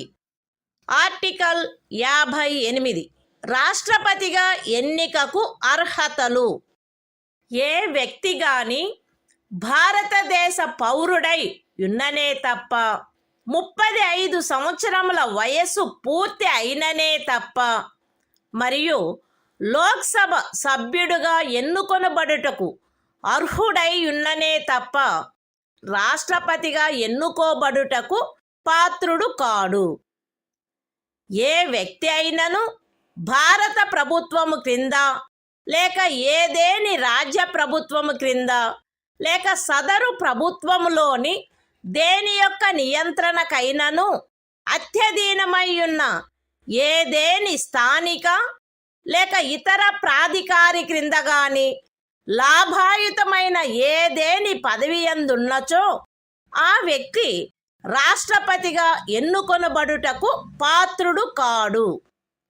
విశదీకరణ: ఈ అనుచ్ఛేదపు నిమిత్తము ఎవరేని వ్యక్తి సంఘము యొక్క రాష్ట్రపతిగా లేక ఉపరాష్ట్రపతిగా లేక ఏదేని రాజ్యము యొక్క గవర్నరుగా లేక సంఘము యొక్క లేక ఏదేని రాజ్యము యొక్క మంత్రిగానున్న కారణమును బట్టి మాత్రమే లాభాయుతమైన పదవి యందున్నట్లు భావించబడరాదు. The Constitution of India, Part 5, The Union. Chapter 1. The Executive. The President and Vice President. Article 58. Qualifications for election as President. 1. No person shall be eligible for election as President, unless he is a citizen of India, has completed the age of 35 years, and is qualified for election, as a member of the House of the People. 2. A person shall not be eligible for election as President if he holds any office of profit, under the Government of India, or the Government of any state, or under any local or other authority, subject to the control of any of the said governments. Explanation: for the purposes of this article, a person shall not be deemed to hold any office of profit, by reason only that he is the President or Vice President of the Union, or the Governor of any state, or as a minister either for the Union or for any state.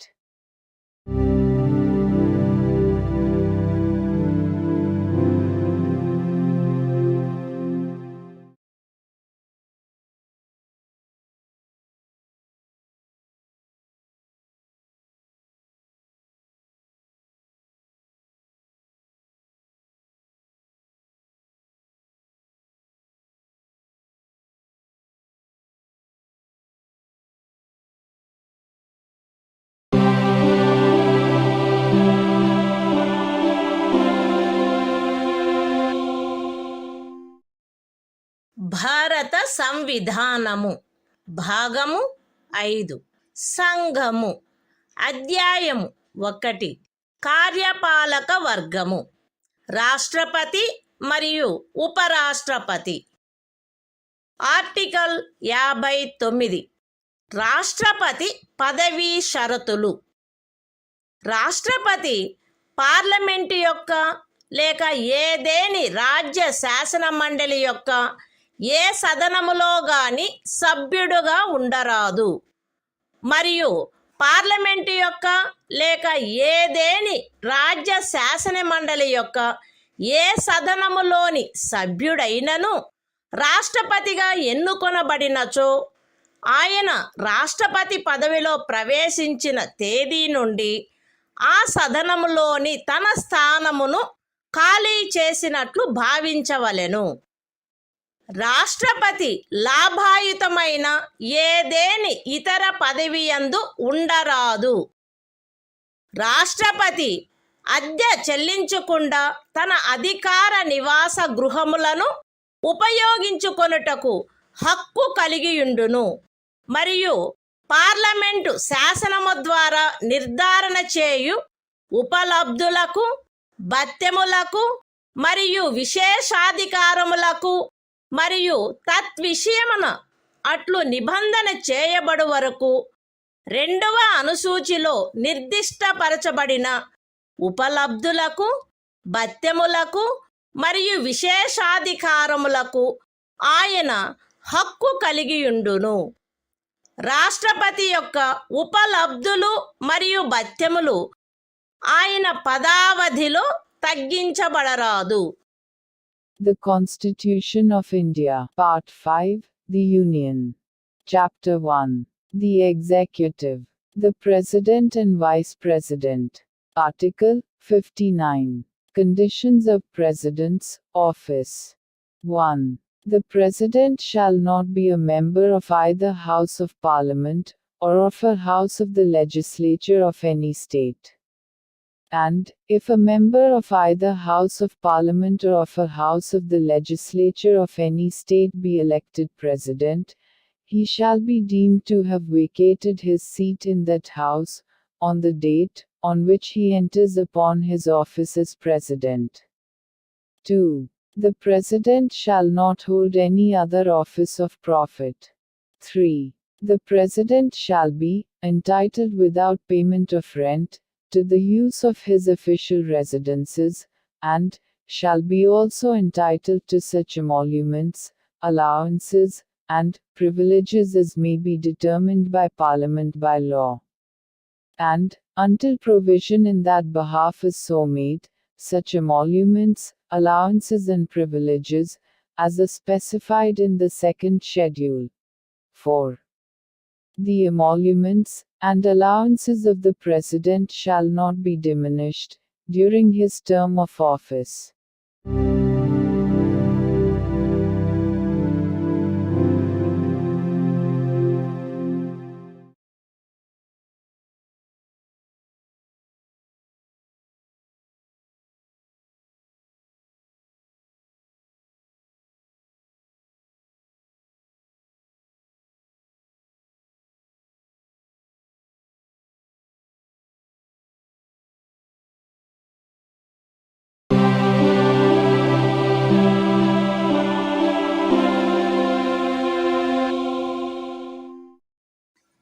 భారత సంవిధానము. భాగము 5. సంఘము. అధ్యాయము 1. కార్యపాలక వర్గము. రాష్ట్రపతి మరియు ఉపరాష్ట్రపతి. Article 60. రాష్ట్రపతిచే ప్రమాణము లేక ప్రతిజ్ఞ. ప్రతి రాష్ట్రపతి మరియు రాష్ట్రపతిగా వ్యవహరించు లేక రాష్ట్రపతి కృత్యములను నిర్వహించు ప్రతి వ్యక్తి తన పదవిలో ప్రవేశించుటకు పూర్వము భారతదేశ ముఖ్య న్యాయమూర్తి సమక్షమున లేక ఆయన హాజరు లేనప్పుడు సర్వోన్నత న్యాయస్థాన న్యాయాధీశులలో అందుబాటులో ఉన్న వారిలో అందరికంటే సీనియర్ న్యాయాధీశుని సమక్షమున గాని ఈ క్రింది రూపములో ప్రమాణము లేక ప్రతిజ్ఞ చేసి దానిపై చేవ్రాలు చేయవలెను. ఏబి అను నేను భారతదేశ రాష్ట్రపతి పదవిని శ్రద్ధాపూర్వకముగా నిర్వహింతుననియు లేక రాష్ట్రపతి యొక్క కృత్యములను శ్రద్ధాపూర్వకముగా నిర్వహింతుననియు నా సంపూర్ణ సామర్థ్యము మేరకు సంవిధానమును మరియు శాసనమును పరిరక్షించి సంరక్షించి రక్షింతుననియు భారతదేశ ప్రజల సేవయందును వారి క్షేమమునందును నిరతుడనయ్యదననియు దైవ సాక్షిగా ప్రమాణము చేయుచున్నాను. సత్యనిష్టతో ప్రతిజ్ఞ చేయుచున్నాను. The Constitution of India. Part 5. The Union. Chapter 1. The Executive. The President and Vice President. Article 60. Oath, or affirmation, by the President. Every President, and every person acting as President, or discharging the functions of the President, shall, before entering upon his office, make and subscribe in the presence of the Chief Justice of India, or, in his absence, the senior most judge of the Supreme Court available, an oath or affirmation in the following form, that is to say, I, A.B., do swear in the name of God, that I will faithfully execute the office, solemnly affirm of President, or discharge the functions of the President of India, and will to the best of my ability, preserve, protect and defend the Constitution, and the law, and that I will devote myself to the service and well-being of the people of India.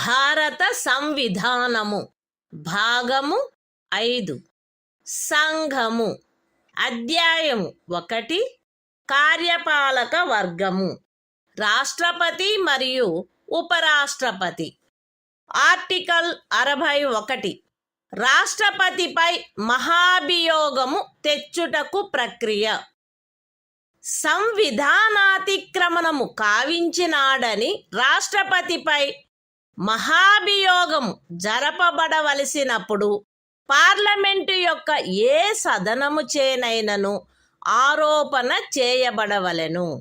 అట్టి ఆరోపణ ఏదియు అట్టి ఆరోపణ చేయు ప్రతిపాదన గల తీర్మానమును ప్రస్తావించవలెనను ఉద్దేశము తమకు కలదని ఆ సదనము యొక్క మొత్తము సభ్యుల సంఖ్యలో 4వ వంతుకు తక్కువగాని మంది చేవ్రాలు చేసి వ్రాతపూర్వకముగా నోటీసు ఇచ్చిన పిమ్మట కనీసం 14 దినములు గడిచిన తర్వాత ప్రస్తావించననే తప్ప మరియు అట్టి తీర్మానము ఆ సదనము యొక్క మొత్తము సభ్యుల సంఖ్యలో 3/2 తక్కువ కాని అధిక సంఖ్యాకులచే పాస్ చేయబడిననే తప్ప చేయబడరాదు. పార్లమెంటు యొక్క ఏ సదనమైనను అట్లు ఆరోపణ చేసినప్పుడు 2వ సదనము ఆ ఆరోపణను దర్యాప్తు చేయవలెను లేక దర్యాప్తు చేయించవలెను. మరియు అట్టి దర్యాప్తు జరుగునప్పుడు హాజరగుటకును ప్రతినిధిని పంపుటకును రాష్ట్రపతికి హక్కు ఉండును. దర్యాప్తు ఫలితముగా రాష్ట్రపతిపై చేయబడిన ఆరోపణ స్థిరపడినదని ప్రఖ్యానించు తీర్మానము ఆ ఆరోపణను దర్యాప్తు చేసిన లేక చేయించిన సదనము యొక్క సభ్యుల మొత్తము సంఖ్యలో 3/2 తక్కువ కాని అధిక సంఖ్యాకులచే ఆమోదించబడినచో అట్లు ఆమోదించబడిన తేదీ నుండి ఆ తీర్మానము రాష్ట్రపతిని పదవి నుండి తొలగించు ప్రభావము కలిగియుండును. The Constitution of India, Part 5, The Union. Chapter 1. The Executive. The President and Vice President. Article 61. Procedure for impeachment of the President. 1. When a President is to be impeached for violation of the Constitution, the charge shall be preferred by either House of Parliament. 2. No such charge shall be preferred unless the proposal to prefer such charge is contained in a resolution, which has been moved, after at least 14 days' notice in writing, signed by not less than 1/4 of the total number of members of the House, has been given of their intention to move the resolution.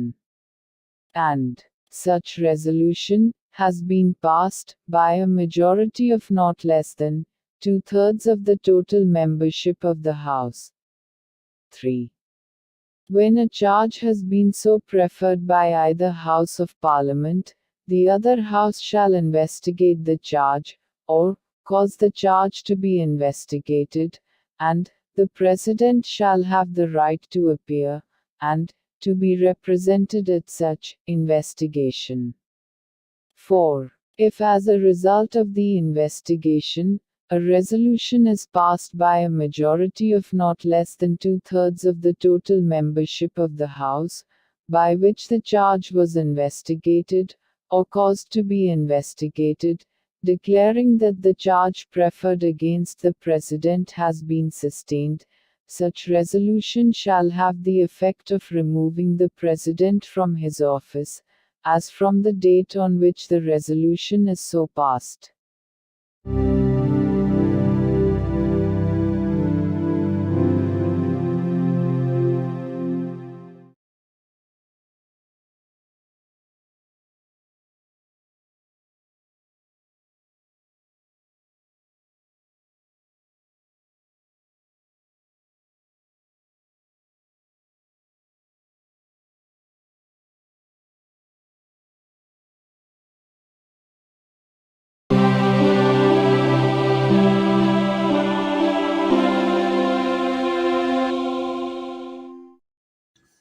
భారత సంవిధానము భాగము 5 సంఘము అధ్యాయము 1 కార్యపాలక వర్గము రాష్ట్రపతి మరియు ఉపరాష్ట్రపతి article 62 రాష్ట్రపతి పదవి ఖాళీ అయినప్పుడు దానిని పూరించుటకు ఎన్నిక జరపవలసిన కాలము మరియు ఆకస్మికముగా ఏర్పడిన ఖాళీని పూరించుటకు ఎన్నుకొనబడు వ్యక్తి యొక్క పదావధి రాష్ట్రపతి యొక్క పదావధి ముగియుటచే ఏర్పడు ఖాళీని పూరించుటకు జరగవలసిన ఎన్నిక ఆ పదావధి ముగియుటకు పూర్వమే పూర్తి చేయబడవలెను.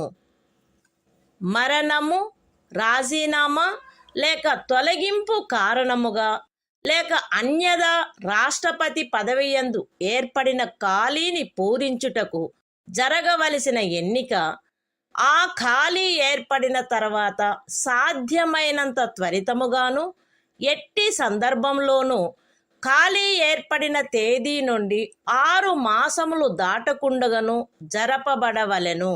మరియు ఆ ఖాళీని పూరించుటకు ఎన్నుకొనబడిన వ్యక్తి 56వ అనుచ్ఛేదము యొక్క నిబంధనలకు అత్యధీనమై తాను పదవిలో ప్రవేశించిన తేదీ నుండి 5 సంవత్సరముల సంపూర్ణ కాలావధి వరకు పదవియందుండుటకు హక్కు కలిగియుండును. The Constitution of India, Part 5, The Union. Chapter 1. The Executive. The President and Vice President. Article 62. Time of holding election to fill vacancy in the office of President. And the term of office of person elected to fill casual vacancy. 1. An election to fill a vacancy caused by the expiration of the term of office of President shall be completed before the expiration of the term. 2. An election to fill a vacancy in the office of President, occurring by reason of his death, resignation or removal, or otherwise shall be held as soon as possible, after, and in no case later than 6 months from, the date of occurrence of the vacancy. And, the person elected to fill the vacancy shall, subject to the provisions of Article 56, be entitled to hold office for the full term of 5 years, from the date on which he enters upon his office.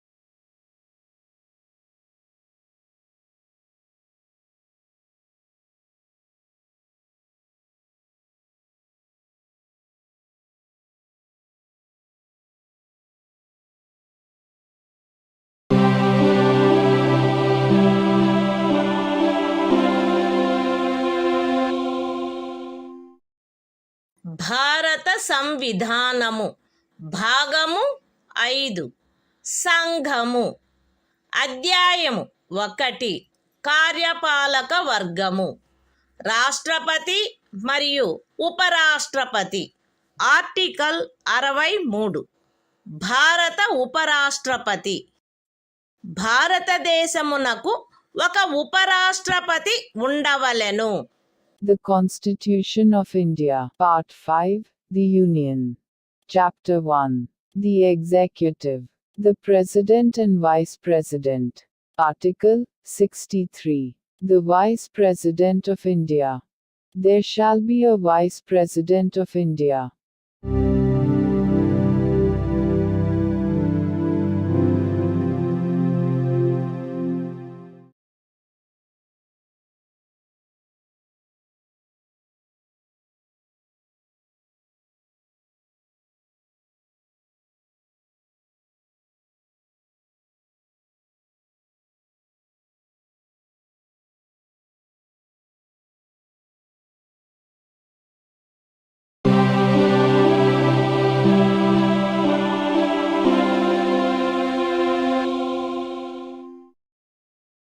భారత సంవిధానము భాగము 5 సంఘము అధ్యాయము 1 కార్యపాలక వర్గము రాష్ట్రపతి మరియు ఉపరాష్ట్రపతి.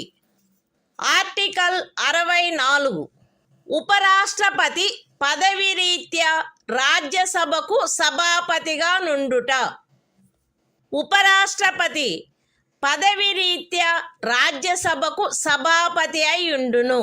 ఆయన లాభాయుతమైన ఏ ఇతర పదవి యందును ఉండరాదు. అయితే ఉపరాష్ట్రపతి 65వ అనుచ్ఛేదము క్రింద రాష్ట్రపతిగా వ్యవహరించు లేక రాష్ట్రపతి యొక్క కృత్యములను నిర్వహించు ఏ కాలావధిలోనైనను ఆయన రాజ్యసభ యొక్క సభాపతి పదవికి చెందిన కర్తవ్యములను నిర్వర్తించరాదు. మరియు 97వ అనుచ్ఛేదము క్రింద రాజ్యసభ యొక్క సభాపతికి చెల్లించబడదగు ఎట్టి జీతమునకు లేక భత్యమునకు ఆయన హక్కు కలిగియుండడు. The Constitution of India, Part 5, The Union. Chapter 1. The Executive. The President and Vice President. Article 64. The Vice President, to be, ex officio Chairman of the Council of States. The Vice President shall be, ex officio Chairman of the Council of the States, and shall not hold any other office of profit, provided that, during any period, when the Vice President acts as President, or discharges the functions of the President under Article 65, he shall not perform the duties of the office of Chairman of the Council of States, and shall not be entitled to any salary, or allowance payable to the Chairman of the Council of States, under Article 97.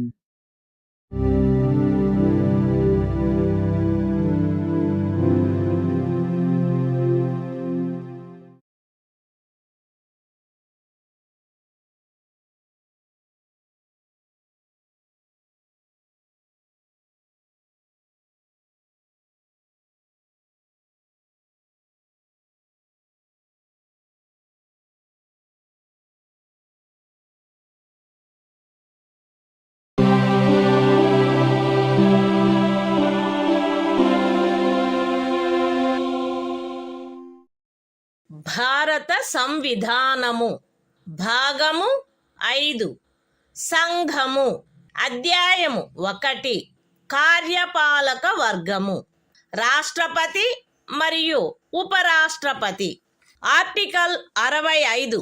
రాష్ట్రపతి పదవిలో ఆకస్మిక ఖాళీ ఏర్పడినప్పుడు, రాష్ట్రపతి హాజరు లేనప్పుడును, ఉపరాష్ట్రపతి రాష్ట్రపతిగా వ్యవహరించుట లేక ఆయన కృత్యములను నిర్వహించుట, మరణము, రాజీనామా లేక తొలగింపు కారణముగా లేక అన్యదా రాష్ట్రపతి పదవిలో ఖాళీ ఏర్పడినప్పుడు అట్టి ఖాళీని పూరించుటకు ఈ అధ్యాయము యొక్క నిబంధనలను అనుసరించి ఎన్నుకొనబడిన కొత్త రాష్ట్రపతి తన పదవిలో ప్రవేశించు తేదీ వరకు ఉపరాష్ట్రపతి రాష్ట్రపతిగా వ్యవహరించవలెను.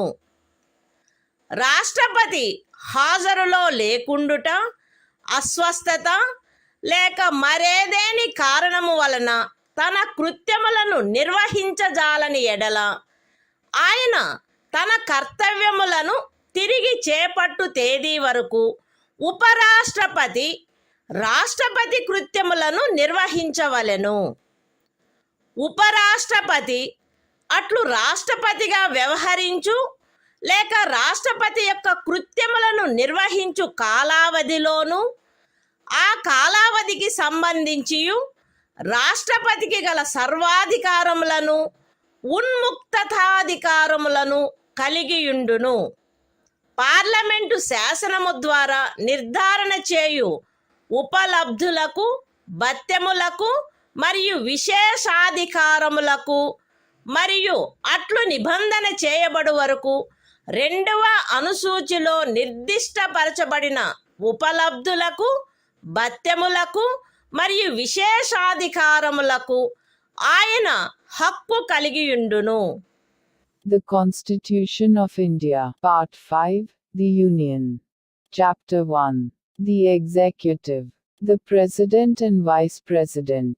Article 65. The Vice President, to act as President, or to discharge his functions, during casual vacancies in the office, or during the absence of President.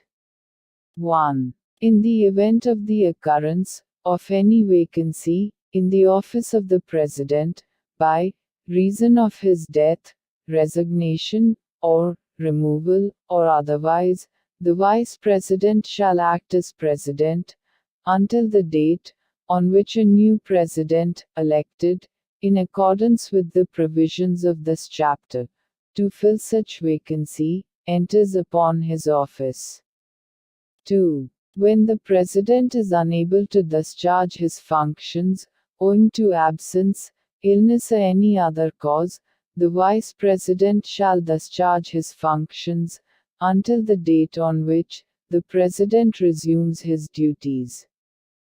3. The Vice President shall, during, and in respect of, the period while he is so acting as, or discharging the functions of President, have all the powers and immunities of the President, and be entitled to such emoluments, allowances and privileges, as may be determined by Parliament, by law. And, until provision in that behalf is so made, such emoluments, allowances and privileges, as are specified in the second schedule.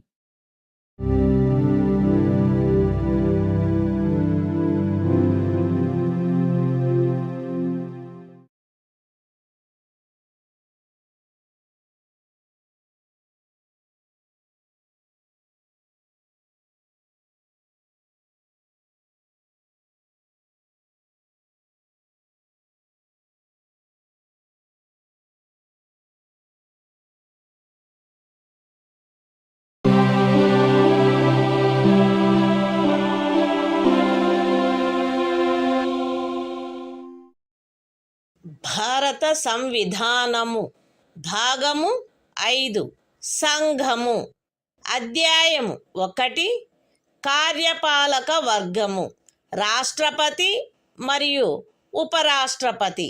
Article 66 ఉపరాష్ట్రపతి ఎన్నిక. ఉపరాష్ట్రపతి parliament ఉభయ సదనముల సభ్యులతో కూడిన నిర్వాచక గణము యొక్క సభ్యులచే ఏకల అంతరణీయ vote ద్వారా అనుపాతిక ప్రాతినిధ్య పద్ధతిని అనుసరించి ఎన్నుకొనబడవలెను మరియు అట్టి ఎన్నికలలో ఓటింగు రహస్యపు బ్యాలెట్ పద్ధతిని జరగవలెను. ఉపరాష్ట్రపతి పార్లమెంటు యొక్క లేక ఏదేని రాజ్య శాసన మండలి యొక్క ఏ సదనములో గాని సభ్యుడుగా ఉండరాదు మరియు పార్లమెంటు యొక్క లేక ఏదేని రాజ్య శాసన మండలి యొక్క ఏ సదనములోని సభ్యుడైనను ఉపరాష్ట్రపతిగా ఎన్నుకోబడినచో ఆయన ఉపరాష్ట్రపతి పదవిలో ప్రవేశించిన తేదీ నుండి ఆ సదనములోని తన స్థానమును ఖాళీ చేసినట్లు భావించబడవలెను.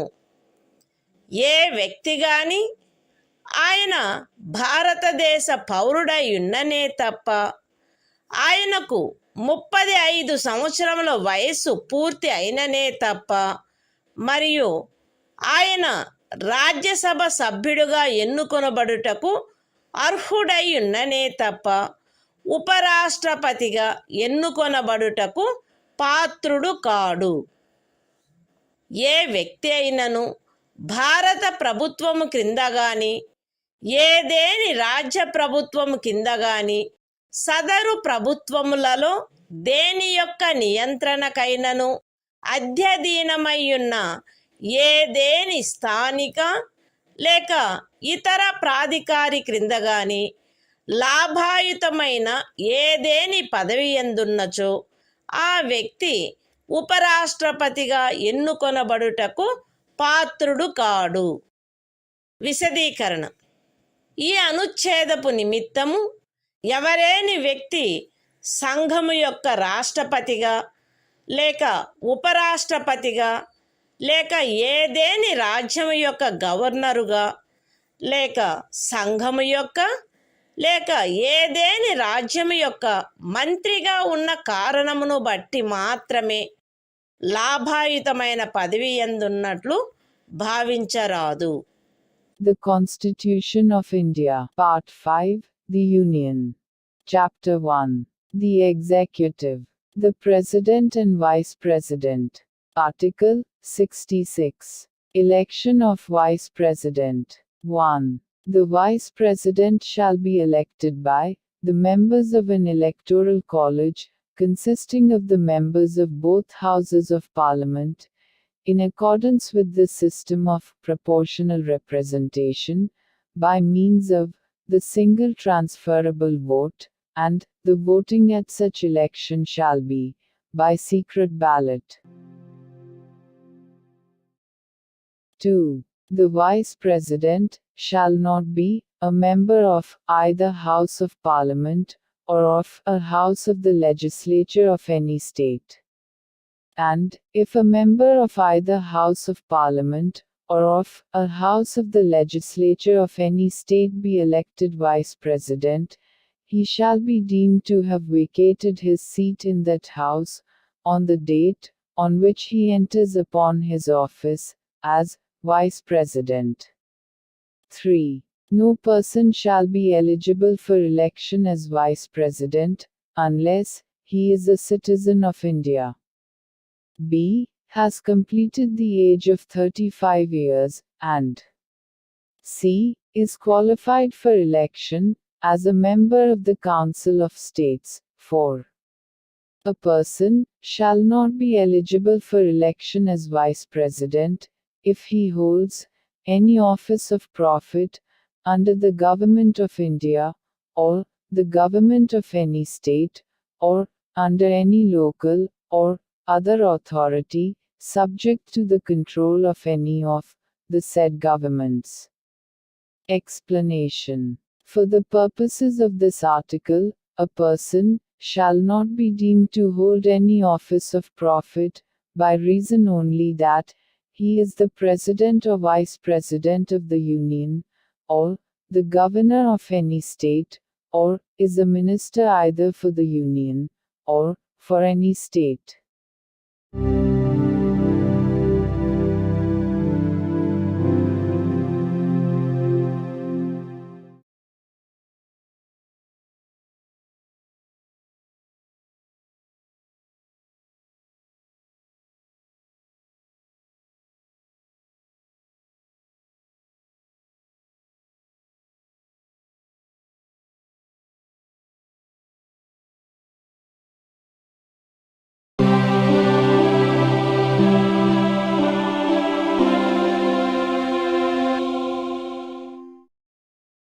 భారత సంవిధానము భాగము 5 సంఘము అధ్యాయము 1 కార్యపాలక వర్గము రాష్ట్రపతి మరియు ఉపరాష్ట్రపతి.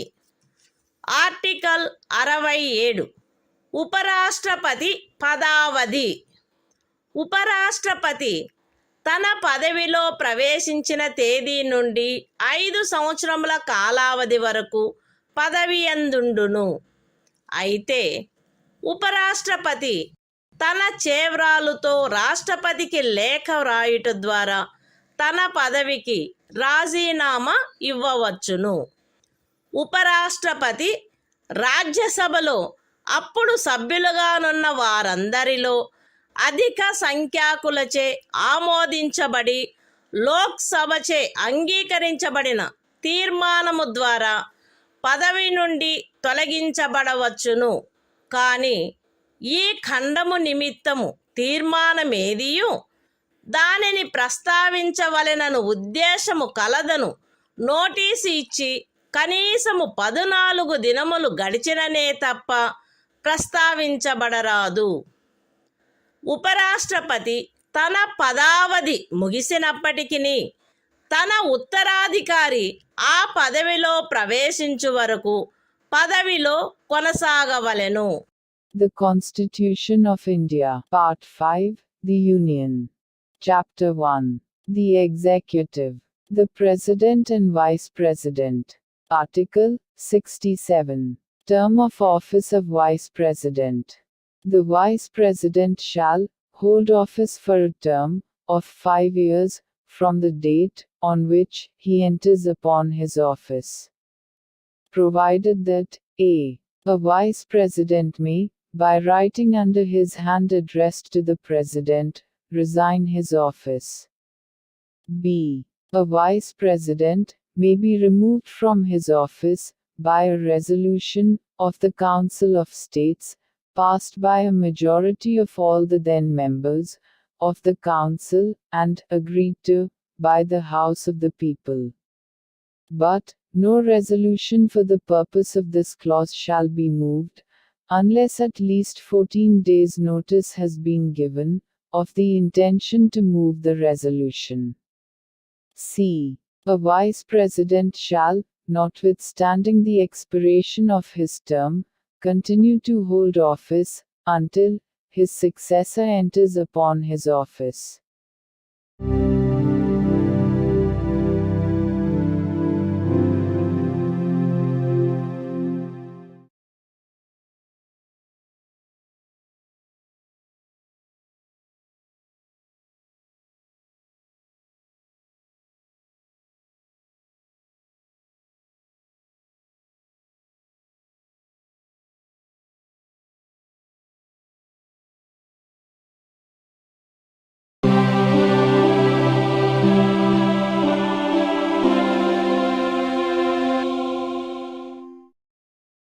భారత సంవిధానము భాగము 5 సంఘము అధ్యాయము 1 కార్యపాలక వర్గము రాష్ట్రపతి మరియు ఉపరాష్ట్రపతి.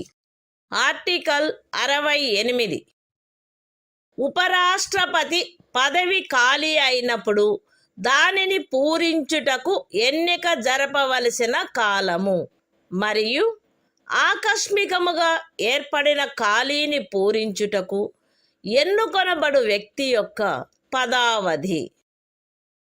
ఉపరాష్ట్రపతి యొక్క పదావధి ముగియుటచే ఏర్పడు ఖాళీని పూరించుటకు జరగవలసిన ఎన్నిక ఆ పదావధి ముగియుటకు పూర్వమే పూర్తి చేయబడవలెను.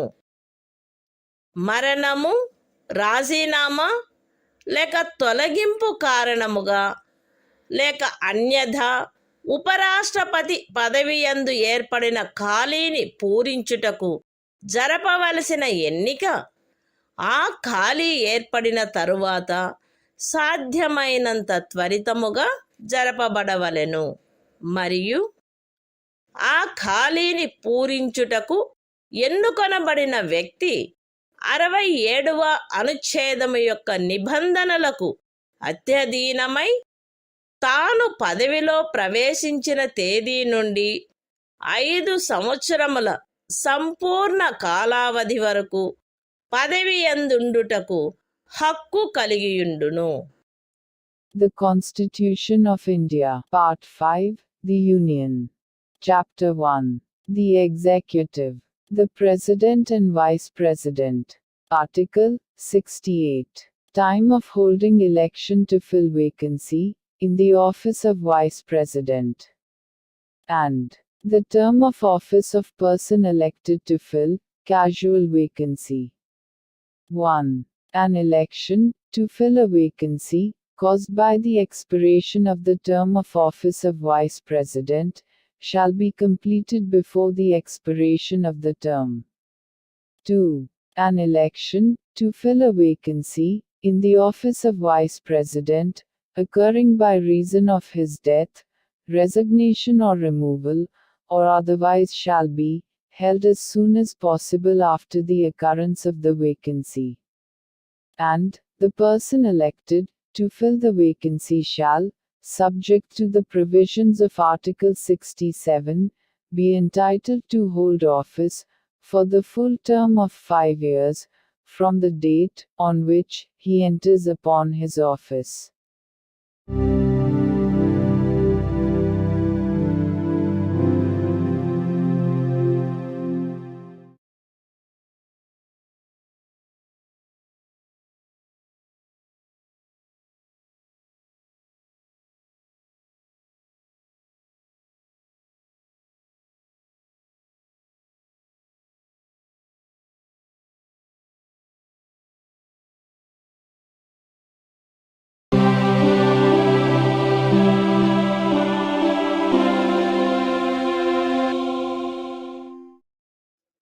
భారత సంవిధానము భాగము 5 సంఘము అధ్యాయము 1 కార్యపాలక వర్గము రాష్ట్రపతి మరియు ఉపరాష్ట్రపతి. ఆర్టికల్ 69 ఉపరాష్ట్రపతిచే ప్రమాణము లేక ప్రతిజ్ఞ. ప్రతి ఉపరాష్ట్రపతి తన పదవిలో ప్రవేశించుటకు పూర్వము రాష్ట్రపతి సమక్షమున గాని తద్విషయమున ఆయనచే నియమింపబడిన వ్యక్తి సమక్షమున గాని ఈ క్రింది ప్రరూపములో ప్రమాణము లేక ప్రతిజ్ఞ చేసి దానిపై చేవ్రాలు చేయవలెను. ఏబి అను నేను శాసనము ద్వారా స్థాపితమైన భారత సంవిధానము పట్ల యథార్థమైన శ్రద్ధానిష్టలను కలిగియుందుననియు మరియు నేను వహింపనున్న కర్తవ్యములను శ్రద్ధాపూర్వకముగా నిర్వహింతుననియు దైవ సాక్షిగా ప్రమాణం చేయుచున్నాను. సత్యనిష్టతో ప్రతిజ్ఞ చేయుచున్నాను. The Constitution of India, Part 5, The Union. Chapter 1. The Executive. The President and Vice President. Article 69. Oath or affirmation by the Vice President.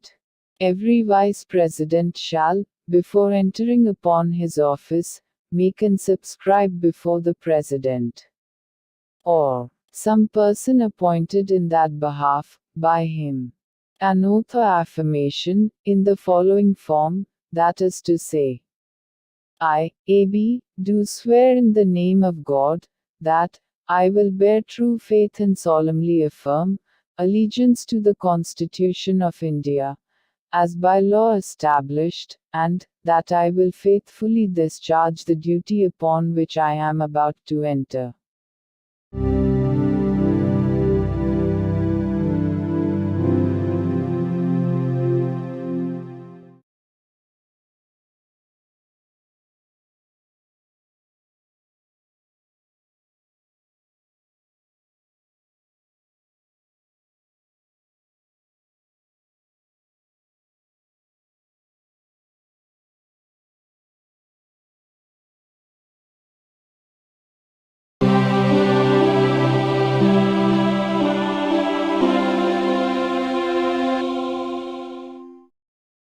భారత సంవిధానము భాగము 5 సంఘము అధ్యాయము 1 కార్యపాలక వర్గము రాష్ట్రపతి మరియు ఉపరాష్ట్రపతి.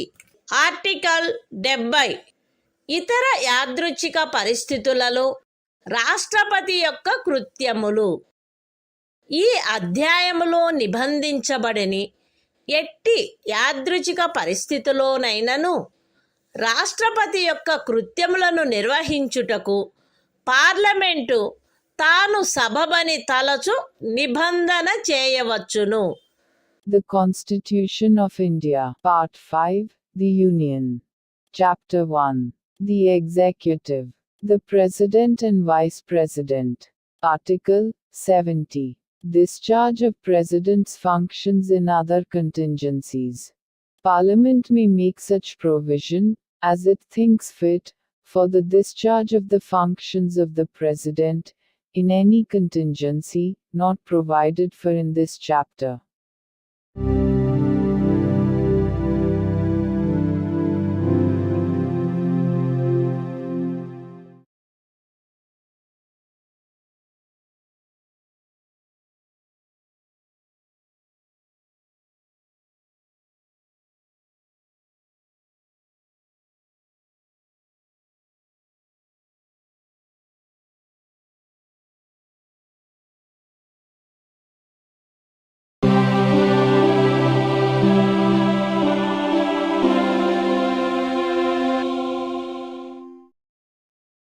భారత సంవిధానము. భాగము 5. సంఘము. అధ్యాయము 1. కార్యపాలక వర్గము. రాష్ట్రపతి మరియు ఉపరాష్ట్రపతి. ఆర్టికల్ 71 రాష్ట్రపతి లేక ఉపరాష్ట్రపతి యొక్క ఎన్నికకు చెందిన లేక సంబంధించిన విషయములు. రాష్ట్రపతి లేక ఉపరాష్ట్రపతి యొక్క ఎన్నిక నుండి ఉత్పన్నమైన లేక ఎన్నికకు సంబంధించిన అన్ని సందేహములు మరియు వివాదములు సర్వోన్నత న్యాయస్థానముచే పరిశీలించబడి నిర్ణయించబడవలెను. అట్టి నిర్ణయము అంతిమమైనదై ఉండును. రాష్ట్రపతిగా లేక ఉపరాష్ట్రపతిగా ఒక వ్యక్తి యొక్క ఎన్నిక చెల్లదని సర్వోన్నత న్యాయస్థానము ప్రఖ్యానించినచో సర్వోన్నత న్యాయస్థానము ఆ నిర్ణయము చేసిన తేదీన గాని అంతకు పూర్వము గాని సందర్భానుసారముగా రాష్ట్రపతి పదవికి లేక ఉపరాష్ట్రపతి పదవికి చెందిన అధికారములను వినియోగించుటలోను కర్తవ్యములు నిర్వహించుటలోను ఆయనచే చేయబడిన కార్యములు ఆ ప్రఖ్యానము కారణముగా అమాన్యమునర్చబడరాదు. ఈ సంవిధానము యొక్క నిబంధనలకు అత్యధీనమై రాష్ట్రపతి లేక ఉపరాష్ట్రపతి యొక్క ఎన్నికకు చెందిన లేక సంబంధించిన విషయమును పార్లమెంటు శాసనము ద్వారా క్రమబద్ధము చేయవచ్చును.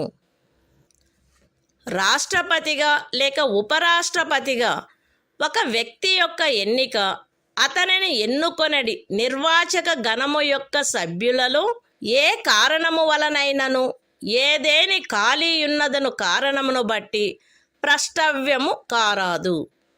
The Constitution of India, Part 5, The Union. Chapter 1. The Executive. The President and Vice President. Article 71. Matters relating to, or connected with, the election of a President or Vice President. 1. All doubts and disputes arising out of, or in connection with the election of a President, or Vice President shall be inquired into, and decided, by the Supreme Court, whose decision shall be final. 2. If the election of a person, as President, or Vice President, is declared void by the Supreme Court, acts done by him, in the exercise and performance of the powers and duties, of the office of President, or Vice President, as the case may be, on or before the date of the decision of the Supreme Court, shall not be invalidated by reason of that declaration. 3. Subject to the provisions of this Constitution, Parliament may by law regulate any matter relating to or connected with the election of a president or vice president. 4. The election of a person as president or vice president shall not be called in question on the ground of the existence of any vacancy, for whatever reason among the members of the Electoral College electing him.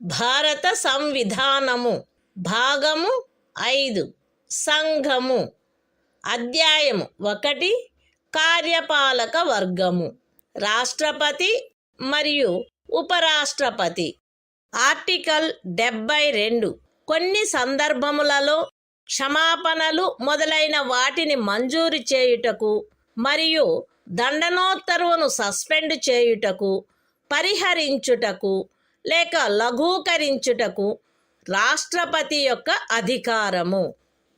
రాష్ట్రపతి ఈ క్రింది సందర్భములలో నేర నిర్ణీతుడైన వ్యక్తికి క్షమాపణలను, తాత్కాలిక నిలుపుదలను, వాయిదాలను లేక పరిహరణలను మంజూరు చేయుటకు లేక ఆ వ్యక్తిపై విధించబడిన దండనోత్తర్వును సస్పెండ్ చేయుటకు, పరిహరించుటకు లేక లఘూకరించుటకు అధికారము కలిగియుండును. శిక్ష లేక దండనోత్తరువు సైనిక న్యాయస్థానముచే విధించబడిన అన్ని సందర్భములలో సంఘము యొక్క కార్యపాలనాధికారంలో చేరియున్న విషయమునకు సంబంధించిన ఏదేని శాసనమునకు విరుద్ధమగు అపరాధమునకై శిక్ష లేక దండనోత్తరు విధించబడిన అన్ని సందర్భములలో దండనోత్తరు మరణ దండనోత్తరు అయిన అన్ని సందర్భములలో ఏదేని సైనిక న్యాయస్థానముచే ఇవ్వబడిన దండనోత్తరువును సస్పెండ్ చేయుటకు, పరిహరించుటకు లేక లఘూకరించుటకు సంఘమునకు చెందిన సాయుధ బలముల యొక్క ఎవరేని అధికారికి శాసనము ద్వారా ప్రదత్తము చేయబడిన అధికారమునకు ఖండము 1 యొక్క ఉపఖండము ఏలో ఉన్నదేదియు భంగము కలిగించదు. మరణ దండనోత్తరువును సస్పెండ్ చేయుటకు, పరిహరించుటకు లేక లఘూకరించుటకు తత్సమయమున అమలులోనున్న ఏదేని శాసనము క్రింద ఒక రాజ్య గవర్నరుచే వినియోగించబడదగు అధికారమునకు ఖండము 1 యొక్క ఉపఖండము సిలో ఉన్నదేదియు భంగము కలిగించదు. The Constitution of India, Part 5, The Union. Chapter 1. The Executive. The President and Vice President. Article 72. Power of President to grant pardons, etc. and to suspend, remit, or commute sentences in certain cases. 1. The President shall have the power to grant pardons, reprieves, respites, or remissions of punishment, or to suspend, remit, or commute the sentence of any person convicted of any offense, in all cases where the punishment or sentence is by a court-martial. B. In all cases where the punishment or sentence is for an offense against any law relating to a matter to which the executive power of the Union extends.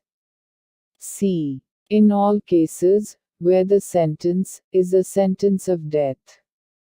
2. Nothing in subclause A of Clause 1 shall affect the power conferred by law on any officer of the armed forces of the Union to suspend, remit, or commute a sentence passed by a court-martial. 3.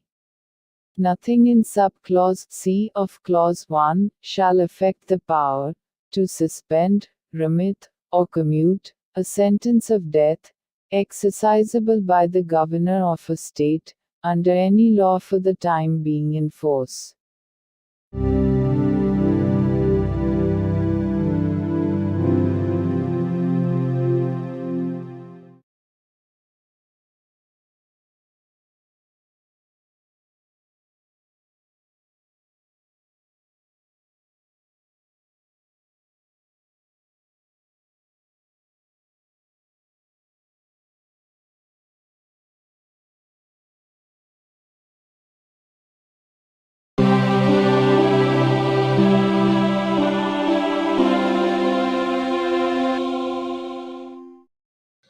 భారత సంవిధానము భాగము 5 సంఘము అధ్యాయము 1 కార్యపాలక వర్గము రాష్ట్రపతి మరియు ఉపరాష్ట్రపతి article 73 సంఘము యొక్క కార్యపాలకాధికార విస్తరణ ఈ సంవిధాన నిబంధనలకు అధ్యయనమై సంఘము యొక్క కార్యపాలకాధికారములో ఈ క్రిందివి చేరియుండును. ఏ విషయములను గురించి శాసనములను చేయుటకు పార్లమెంటు అధికారము గలదో ఆ విషయములు మరియు ఏదేని సంధి లేక ఖరారును బట్టి భారత ప్రభుత్వముచే వినియోగించబడదగు హక్కుల యొక్క ప్రాధికారము యొక్క మరియు అధికారిత యొక్క వినియోగము. అయితే ఈ సంవిధానములో గాని పార్లమెంటుచే చేయబడిన ఏదేని శాసనములో గాని అభివ్యక్తము కాని నిబంధించబడినట్లు తప్ప ఏదేని రాజ్యములో ఏ విషయములను గురించి శాసనములను చేయుటకు ఆ రాజ్య శాసన మండలికి కూడా అధికారము కలదో ఆ విషయములు ఉపఖండము ఏలో నిర్దేశించబడిన కార్యపాలకాధికారములో చేరియుండవు. ఏ విషయముల గురించి ఒక రాజ్యము కొరకు శాసనములు చేయుటకు పార్లమెంటుకు అధికారము కలదో ఆ విషయములలో ఆ రాజ్యము మరియు ఆ రాజ్యపు ఎవరేని అధికారి లేక ప్రాధికారి ఈ సంవిధానము యొక్క ప్రారంభమునకు అవ్యవహిత పూర్వము చలాయించగలిగి ఉండినట్టి కార్యపాలకాధికారమును లేక కృత్యములను ఈ అనుచ్ఛేదములో ఏమి ఉన్నప్పటికీ పార్లమెంటుచే అన్యథా నిబంధించబడినంత వరకు ఆ రాజ్యము మరియు ఆ రాజ్యపు ఎవరేని అధికారి లేక ప్రాధికారి చలాయించుచుండుట కొనసాగించవచ్చును. The Constitution of India, Part 5, The Union. Chapter 1. The Executive. The President and Vice President. Article 73. Extent of executive power of the Union. 1. Subject to the provisions of this Constitution, the executive power of the Union shall extend to the matters with respect to which Parliament has power to make laws, and b. to the exercise of such rights, authority, and jurisdiction as are exercisable by the Government of India, by virtue of any treaty or agreement, provided that the executive power referred to in subclause A shall not, save as expressly provided in this Constitution, or in any law made by Parliament, extend, in any state to matters with respect to which the legislature of the state has also power to make laws. 2. Until otherwise provided by Parliament, a state and any officer or authority of a state may, notwithstanding anything in this article, continue to exercise in matters with respect to which Parliament has power to make laws for that state such executive power or functions as the state or officer or authority thereof could exercise immediately before the commencement of this Constitution.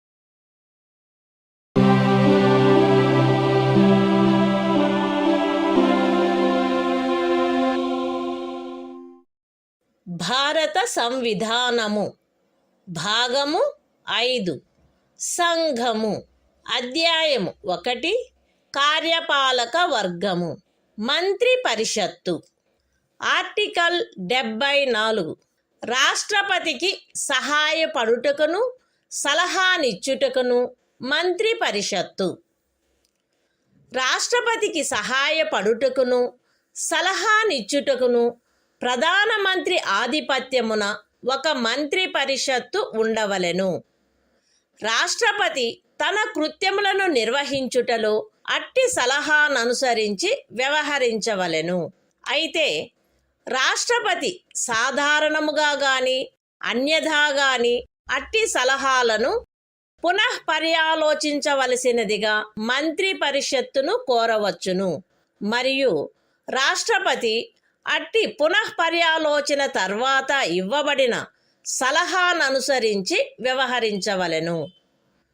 రాష్ట్రపతికి మంత్రులచే ఏదేని సలహా ఇయ్యబడినదా, అట్లయినచో అది ఏది అను ప్రశ్న ఏ న్యాయస్థానమందును పరిశీలించబడరాదు. The Constitution of India, Part 5, The Union. Chapter 1. The Executive. Council of Ministers. Article 74. Council of Ministers, to aid and advise President. 1. There shall be a Council of Ministers, with the Prime Minister at the head, to aid and advise the President, who shall, in the exercise of his functions, act in accordance with such advice. Provided that the President may require the Council of Ministers to reconsider such advice, either generally or otherwise, and the President shall act in accordance with the advice tendered after such reconsideration. 2. The question whether any, and if so what, advice was tendered by ministers to the President shall not be inquired into in any court.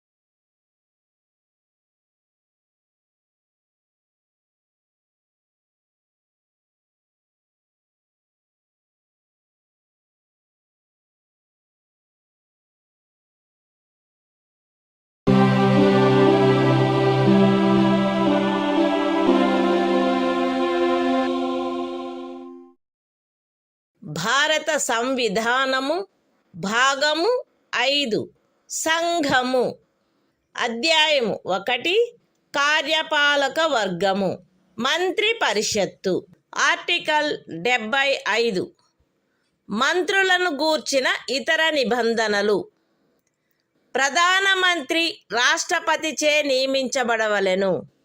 ఇతర మంత్రులు ప్రధానమంత్రి సలహాపై రాష్ట్రపతిచే నియమించబడవలెను. మంత్రి పరిషత్తులో ప్రధానమంత్రితో సహా మొత్తము మంత్రుల సంఖ్య లోక్సభలోని మొత్తము సభ్యుల సంఖ్యలో 15% మించరాదు.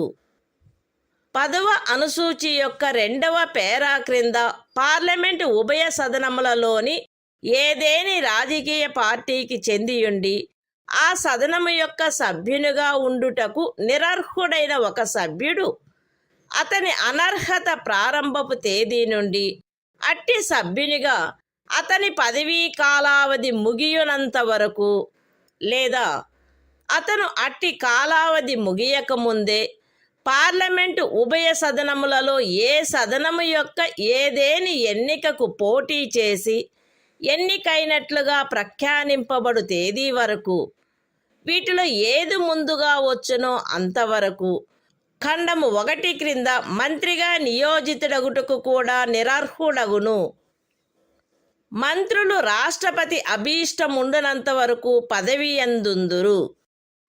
మంత్రి పరిషత్తు లోక్సభకు సమిష్టిగా ఉత్తరదాయి అయి ఉండును. ఒక మంత్రి తన పదవిలో ప్రవేశించుటకు పూర్వము పదవి యొక్క రహస్య గోపనమును గూర్చిన ప్రమాణములను 3వ అనుసూచిలో అందు నిమిత్తమై పొందుపరిచియున్న ప్రరూపములను అనుసరించి రాష్ట్రపతి అతనిచే చేయించవలెను.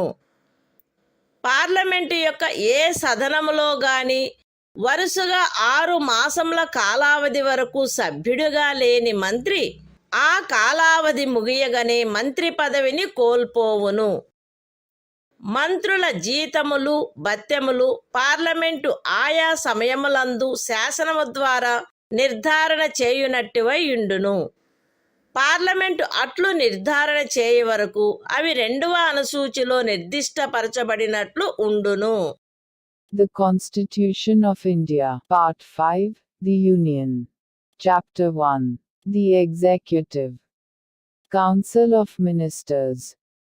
Article 75. Other provisions as to ministers. 1. The Prime Minister shall be appointed by the President, and the other ministers shall be appointed by the President, on the advice of the Prime Minister. 1a. The total number of ministers, including the Prime Minister, in the Council of Ministers, shall not exceed 15% of the total number of members of the House of the People. 1b.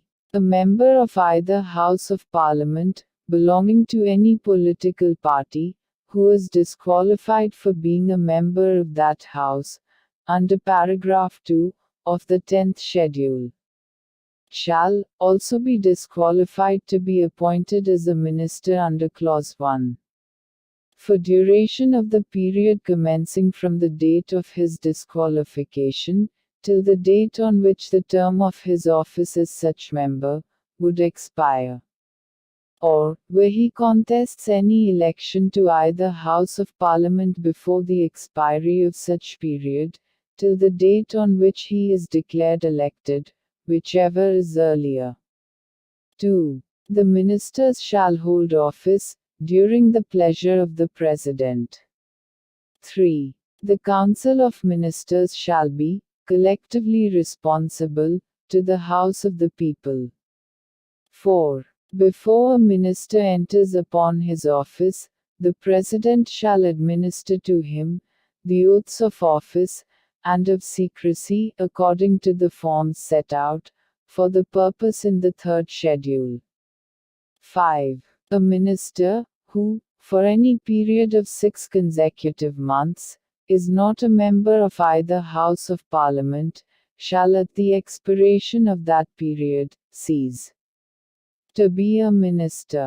6. The salaries and allowances of ministers shall be such as Parliament may from time to time by law determine, and, until Parliament so determines, shall be as specified in the 2nd schedule.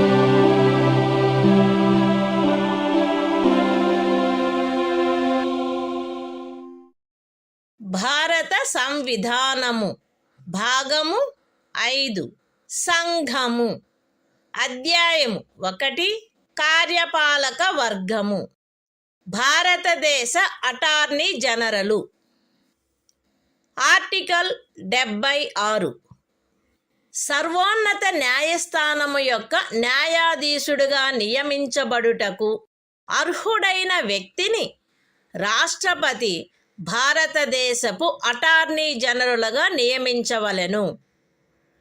ఆయా సమయములందు శాసనిక విషయములలో రాష్ట్రపతిచే తనకు నిర్దేశించబడు వాటిపై భారత ప్రభుత్వమునకు సలహానిచ్చుటయు, రాష్ట్రపతిచే తనకు అప్పగించబడు శాసనిక స్వభావము గల ఇతర కర్తవ్యములను నిర్వర్తించుటయు ఈ సంవిధానము ద్వారా గాని దాని క్రింద గాని తత్సమయమున అమలులోనున్న ఏదేని ఇతర శాసనము ద్వారా గాని దాని క్రింద గాని తనకు ప్రదత్తము చేయబడిన కృత్యములను నిర్వహించుటయు అటార్నీ జనరల్ యొక్క కర్తవ్యమై ఉండును. అటార్నీ జనరలు తన కర్తవ్యములను నిర్వహించుటలో భారతదేశ రాజ్య క్షేత్రములోని న్యాయస్థానములన్నింటిలో వాదనాధికారమును కలిగియుండును. అటార్నీ జనరలు రాష్ట్రపతి అనుగ్రహముండునంత వరకు పదవి అందుండును మరియు రాష్ట్రపతి నిర్ధారణ చేయు ప్రతి మూల్యమును పొందవలెను. The Constitution of India, Part 5, The Union. Chapter 1. The Executive. Article 76. Attorney General for India. 1. The President shall appoint a person who is qualified to be appointed a judge of the Supreme Court, to be Attorney General for India. 2. It shall be the duty of the Attorney General to give advice to the Government of India upon such legal matters, and to perform such other duties of a legal character as may from time to time be referred or assigned to him by the President, and to discharge the functions conferred on him by or under this Constitution or any other law for the time being in force. 3. In the performance of his duties, the Attorney General shall have right of audience in all courts in the territory of India. 4. The Attorney General shall hold office during the pleasure of the President, and shall receive such remuneration as the President may determine.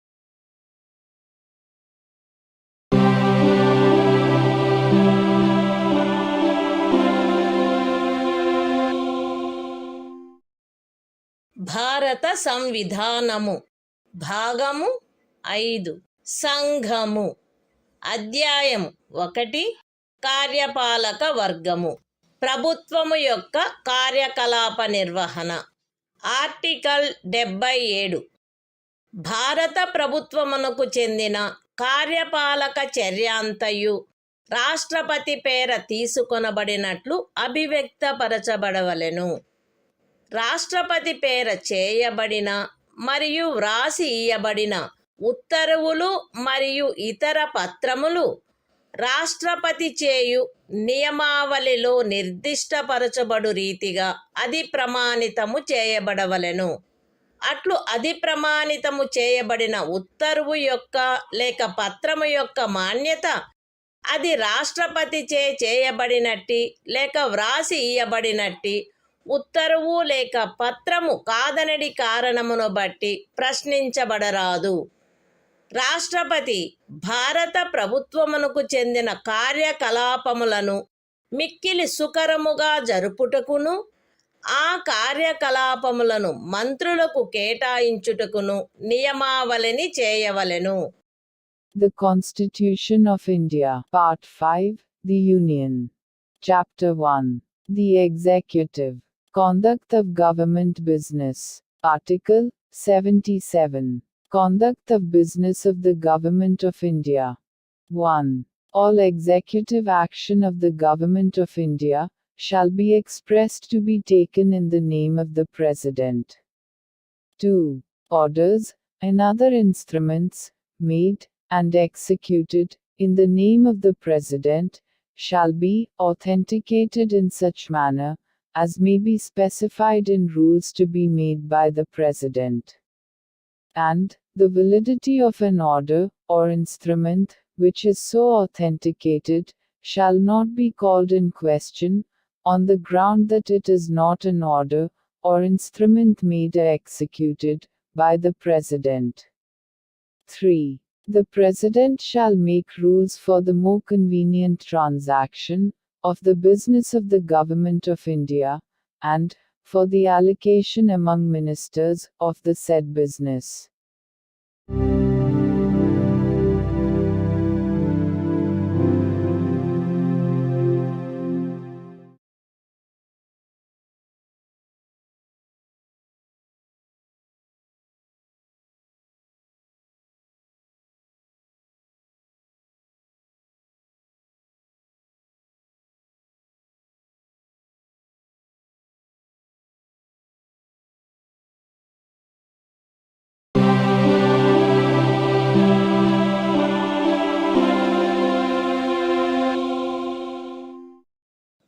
భారత సంవిధానము భాగము 5 సంఘము అధ్యాయము 1 కార్యపాలక వర్గము ప్రభుత్వము యొక్క కార్యకలాప నిర్వహణ article 78 రాష్ట్రపతికి సమాచారమును అందచేయుట మున్నగు విషయములను గురించి ప్రధానమంత్రి కర్తవ్యములు ఈ క్రింద తెలుపబడినవి ప్రధానమంత్రి కర్తవ్యములై ఉండును.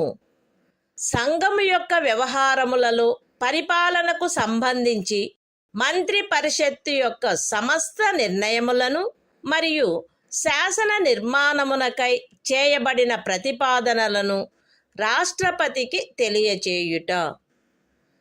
సంఘము యొక్క వ్యవహారముల పరిపాలనకును శాసన నిర్మాణమునకై చేయబడిన ప్రతిపాదనలకును సంబంధించిన విషయములలో రాష్ట్రపతి కోరు సమాచారమును అందజేయుట మరియు ఏ విషయమైనను ఒక మంత్రిచే నిర్ణయించబడి మంత్రి పరిషత్తుచే పర్యాలోచించబడి ఉండని ఎడల ఆ విషయమును మంత్రి పరిషత్తు యొక్క పర్యాలోచనకు సమర్పించవలసినదిగా రాష్ట్రపతి అపేక్షించినచో దానిని అట్లు సమర్పించుట.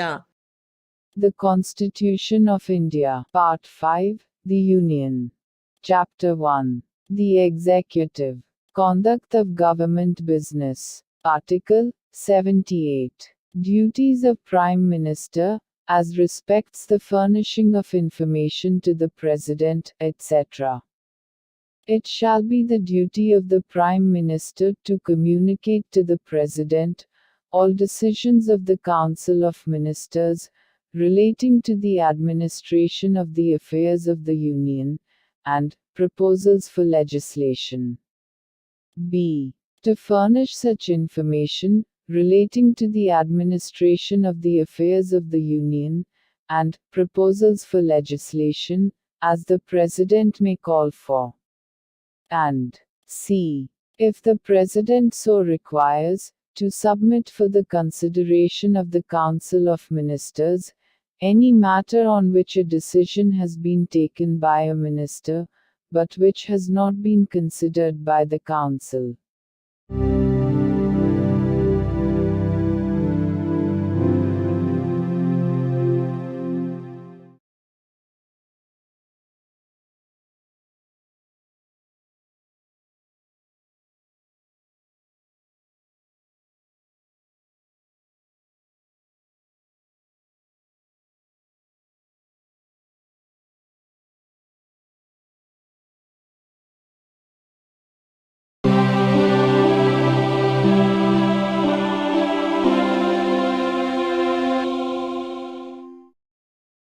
భారత సంవిధానము భాగము 5 సంఘము అధ్యాయం 2 పార్లమెంటు సాధారణ విషయములు ఆర్టికల్ 79 పార్లమెంటు యొక్క సంఘటన సంఘమునకు రాష్ట్రపతితోనూ క్రమముగా రాజ్యసభ మరియు లోక్సభ అని అనబడు 2 సదనములతో కూడిన ఒక పార్లమెంటు ఉండవలెను.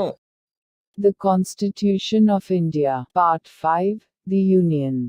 Chapter 2. Parliament. General. Article 79. Constitution of Parliament. There shall be a parliament for the Union, which shall consist of the President, and 2 houses, to be known respectively as the Council of States, and the House of the People.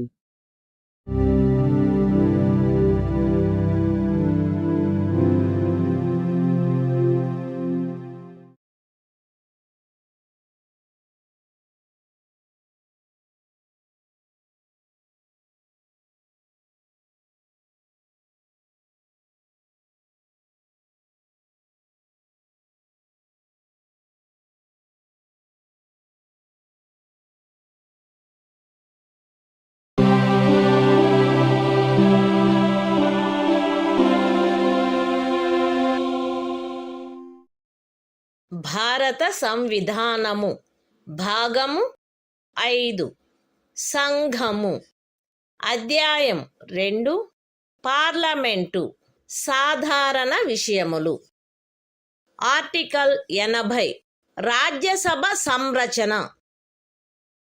Rajya Sabha ఈ క్రింది వారితో కూడి ఉండవలెను. ఖండము 3 యొక్క నిబంధనలను అనుసరించి రాష్ట్రపతిచే నామనిర్దేశము చేయబడు 12 మంది సభ్యులు మరియు రాజ్యముల యొక్కయు సంఘ రాజ్య క్షేత్రముల యొక్కయు 238 మందికి మించని ప్రతినిధులు. రాజ్యసభలో రాజ్యముల యొక్కయు సంఘ రాజ్య క్షేత్రముల యొక్కయు ప్రతినిధులచే పూరించబడవలసిన స్థానముల కేటాయింపు 4వ అనుసూచియందు గల తద్విషయక నిబంధనలను అనుసరించి ఉండవలెను. ఖండము 1 యొక్క ఉపఖండము ఏ క్రింద రాష్ట్రపతిచే నామనిర్దేశము చేయబడు సభ్యులు ఈ క్రింది వాటిని పోలిన విషయములందు విశేష జ్ఞానమును కాని ఆచరణానుభవమును కాని కలిగిన వ్యక్తులై ఉండవలెను. అనగా సాహిత్యము, విజ్ఞాన శాస్త్రము, కళ మరియు సాంఘిక సేవ. రాజ్యసభకు ప్రతి రాజ్యం యొక్క శాసనసభలోని ఎన్నుకొనబడిన సభ్యులచే ఏకల అంతరణీయ ఓటు ద్వారా అనుపాతిక ప్రాతినిధ్య పద్ధతిని అనుసరించి ఆ రాజ్యం యొక్క ప్రతినిధులు ఎన్నుకొనబడవలెను. రాజ్యసభకు సంఘ రాజ్య క్షేత్రముల యొక్క ప్రతినిధులు పార్లమెంటు శాసనము ద్వారా విహితపరచు రీతిలో ఎంపిక చేయబడవలెను. The Constitution of India, Part 5, The Union. Chapter 2, Parliament, General. Article 80. Composition of the Council of States. 1. The Council of States shall consist of 12 members to be nominated by the President, in accordance with the provisions of Clause 3. And b. Not more than 238 representatives of the states, and of the Union territories. 2. The allocation of seats, in the Council of States, to be filled by representatives of the states and of the Union territories, shall be in accordance with the provisions in that behalf contained in the 4th schedule. 3. The members to be nominated by the President under subclause A of Clause 1 shall consist of persons having special knowledge or practical experience in respect of such matters as the following, namely, literature, science, art and social service.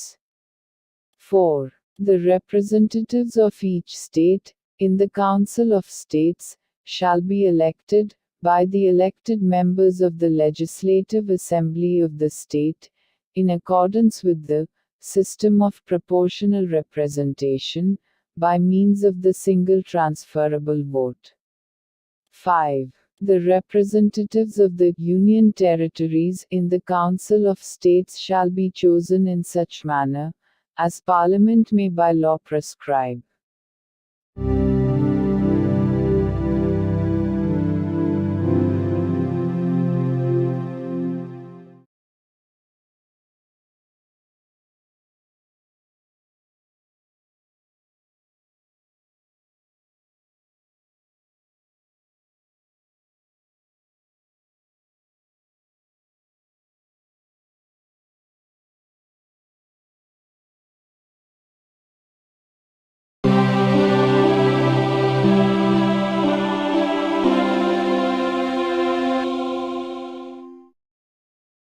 భారత సంవిధానము.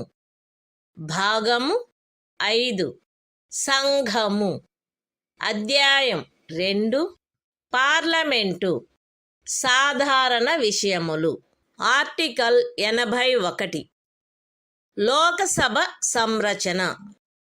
1. 331వ అనుచ్ఛేదము యొక్క నిబంధనలకు అధ్యయనమై లోక్సభ ఈ క్రింది వారితో కూడియుండవలెను. ఏ. రాజ్యములలోని ప్రాదేశిక నియోజకవర్గముల ప్రత్యక్ష ఎన్నిక ద్వారా ఎంపిక చేయబడిన 530 మందికి మించని సభ్యులు. బి.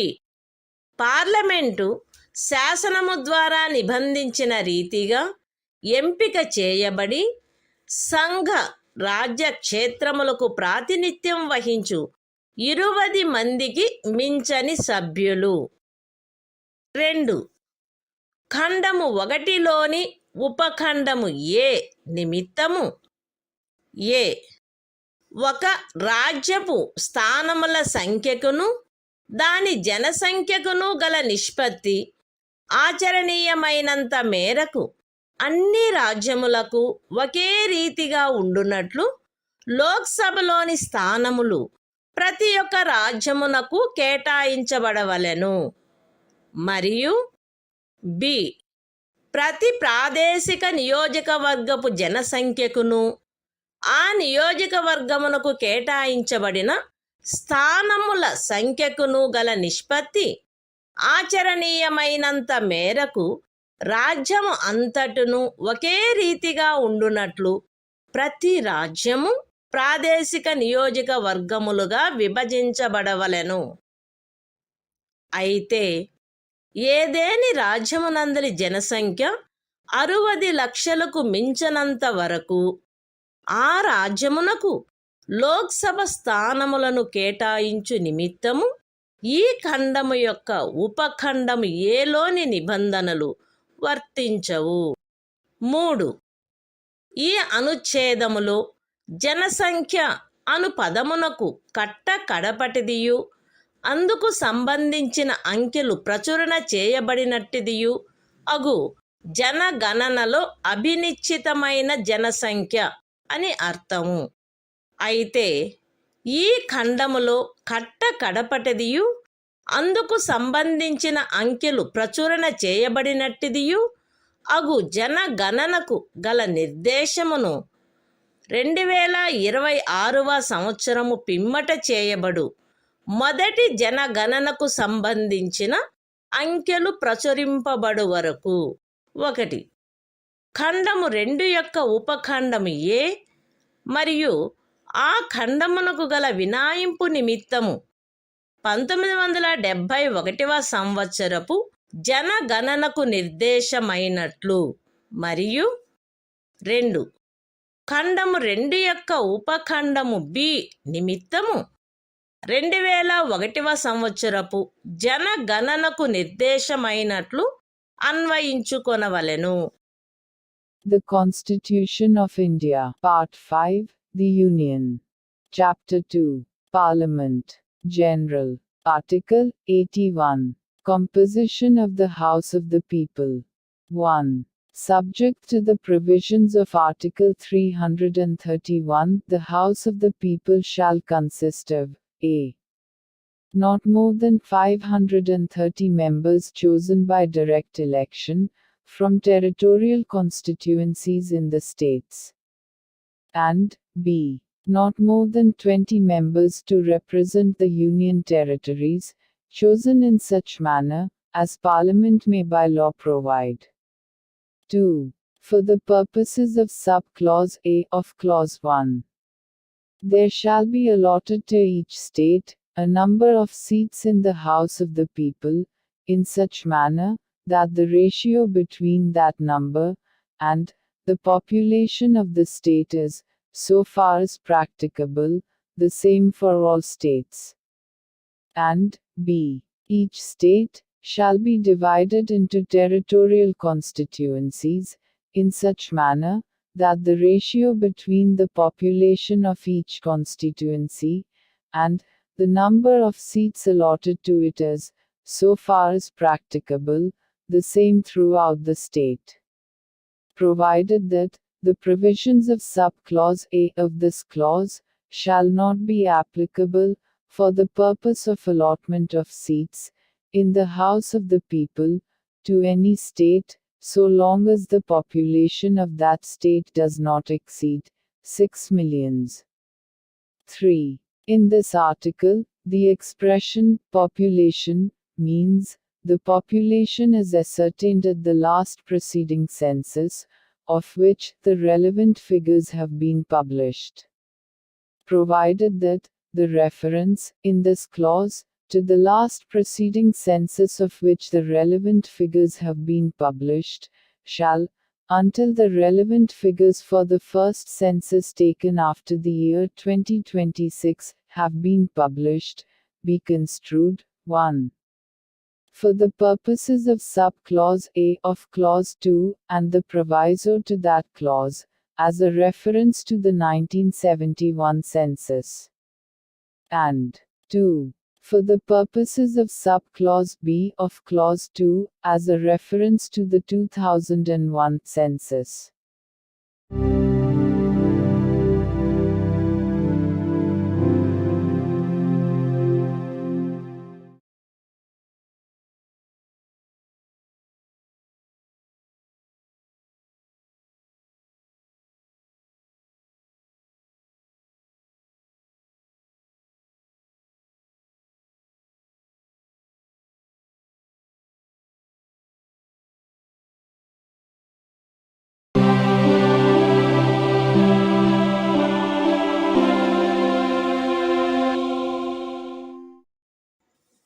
భారత సంవిధానము భాగము 5 సంఘము అధ్యాయం 2 పార్లమెంటు సాధారణ విషయములు ఆర్టికల్ 82 ప్రతి జనగణన పిమ్మట తిరిగి సర్దుబాటు ప్రతి ఒక్క జనగణన పూర్తి అయిన పిమ్మట రాజ్యములకు లోక్సభ స్థానముల కేటాయింపు మరియు ప్రాదేశిక నియోజకవర్గములుగా ప్రతి రాజ్యము యొక్క విభజన పార్లమెంటు శాసనము ద్వారా నిర్ధారణ చేయునట్టి ప్రాధికారిచే మరియు అట్టి రీతిలో తిరిగి సర్దుబాటు చేయబడవలెను.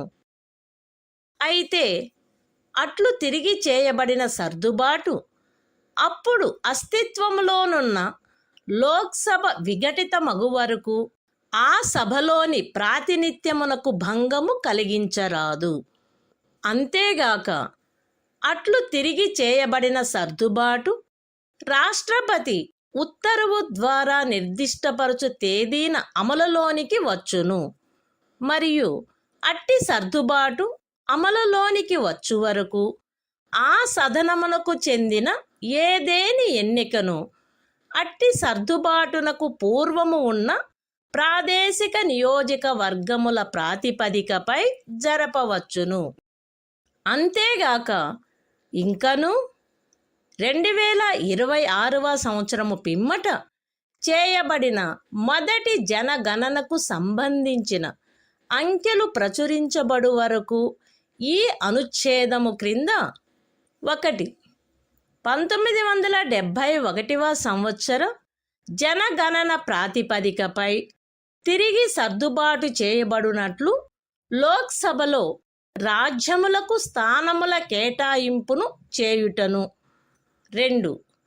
ప్రతి ఒక్క రాజ్యమును 2001వ సంవత్సర జనగణన ప్రాతిపదికపై తిరిగి సర్దుబాటు చేయబడు ప్రాదేశిక నియోజకవర్గములుగా విభజించుటను తిరిగి సర్దుబాటు చేయుట ఆవశ్యకము కాదు. The Constitution of India, Part 5, The Union. Chapter 2, Parliament, General. Article 82, Readjustment after each census.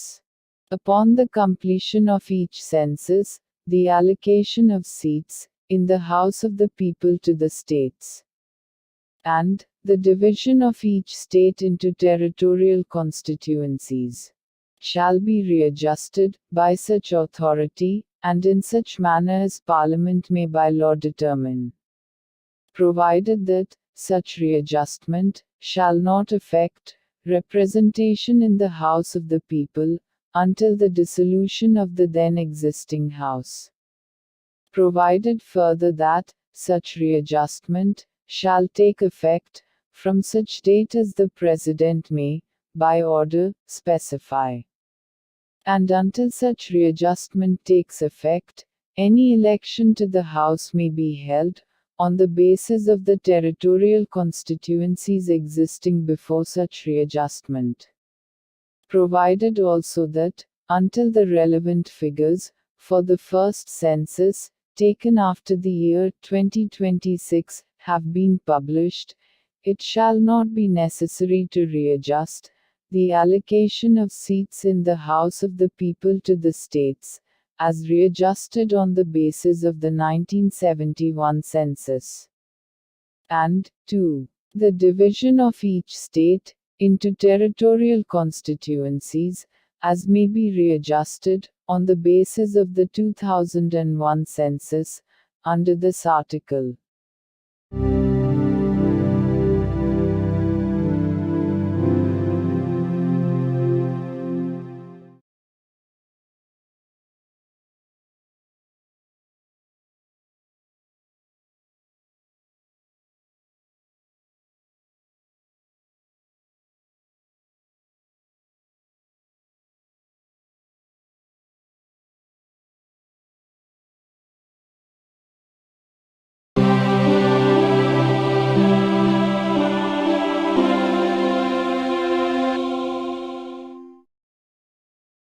భారత సంవిధానము భాగము 5 సంఘము అధ్యాయం 2 పార్లమెంటు సాధారణ విషయములు ఆర్టికల్ 83 పార్లమెంటు యొక్క సదనముల కాలావధి 1 రాజ్యసభ విఘటనకు లోను కాదు కానీ పార్లమెంటు శాసనము ద్వారా తద్విషయమున చేయు నిబంధనలను అనుసరించి రాజ్యసభ సభ్యులలో వీలైనంత దగ్గర సంఖ్యలో గల 3వ వంతు మంది ప్రతి 2వ సంవత్సరము ముగిసిన మీదట వీలైనంత త్వరితముగా పదవి నుండి విరమించవలెను. 2.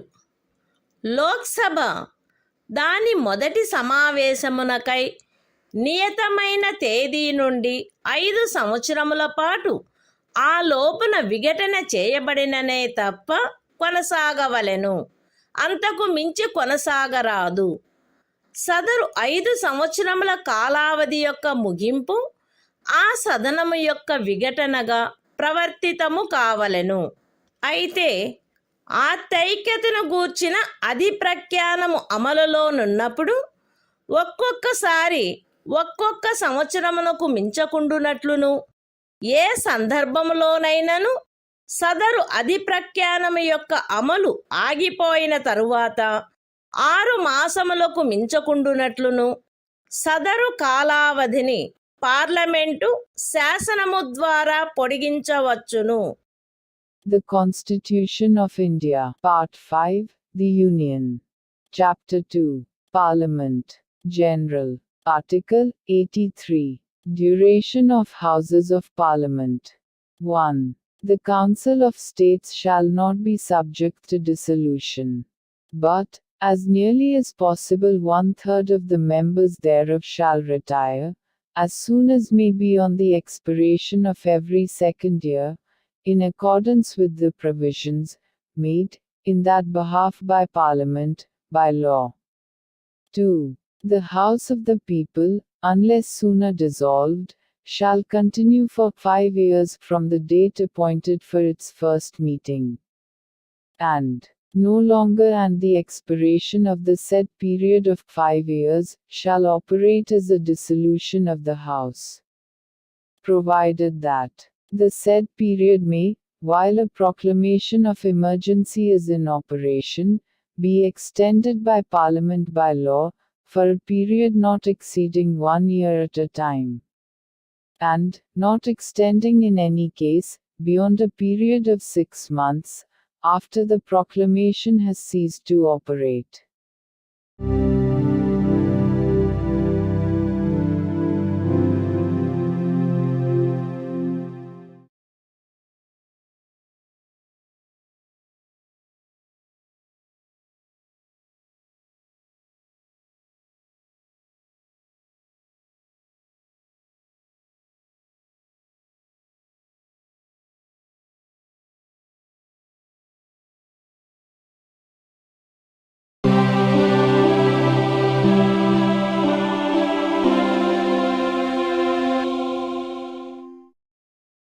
భారత సంవిధానము భాగము 5 సంఘము అధ్యాయం 2 పార్లమెంటు సాధారణ విషయములు ఆర్టికల్ 84 పార్లమెంటు సభ్యత్వమునకు అర్హత ఏ వ్యక్తి అయినను తాను భారతదేశ పౌరుడై ఉండి ఎన్నికల కమిషనుచే తద్విషయమై ప్రాధీకృతుడైన వ్యక్తి సమక్షమున 3వ అనుసూచిలో అందు నిమిత్తము పొందుపరచబడిన ప్రరూపమును అనుసరించి ప్రమాణము లేక ప్రతిజ్ఞ చేసి దానిపై చేవ్రాలు చేసిననే తప్ప రాజ్యసభలోని స్థానము విషయంలో 30 సంవత్సరముల వయస్సుకు తక్కువ కాకుండాను లోక్సభలోని స్థానము విషయంలో 25 సంవత్సరముల వయస్సుకు తక్కువ కాకుండాను ఉన్ననే తప్ప మరియు పార్లమెంటుచే చేయబడిన ఏదేని శాసనము ద్వారా గాని దాని క్రింద గాని తద్విషయమున విహితము చేయబడు ఇతర అర్హతలను కలిగి ఉన్ననే తప్ప పార్లమెంటులోని స్థానమును పూరించుటకై ఎంపిక చేయబడుటకు అర్హుడు కాడు. The Constitution of India, Part 5, The Union.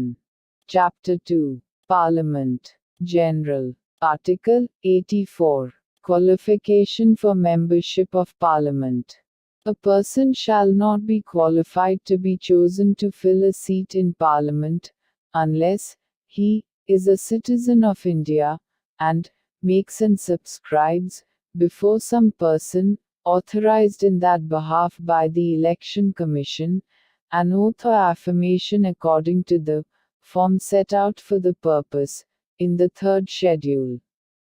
B. Is, in the case of a seat in the Council of States, not less than 30 years of age, and, in the case of a seat in the House of the People, not less than 25 years of age. And, C. Possesses such other qualifications, as may be prescribed, in that behalf, by or under, any law made by Parliament.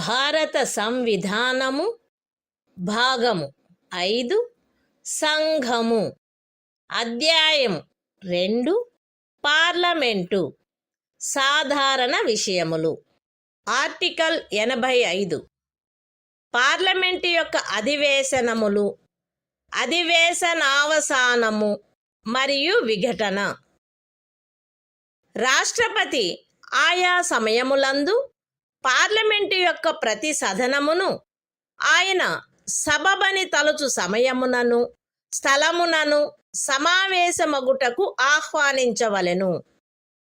కానీ దాని ఒక అధివేశనములోని కడపటి ఉపవేశనమునకును దాని మరుసటి అధివేశనములోని మొదటి ఉపవేశనమునకును నియతమైన తేదీకి మధ్య 6 మాసముల అంతరము ఉండరాదు. రాష్ట్రపతి ఆయా సమయములందు ఆ సదనముల యొక్క లేక ఆ సదనములలో దేని యొక్క అయినను అధివేశనావసానము చేయవచ్చును. లోక్సభను విఘటన చేయవచ్చును. The Constitution of India, Part 5, The Union. Chapter 2, Parliament, General. Article 85. Sessions of Parliament, Prorogation, and Dissolution. 1. The President shall from time to time summon each House of Parliament to meet at such time and place as he thinks fit. But 6 months shall not intervene between its last sitting in one session and the date appointed for its first sitting in the next session. 2. The President may from time to time prorogue the Houses, or either House. B. Dissolve the House of the People.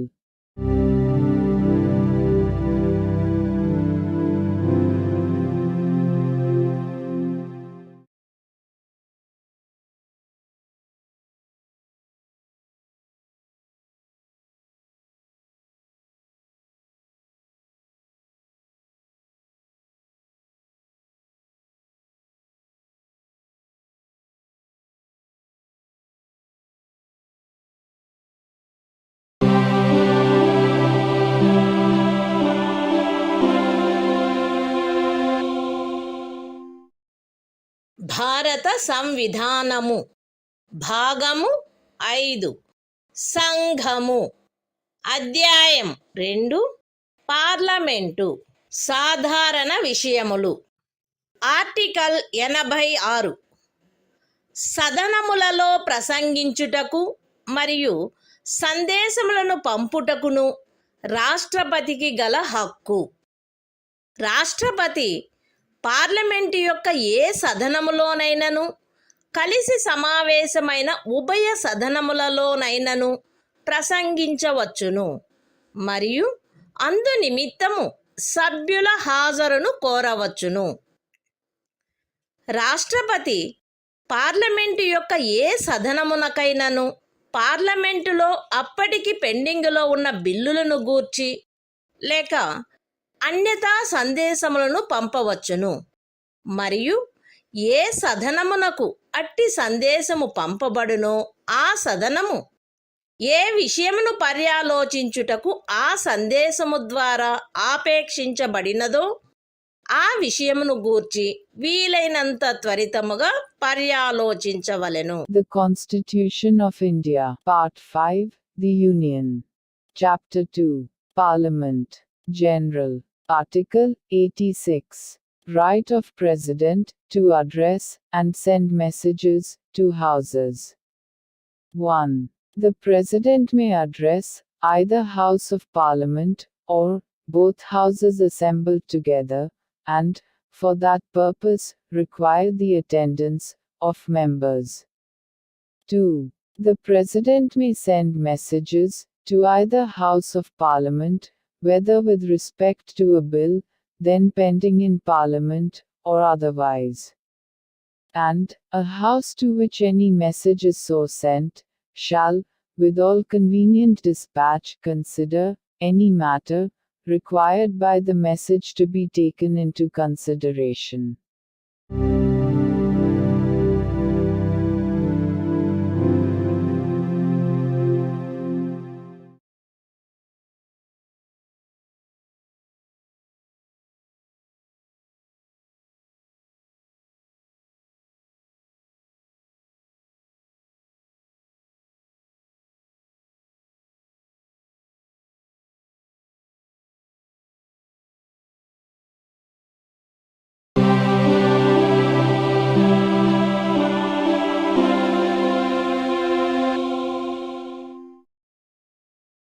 భారత సంవిధానము భాగము 5 సంఘము అధ్యాయము 2 parliament సాధారణ విషయములు. Article 87 రాష్ట్రపతి విశేష ప్రసంగము. రాష్ట్రపతి లోక్సభ యొక్క ప్రతి సాధారణ ఎన్నికల తరువాత మొదటి అధివేశనము యొక్క ప్రారంభమునను, ప్రతి సంవత్సరము మొదటి అధివేశనము యొక్క ప్రారంభమునను కలిపి సమావేశమైన పార్లమెంటు యొక్క ఉభయ సదనములను సంబోధించి పార్లమెంటును ఆహ్వానించిన కారణములను తెలియజేయవలెను. ఉభయ సదనముల ప్రక్రియలను క్రమబద్ధము చేయు నియమావళి ద్వారా రాష్ట్రపతి ప్రసంగంలో నిర్దేశించబడిన విషయములను చర్చించుటకై కాలమును కేటాయించుట చేయబడవలెను. The Constitution of India, Part 5, The Union. Chapter 2, Parliament, General. Article 87. Special Address by the President. 1. At the commencement of the first session after each general election, to the House of the People, and, at the commencement of the first session of each year, the President shall address both Houses of Parliament assembled together, and inform Parliament of the causes of its summons. 2. Provision shall be made by the rules regulating the procedure of either House for the allotment of time for discussion of the matters referred to in such address.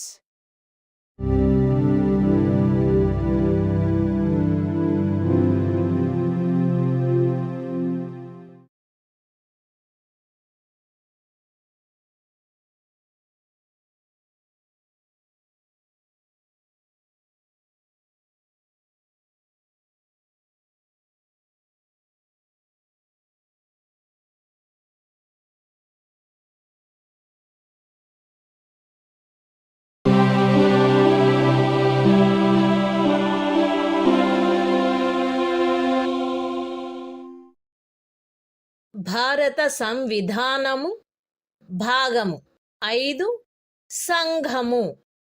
అధ్యాయము 2 parliament సాధారణ విషయములు. Article 88 సదనములను గురించి మంత్రులకు, attorney జనరలకు గల హక్కులు.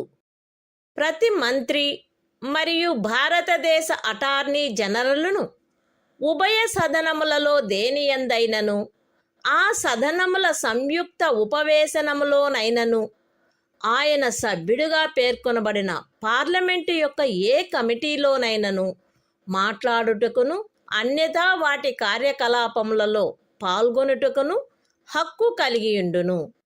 కానీ ఈ అనుచ్ఛేదమును పురస్కరించుకొని ఆయన అందు ఓటు చేయుటకు హక్కు కలిగియుండడు. The Constitution of India, Part 5, The Union. Chapter 2, Parliament, General. Article 88. Rights of Ministers and Attorney General. As respects Houses, every Minister and the Attorney General of India shall have the right to speak in, and otherwise to take part in the proceedings of either House, any joint sitting of the Houses, and any committee of Parliament, of which he may be named a member, but shall not by virtue of this article be entitled to vote.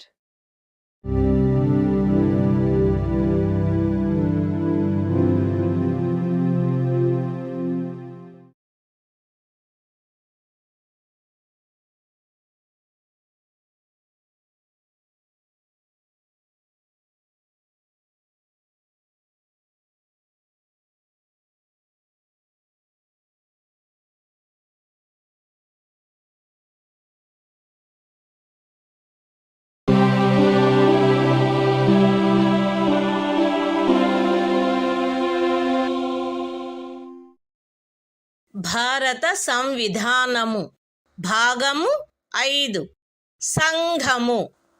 అధ్యాయము 2 parliament parliament అధికారులు. Article 89 Rajya Sabha యొక్క సభాపతి మరియు ఉపసభాపతి. భారతదేశ ఉపరాష్ట్రపతి పదవీ రీత్యా రాజ్యసభ యొక్క సభాపతి అయి ఉండును. రాజ్యసభ వీలైనంత త్వరగా ఆ సభ యొక్క సభ్యులలో ఒకరిని ఉపసభాపతిగా ఎంపిక చేసుకొనవలెను మరియు ఉపసభాపతి పదవి ఖాళీ అయినప్పుడెల్లను సభ మరొక సభ్యుని ఉపసభాపతిగా ఎంపిక చేసుకొనవలెను. The Constitution of India, Part 5, The Union. Chapter 2, Parliament. Officers of Parliament. Article 89. The Chairman and Deputy Chairman of the Council of States. 1. The Vice President of India shall be ex officio Chairman of the Council of States. 2. The Council of States shall, as soon as may be, choose a member of the Council to be Deputy Chairman thereof, and, so often as the office of Deputy Chairman becomes vacant, the Council shall choose another member to be Deputy Chairman thereof.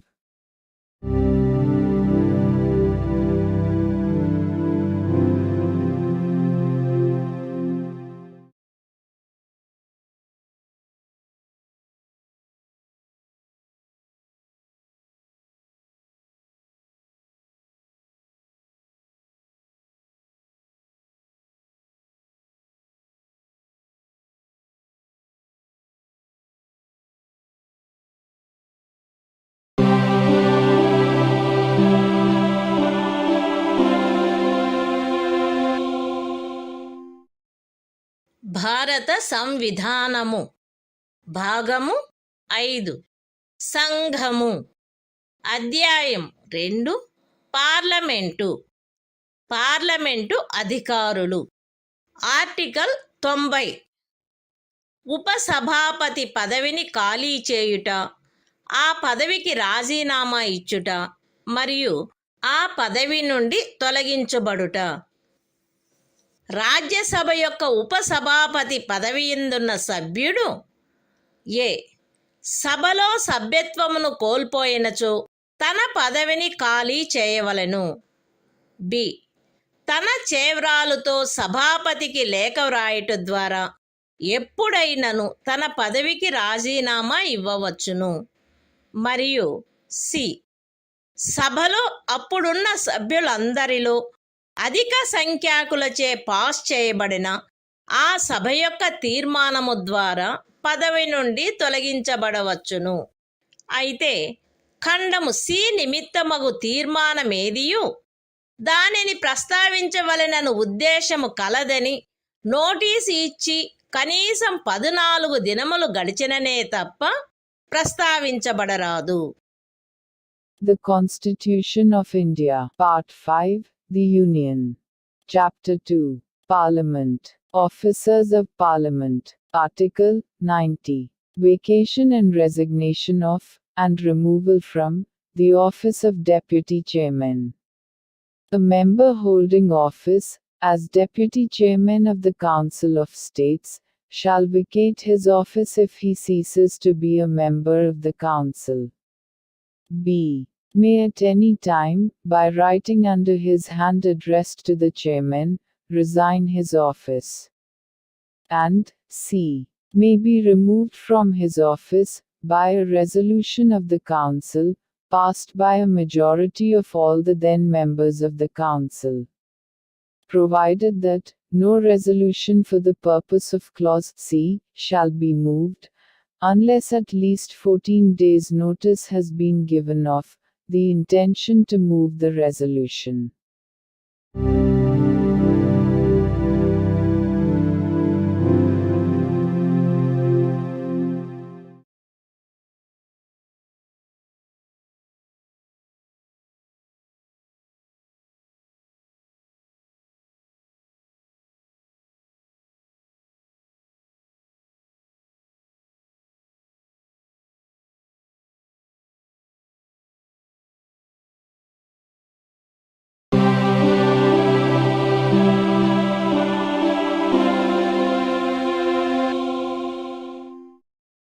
భారత సంవిధానము భాగము 5 సంఘము అధ్యాయము 2 parliament అధికారులు article 91 సభాపతి పదవికి చెందిన కర్తవ్యములను నిర్వహించుటకు గాని, సభాపతిగా వ్యవహరించుటకు గాని ఉపసభాపతి లేక ఇతర వ్యక్తికి గల అధికారము. సభాపతి పదవి ఖాళీగా ఉన్నప్పుడు లేక ఉపరాష్ట్రపతి రాష్ట్రపతిగా వ్యవహరించుచున్నా లేక రాష్ట్రపతి కృత్యములను నిర్వహించుచున్న ఏదేని కాలావధిలో సభాపతి పదవికి చెందిన కర్తవ్యములు ఉపసభాపతిచే లేక ఉపసభాపతి పదవి కూడా ఖాళీగా ఉన్నచో రాష్ట్రపతి అందు నిమిత్తము నియమించిన రాజ్యసభ సభ్యునిచే నిర్వర్తించబడవలెను. రాజ్యసభ యొక్క ఏదేని ఉపవేశనమునందు సభాపతి హాజరులో లేనప్పుడు ఉపసభాపతి లేక ఉపసభాపతి కూడా హాజరులో లేనప్పుడు సభ యొక్క ప్రక్రియ నియమావళిచే నిర్ధారణ చేయబడు వ్యక్తి లేక అట్టి ఏ వ్యక్తియూ హాజరులో లేనప్పుడు సభచే నిర్ధారణ చేయబడు ఎవరేని ఇతర వ్యక్తి సభాపతిగా వ్యవహరించవలెను. The Constitution of India, Part 5, The Union. Chapter 2, Parliament. Officers of Parliament. Article 91. Power of the Deputy Chairman, or other person, to perform the duties of the office of, or to act as, Chairman. 1. While the office of Chairman is vacant, or during any period when the Vice President is acting as, or discharging the functions of, President, the duties of the office shall be performed by the Deputy Chairman. Or, if the office of Deputy Chairman is also vacant, by such member of the Council of States as, the President may appoint for the purpose. 2. During the absence of the Chairman from any sitting of the Council of States, the Deputy Chairman, or, if he is also absent, such person as may be determined by the rules of procedure of the Council, or, if no such person is present, such other person as may be determined by the Council, shall act as Chairman.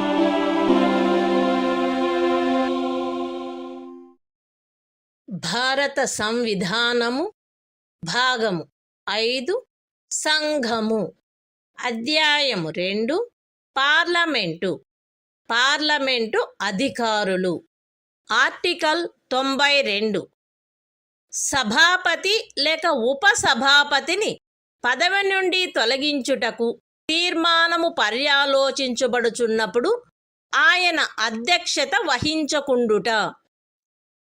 ఉపరాష్ట్రపతిని పదవి నుండి తొలగించుటకు తీర్మానమేదైనను పర్యాలోచనలోనున్నప్పుడు సభాపతి లేక ఉపసభాపతిని పదవి నుండి తొలగించుటకు తీర్మానమేదైనను పర్యాలోచనలోనున్నప్పుడు ఉపసభాపతి రాజ్యసభ యొక్క ఏదేని ఉపవేశనమునందు ఆయన హాజరై ఉన్నప్పటికీ అధ్యక్షత వహించరాదు.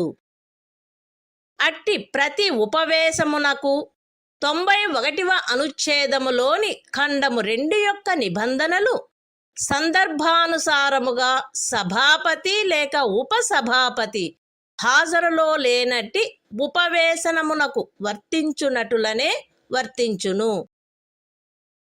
ఉపరాష్ట్రపతిని పదవి నుండి తొలగించుటకు తీర్మానమేదైనను రాజ్యసభలో పర్యాలోచనలోనున్నప్పుడు ఆ సభలో మాట్లాడుటకును అన్యథా దాని కార్యకలాపములలో పాల్గొనుటకును సభాపతి హక్కు కలిగియుండును. కాని 100వ అనుచ్ఛేదములో ఏమి ఉన్నప్పటికీ అట్టి తీర్మానముపై గాని ఆ కార్యకలాపములలో ఏదేని ఇతర విషయముపై గాని ఓటు చేయుటకు ఆయనకు బొత్తిగా హక్కు ఉండదు. The Constitution of India, Part 5, The Union. Chapter 2, Parliament. Officers of Parliament. Article 92. The chairman or the deputy chairman, not to preside, while a resolution for his removal from office is under consideration. 1. At any sitting of the Council of States, while any resolution for the removal of the Vice President from his office is under consideration, the Chairman, or while any resolution for the removal of the Deputy Chairman from his office is under consideration, the Deputy Chairman shall not, though he is present, preside. And, the provisions of Clause 2 of Article 91 shall apply in relation to every such sitting, as they apply in relation to a sitting from which the chairman, or, as the case may be, the deputy chairman, is absent. 2. The chairman shall have the right to speak in, and, otherwise to take part in the proceedings of, the Council of States, while any resolution for the removal of the Vice President from his office is under consideration in the Council, but, notwithstanding anything in Article 100, shall not be entitled to vote at all on such resolution, or on any other matter during such proceedings.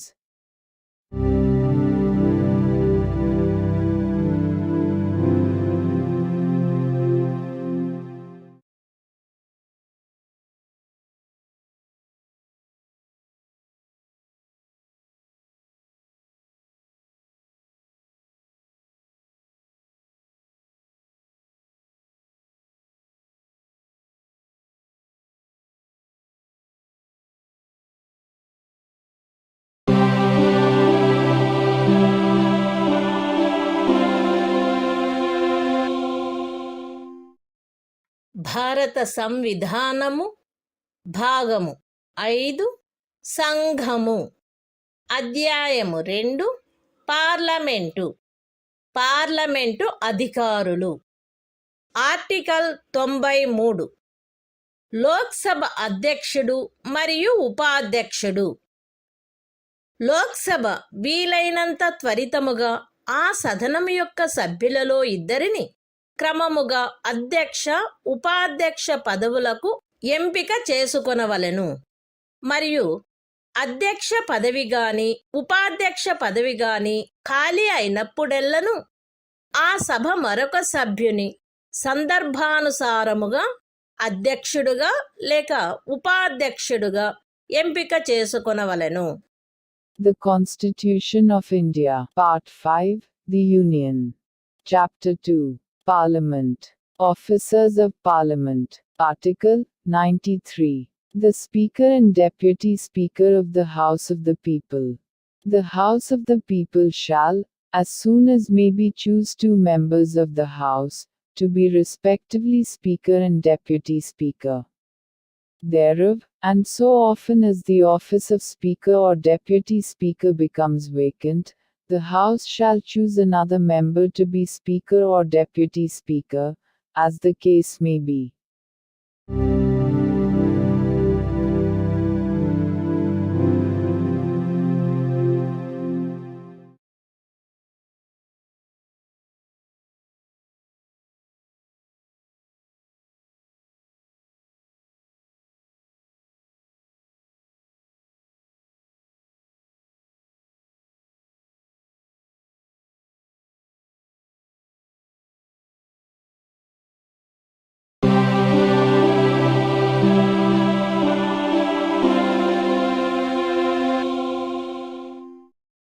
భారత సంవిధానము భాగము 5 సంఘము అధ్యాయము 2 parliament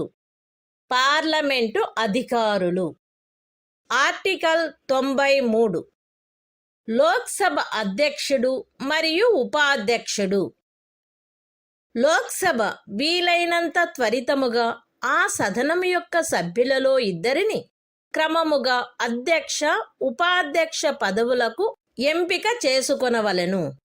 మరియు అధ్యక్ష పదవి గాని ఉపాధ్యక్ష పదవి గాని ఖాళీ అయినప్పుడెల్లను ఆ సభ మరొక సభ్యుని సందర్భానుసారముగా అధ్యక్షుడుగా లేక ఉపాధ్యక్షుడుగా ఎంపిక చేసుకొనవలెను.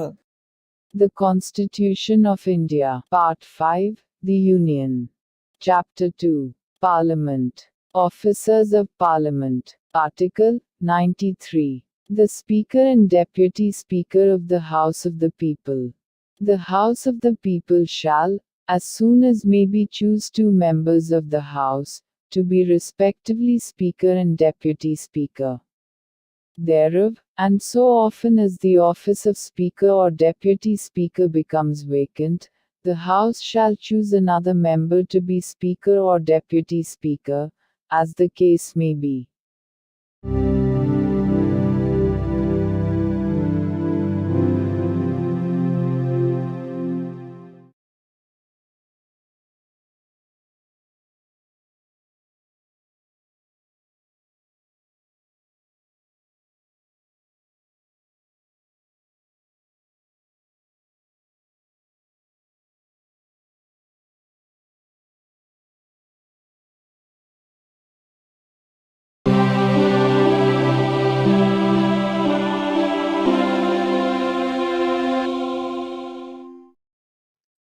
భారత సంవిధానము భాగము 5 సంఘము అధ్యాయం 2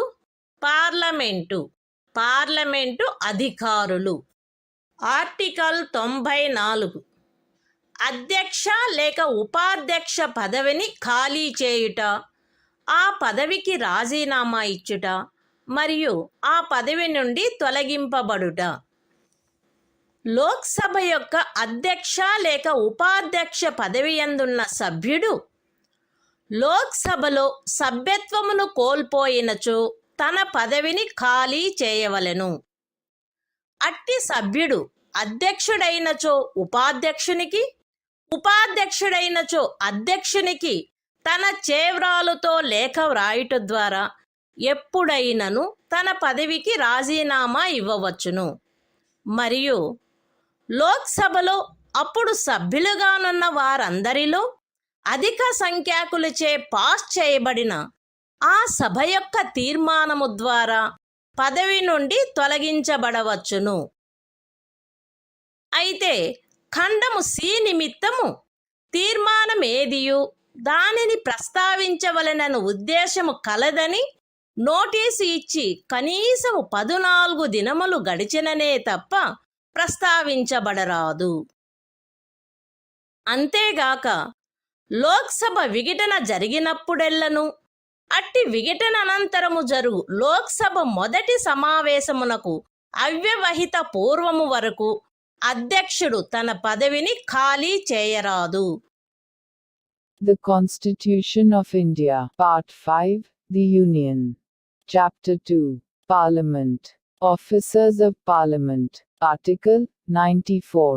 Vacation and resignation of, and removal from, the offices of Speaker and Deputy Speaker.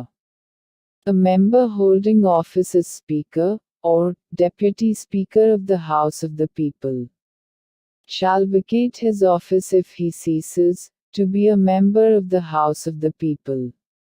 B. May at any time, by writing under his hand addressed, if such member is the Speaker, to the Deputy Speaker, and, if such member is the Deputy Speaker, to the Speaker, resign his office, and, c. may be removed from his office by a resolution of the House of the People, passed by a majority of all the then members of the House, provided that no resolution for the purpose of clause c. shall be moved, unless at least 14 days' notice has been given of the intention to move the resolution.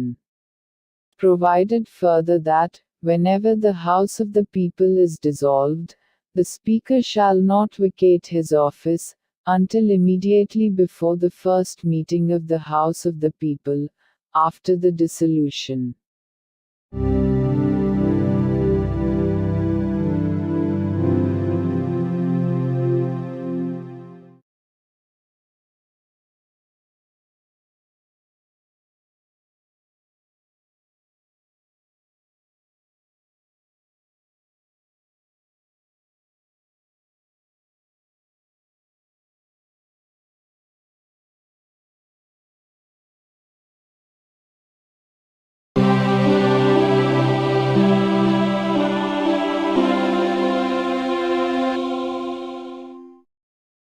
భారత సంవిధానము భాగము 5 సంఘము అధ్యాయము 2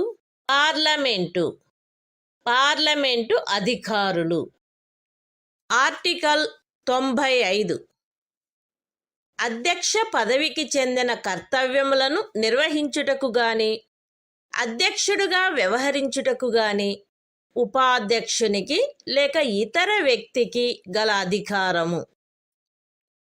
అధ్యక్ష పదవి ఖాళీగానున్నప్పుడు ఆ పదవికి చెందిన కర్తవ్యములు ఉపాధ్యక్షునిచే లేక ఉపాధ్యక్ష పదవి కూడా ఖాళీగానున్నచో రాష్ట్రపతి అందు నిమిత్తము నియమించు లోక్సభ సభ్యునిచే నిర్వర్తించబడవలెను. లోక్సభ యొక్క ఏదేని ఉపవేశమునందు అధ్యక్షుడు హాజరులో లేనప్పుడు ఉపాధ్యక్షుడు లేక ఉపాధ్యక్షుడు కూడా హాజరులో లేనప్పుడు లోక్సభ యొక్క ప్రక్రియా నియమావళిచే నిర్ధారణ చేయబడు వ్యక్తి లేక అట్టి ఏ వ్యక్తియు హాజరులో లేనప్పుడు లోక్సభచే నిర్ధారణ చేయబడు ఎవరేని ఇతర వ్యక్తి అధ్యక్షుడుగా వ్యవహరించవలెను. The Constitution of India, Part 5, The Union. Chapter 2, Parliament. Officers of Parliament. Article 95. Power of the Deputy Speaker, or other person, to perform the duties of the office of, or to act as, Speaker. 1. While the office of Speaker is vacant, the duties of the office shall be performed by the Deputy Speaker. Or, if the office of Deputy Speaker is also vacant, by such member of the House of the People as the President may appoint for the purpose. 2. During the absence of the Speaker from any sitting of the House of the People, the Deputy Speaker, or, if he is also absent, such person, as may be determined by the rules of procedure of the House, or, if no such person is present, such other person, as may be determined by the House, shall act as Speaker.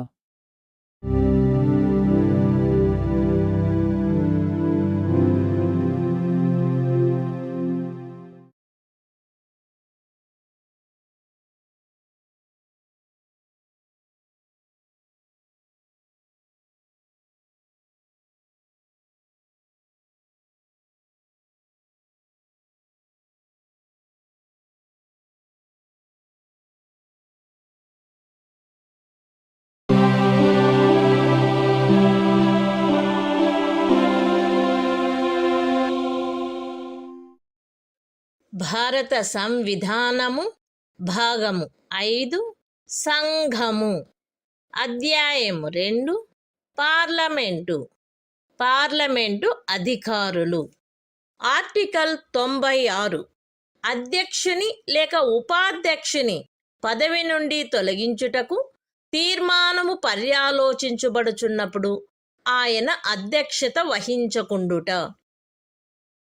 అధ్యక్షుని పదవి నుండి తొలగించుటకు తీర్మానమేదైనను పర్యాలోచనలోనున్నప్పుడు అధ్యక్షుడు లేక ఉపాధ్యక్షుని పదవి నుండి తొలగించుటకు తీర్మానమేదైనను పర్యాలోచనలో ఉన్నప్పుడు ఉపాధ్యక్షుడు లోక్సభ యొక్క ఏదేని ఉపవేశనమునందు ఆయన హాజరయ్యున్నప్పటికీ అధ్యక్షత వహించరాదు. అట్టి ప్రతి ఉపవేశనమునకు 95వ అనుచ్ఛేదములోని ఖండము 2 యొక్క నిబంధనలు సందర్భానుసారముగా అధ్యక్షుడు లేక ఉపాధ్యక్షుడు హాజరులో లేనట్టి ఉపవేశనమునకు వర్తించునటులనే వర్తించును. అధ్యక్షుని పదవి నుండి తొలగించుటకు తీర్మానమేదైనను లోక్సభలో పర్యాలోచనలోనున్నప్పుడు ఆ సభలో మాట్లాడుటకును అన్యథా దాని కార్యకలాపములో పాల్గొనుటకును అధ్యక్షుడు హక్కు కలిగియుండును. 100వ అనుచ్ఛేదములో ఏమి ఉన్నప్పటికీ అట్టి తీర్మానముపై గాని అట్టి ఆ కార్యకలాపములో ఏదేని ఇతర విషయంపై గాని మొదటిసారి మాత్రమే ఓటు చేయుటకు ఆయన హక్కు కలిగియుండును. కాని ఓట్లు సమానమై ఉండినెడల ఓటు చేయుటకు ఆయనకు హక్కు ఉండదు. The Constitution of India, Part 5, The Union. Chapter 2, Parliament. Officers of Parliament. Article 96. The Speaker or the Deputy Speaker, not to preside, while a resolution for his removal from office is under consideration. 1. At any sitting of the House of the People, while any resolution for the removal of the Speaker from his office is under consideration, the Speaker, or while any resolution for the removal of the Deputy Speaker from his office is under consideration, the Deputy Speaker shall not, though he is present, preside. And the provisions of Clause 2 of Article 95 shall apply, in relation to every such sitting, as they apply in relation to a sitting, from which the Speaker, or, as the case may be, the Deputy Speaker, is absent. 2. The Speaker shall have the right to speak in, and otherwise to take part in, the proceedings of, the House of the People, while, any resolution, for his removal from office is under consideration, in the House. And shall, notwithstanding anything in Article 100, be entitled to vote, only in the first instance, on such resolution, or on any other matter during such proceedings.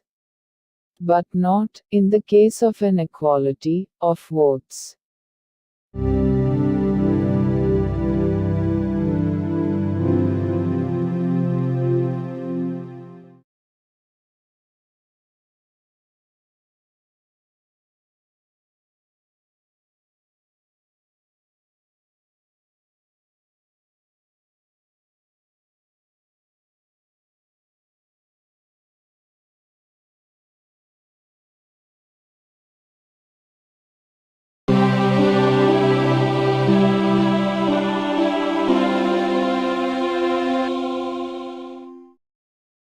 భారత సంవిధానము భాగము 5 సంఘము.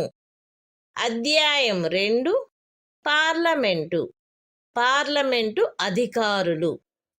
Article 97 సభాపతి, ఉపసభాపతి మరియు అధ్యక్షుని, ఉపాధ్యక్షుని యొక్క జీతములు మరియు భత్యములు.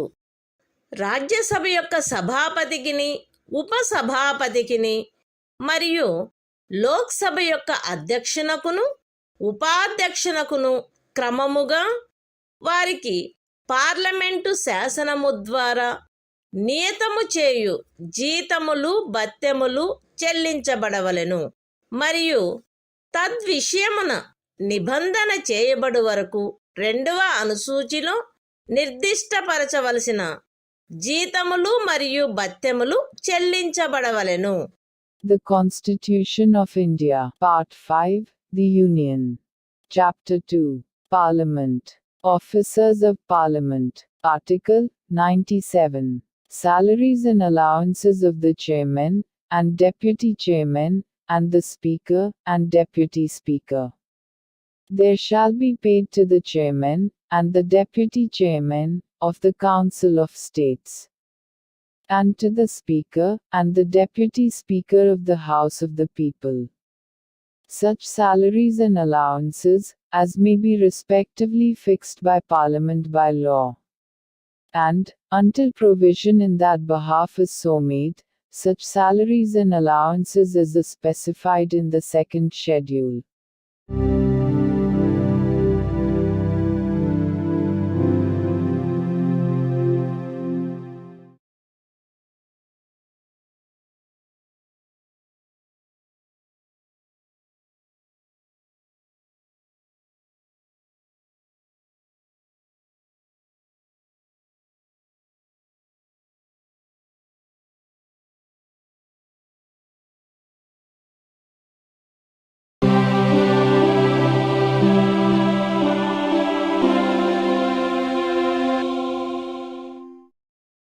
భారత సంవిధానము భాగము 5 సంఘము అధ్యాయము 2 పార్లమెంటు అధికారులు ఆర్టికల్ 98 పార్లమెంటు యొక్క సచివాలయము పార్లమెంటు యొక్క ప్రతి సదనమునకు వేరువేరుగా సచివాలయ సిబ్బంది ఉండవలెను.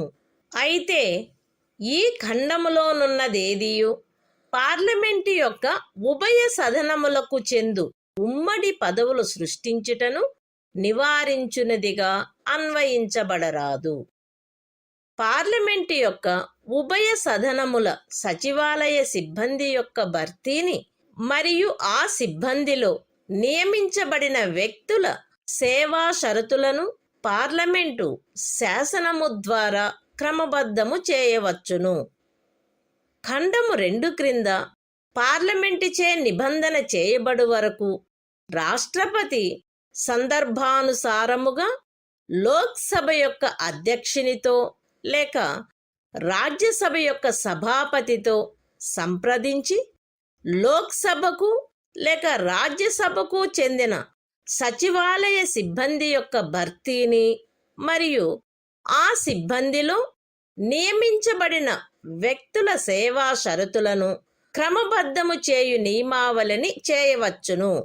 మరియు అట్లు చేయబడిన నియమావళి సదరు ఖండము క్రింద చేయబడు ఏదేని శాసనము యొక్క నిబంధనలకు అత్యధీనమై ప్రభావము కలిగి ఉండవలెను.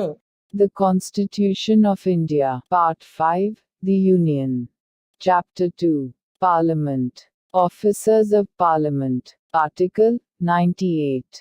Secretariat of Parliament. 1. Each House of Parliament shall have a separate secretarial staff. Provided that, nothing in this clause shall be construed as preventing the creation of posts common to both Houses of Parliament. 2. Parliament may by law regulate the recruitment and the conditions of service of persons appointed to the secretarial staff of either House of Parliament. 3. Until provision is made by Parliament under Clause 2. The President may, after consultation with the Speaker of the House of the People, or the Chairman of the Council of States, as the case may be, make rules regulating the recruitment and the conditions of service of persons appointed to the secretarial staff of the House of the People or the Council of States. And any rules so made shall have effect, subject to the provisions of any law made under the said clause.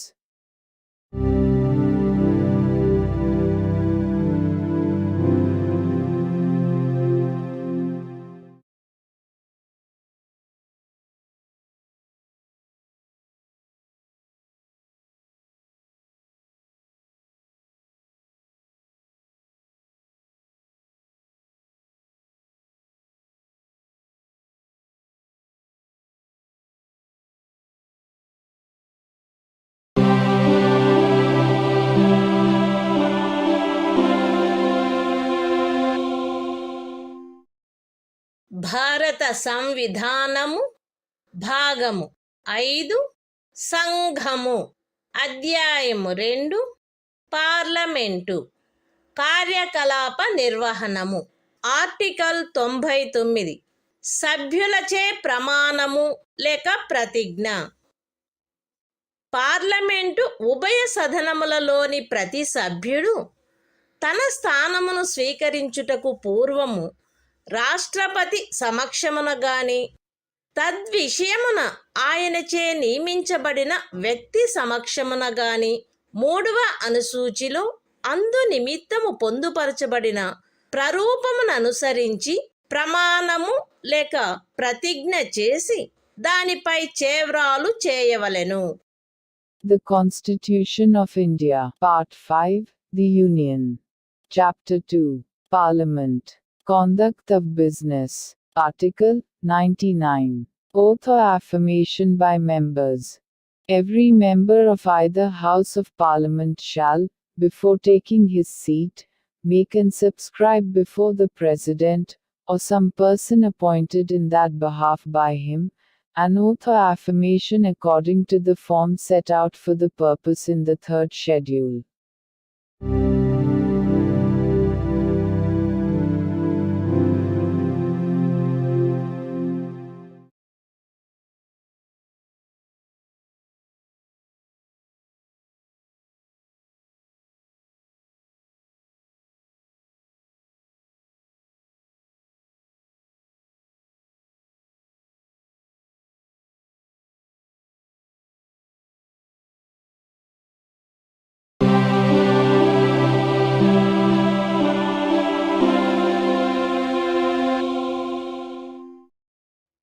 భారత సంవిధానము భాగము 5 సంఘము అధ్యాయము 2 parliament కార్యకలాప నిర్వహణము.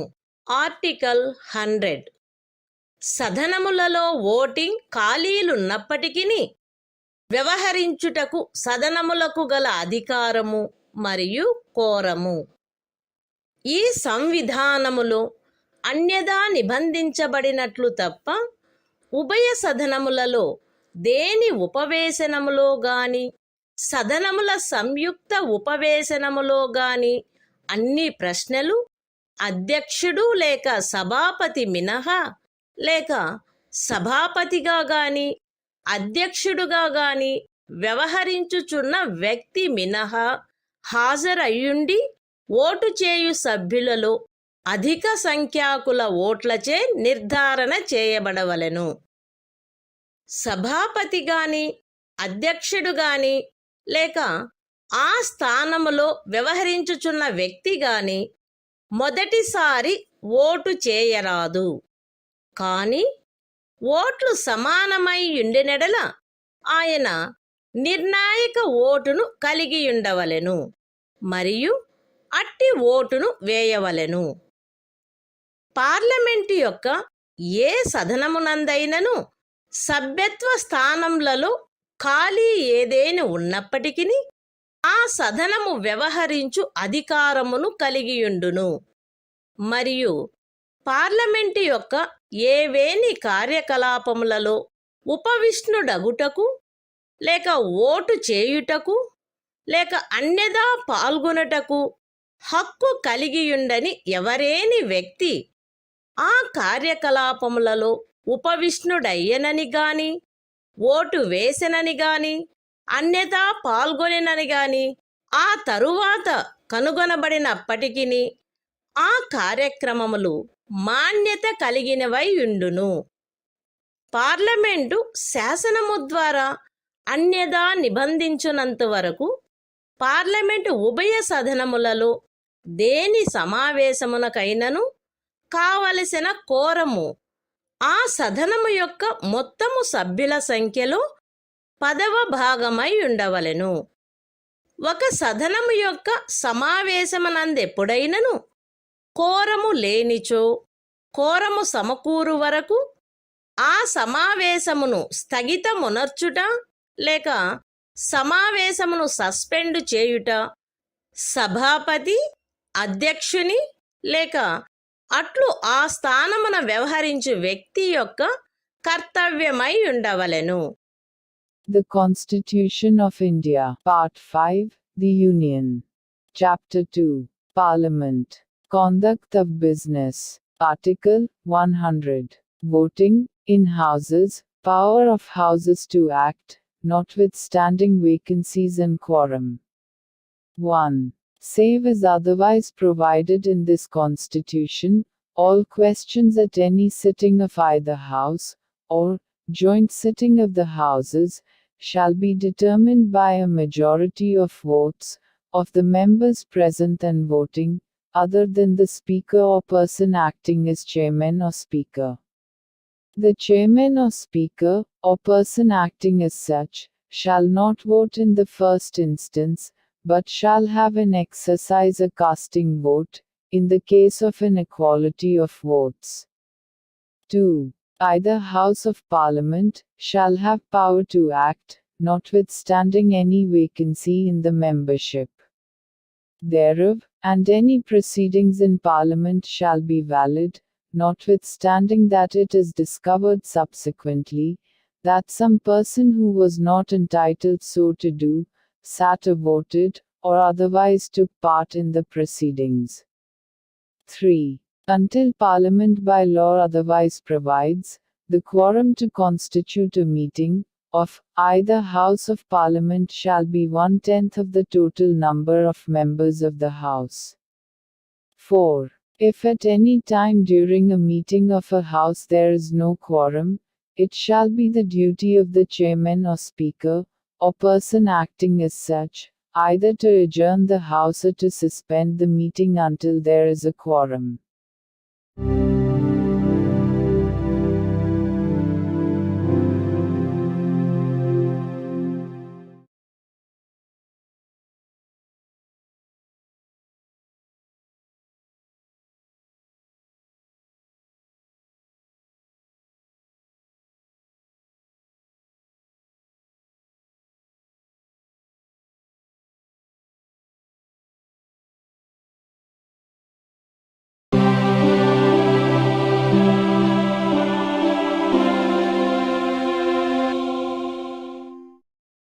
భారత సంవిధానము భాగము 5 సంఘము అధ్యాయము 2 parliament సభ్యుల నిరర్హతలు article 101 స్థానములను ఖాళీ చేయుట ఒకే వ్యక్తి పార్లమెంటు యొక్క ఉభయ సదనములలోనూ సభ్యుడై ఉండరాదు. ఉభయ సదనములకు సభ్యుడుగా ఎంపిక చేయబడిన వ్యక్తి ఆ ఉభయ సదనములలో ఒకదాని అందలి స్థానమును ఖాళీ చేయుటకు పార్లమెంటు చే శాసనము ద్వారా నిబంధన చేయబడవలెను. ఒకే వ్యక్తి పార్లమెంటులోనూ ఏదేని రాజ్య శాసన మండలి యొక్క ఒక సదనములోనూ సభ్యుడై ఉండరాదు. మరియు ఏ వ్యక్తి అయినను పార్లమెంటుకును రాజ్య శాసన మండలి యొక్క ఒక సదనమునకును సభ్యుడిగా ఎంపిక చేయబడినచో ఆ రాజ్య శాసన మండలిలోని తన స్థానమునకు అంతకు ముందు రాజీనామా ఇచ్చి ఉండిననే తప్ప పార్లమెంటులో ఆ వ్యక్తి యొక్క స్థానము రాష్ట్రపతిచే చేయబడిన నియమావళి యందు నిర్దిష్టపరచబడు కాలావధి ముగియగనే ఖాళీ అగును. పార్లమెంటు యొక్క ఉభయ సదనములలో దేని సభ్యుడైనను 102వ అనుచ్ఛేదము యొక్క ఖండము 1 లేక ఖండము 2లో పేర్కొనబడిన నిరర్హతలలో దేనికైనను లోనైనచో లేక సందర్భానుసారముగా సభాపతికి లేక అధ్యక్షునికి తన చేవ్రాలుతో లేఖ వ్రాయుట ద్వారా తన స్థానమునకు రాజీనామా ఇచ్చుటయు, అట్టి రాజీనామాను సందర్భానుసారముగా సభాపతి లేక అధ్యక్షుడు స్వీకరించుటయు జరిగినచో అటుపై అతని స్థానము ఖాళీ అగును. అయితే ఉపఖండము బిలో నిర్దేశించబడిన ఏదేని రాజీనామా విషయంలో సందర్భానుసారముగా సభాపతి లేక అధ్యక్షుడు తనకు అందిన సమాచారమును బట్టి గాని అన్యథా కాని మరియు తాను సబబని తలచు పరిశీలన జరిపిన పిమ్మట ఆ రాజీనామా స్వచ్ఛందముగా చేసినది కాదని లేక నిజమైనది కాదని అభిప్రాయపడినచో ఆయన ఆ రాజీనామాను స్వీకరించరాదు. పార్లమెంటు యొక్క ఉభయ సదనములలో దేని సభ్యుడైనను ఆ సదనము యొక్క అనుజ్ఞ లేకుండా దాని సమావేశములన్నిటికీ 60 దినముల కాలావధి వరకు హాజరు కానిచో ఆయన స్థానము ఖాళీ అయినట్లు ఆ సదనము ప్రఖ్యానించవచ్చును.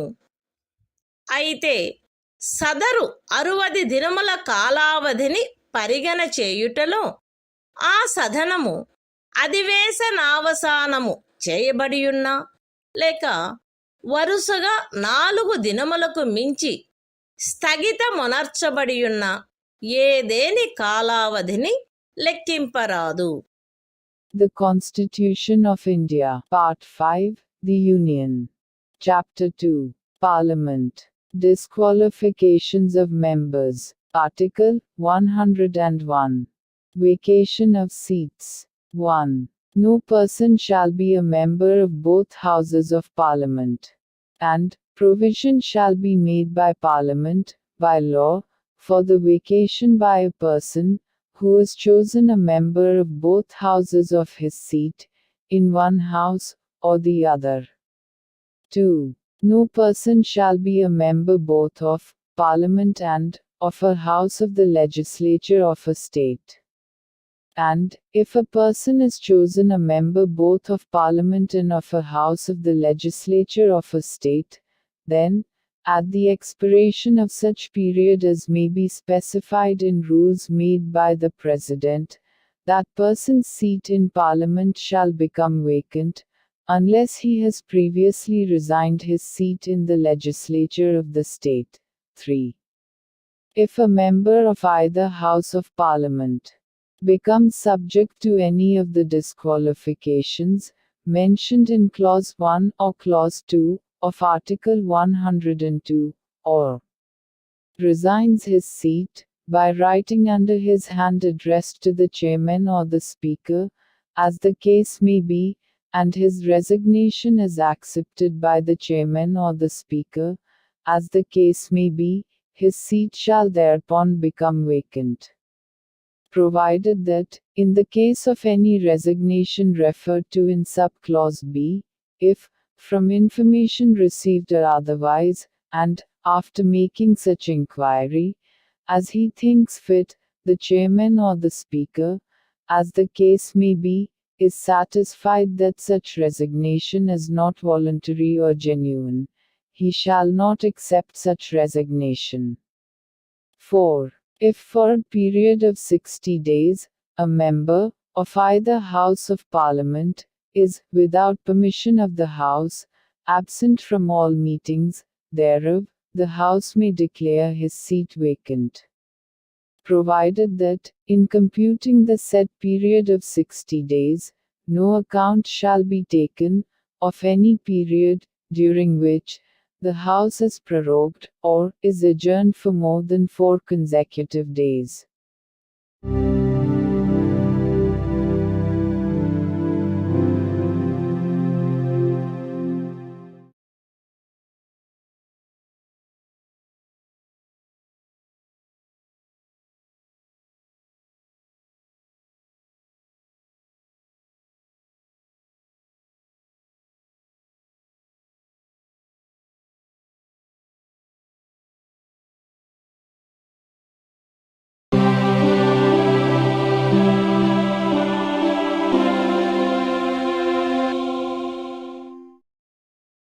భారత సంవిధానము భాగము 5 సంఘము అధ్యాయం 2 పార్లమెంటు సభ్యుల నిరర్హతలు ఆర్టికల్ 102 సభ్యత్వమునకు నిరర్హతలు ఒక వ్యక్తి పార్లమెంటు యొక్క ఉభయ సదనములలో సభ్యత్వమునకు దేనికైనను సభ్యుడుగా ఎంపిక చేయబడుటకు మరియు అట్టి సభ్యుడుగా ఉండుటకు ఈ క్రింది పరిస్థితులలో నిరర్హుడగును.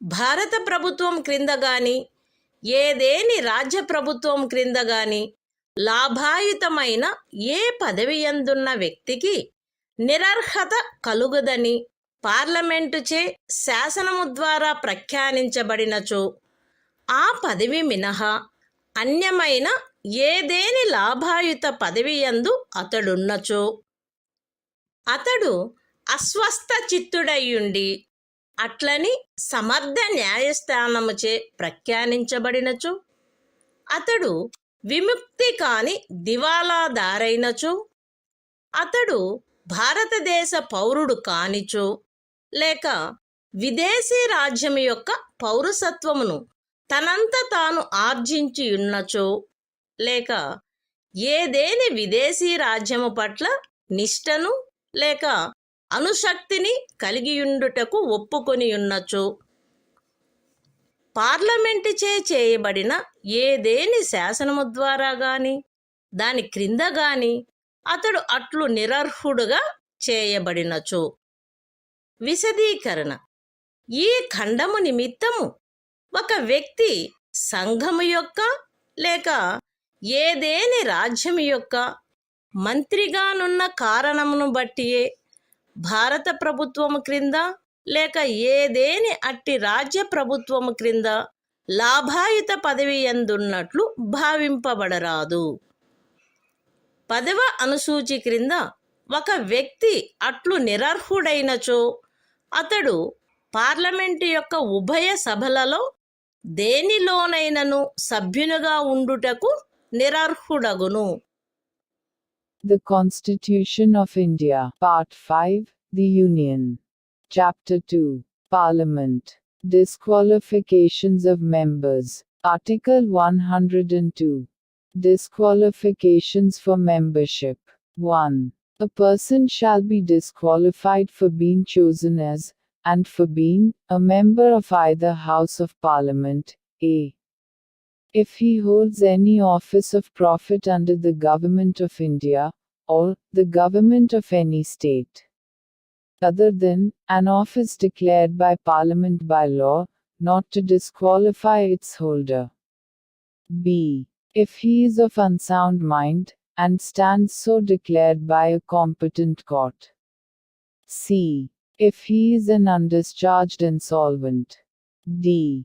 If he is not a citizen of India, or has voluntarily acquired the citizenship of a foreign state, or is under any acknowledgement of allegiance, or adherence to a foreign state. A. If he is so disqualified, by or under any law made by Parliament.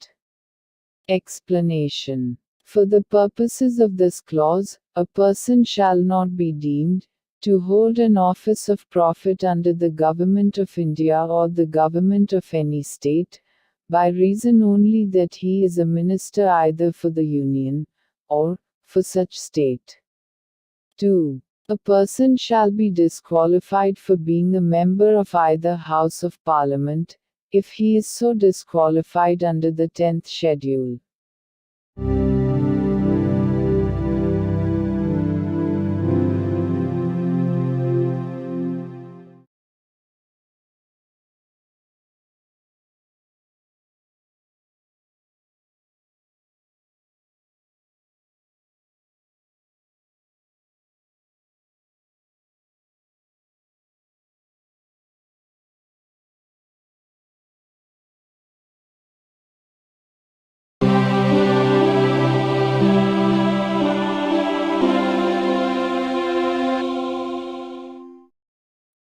భారత సంవిధానము భాగము 5 సంఘము అధ్యాయము 2 parliament సభ్యుల నిరర్హతలు article 103 సభ్యుల నిరర్హతలకు సంబంధించిన ప్రశ్నలపై నిర్ణయము.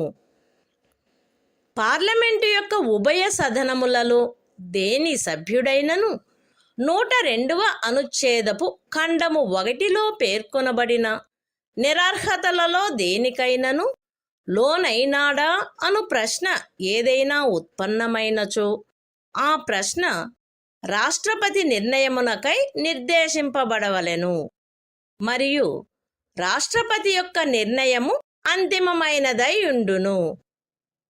అట్టి ఏదేని ప్రశ్నపై ఏదేని నిర్ణయమును చేయుటకు పూర్వము రాష్ట్రపతి ఎన్నికల కమిషన్ యొక్క అభిప్రాయమును గైకొని అట్టి అభిప్రాయానుసారము వ్యవహరించవలెను.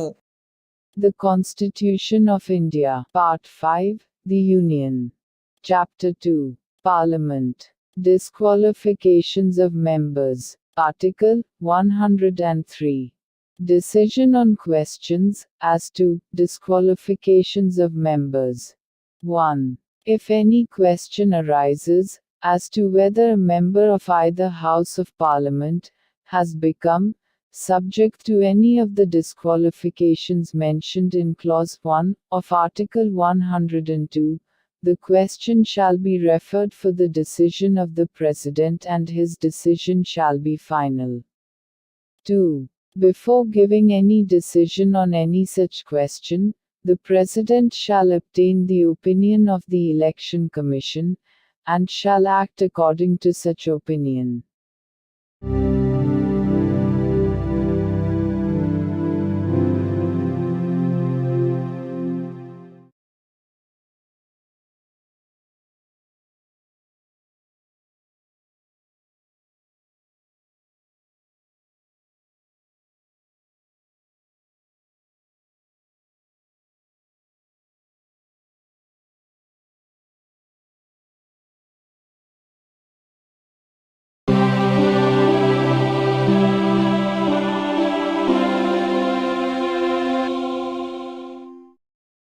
భారత సంవిధానము భాగము 5 సంఘము అధ్యాయము 2 పార్లమెంటు సభ్యుల నిరర్హతలు ఆర్టికల్ 104 99వ అనుచ్ఛేదము క్రింద ప్రమాణము లేక ప్రతిజ్ఞ చేయుటకు పూర్వము గాని అర్హత లేనప్పుడు కానీ నిరర్హుడైనప్పుడు కానీ ఉపవిష్ణుడైనందుకు మరియు ఓటు చేసినందుకు శాస్తి.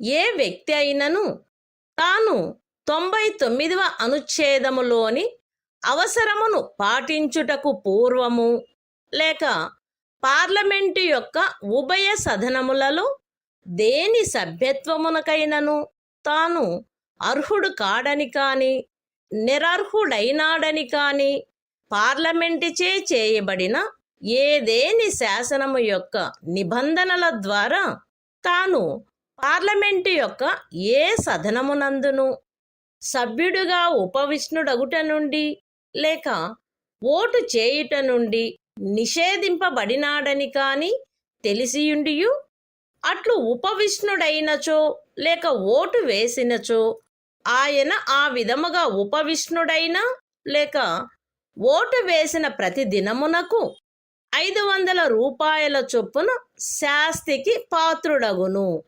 దానిని సంఘమునకు బాకీయున్న రుణము వలె ఆయన నుండి వసూలు చేయవలెను. The Constitution of India, Part 5, The Union. Chapter 2, Parliament. Disqualifications of members. Article 104. Penalty for sitting and voting before making oath or affirmation under Article 99, or, when not qualified, or when disqualified. If a person sits or votes as a member of either House of Parliament, before he has complied with the requirements of Article 99, or, when he knows that he is not qualified, or that he is disqualified for membership thereof, or, that he is prohibited from so doing by the provisions of any law made by Parliament, he shall be liable in respect of each day on which he so sits or votes, to a penalty of 500 rupees, to be recovered as a debt due to the Union.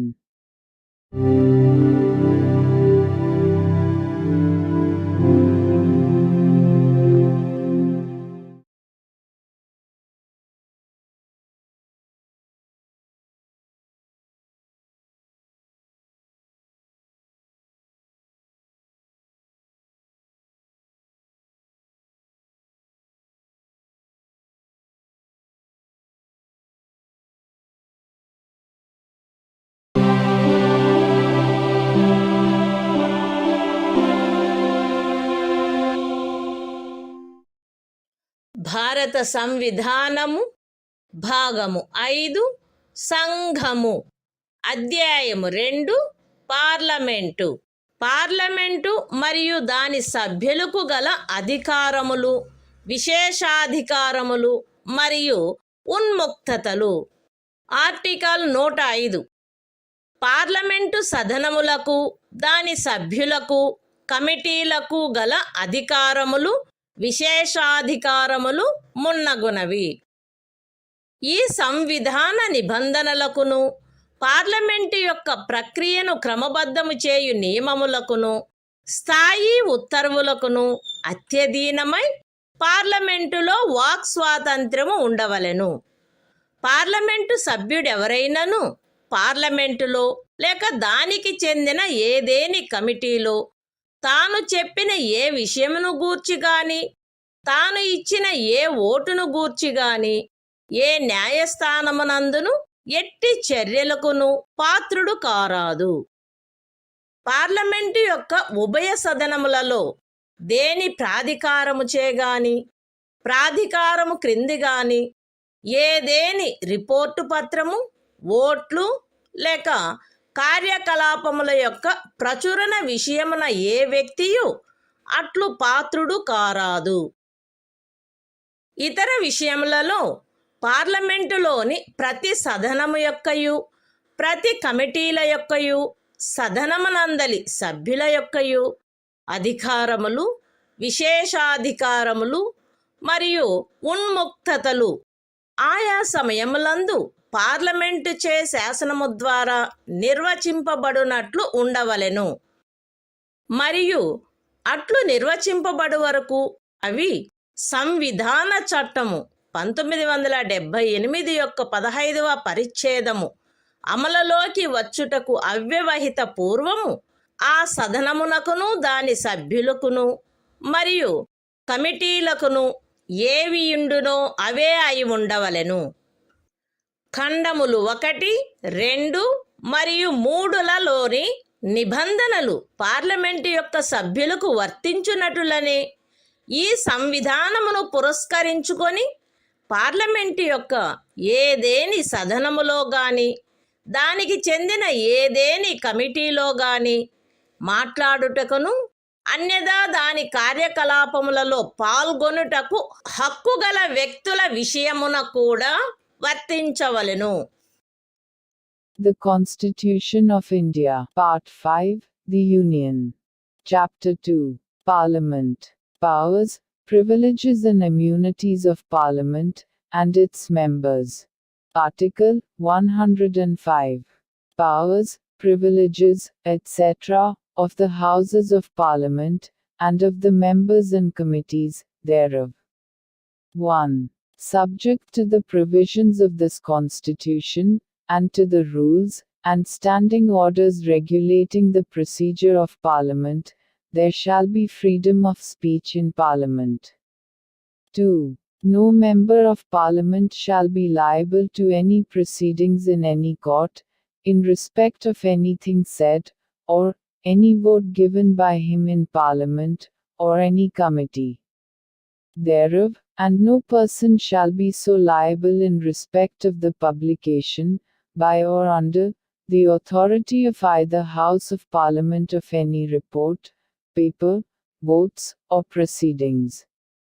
3. In other respects, the powers, privileges and immunities of each House of Parliament, and of the members and the committees of each House, shall be such as may from time to time be defined by Parliament by law. And, until so defined, shall be those of that House and, of its members, and committees, immediately before the coming into force of Section 15 of the Constitution, 44th Amendment, Act, 1978. 4. The provisions of clauses 1, 2, and 3 shall apply in relation to persons who by virtue of this Constitution have the right to speak in, and otherwise to take part in the proceedings of a House of Parliament, or any committee thereof, as they apply in relation to members of Parliament.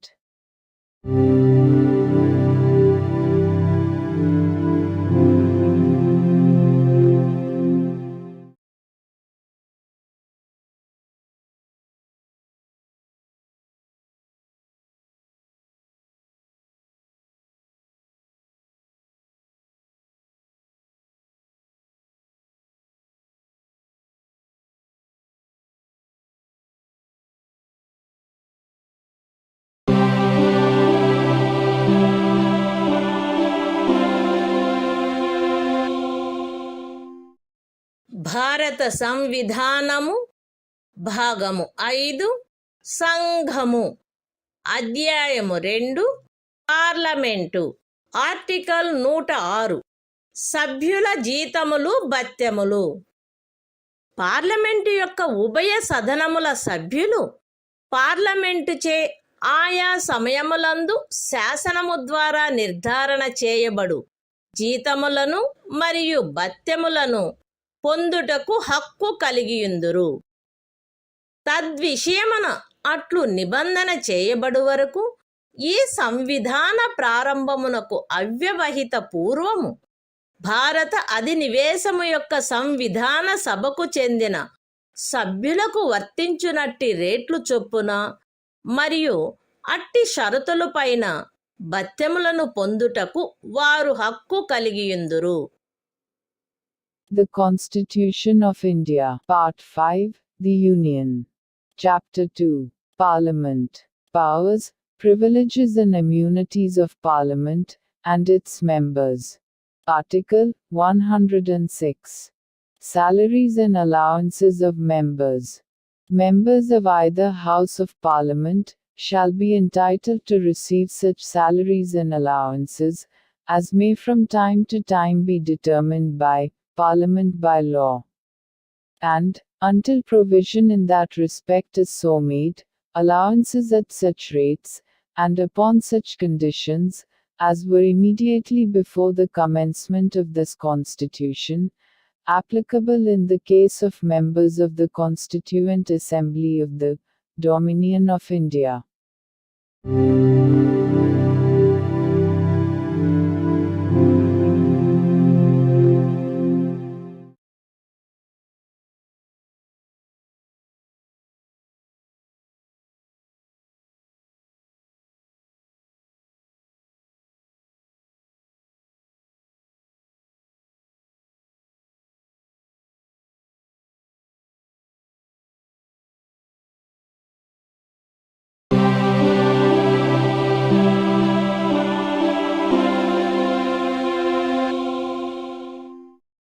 భారత సంవిధానము భాగము 5 సంఘము అధ్యాయం 2 parliament శాసన నిర్మాణ ప్రక్రియ.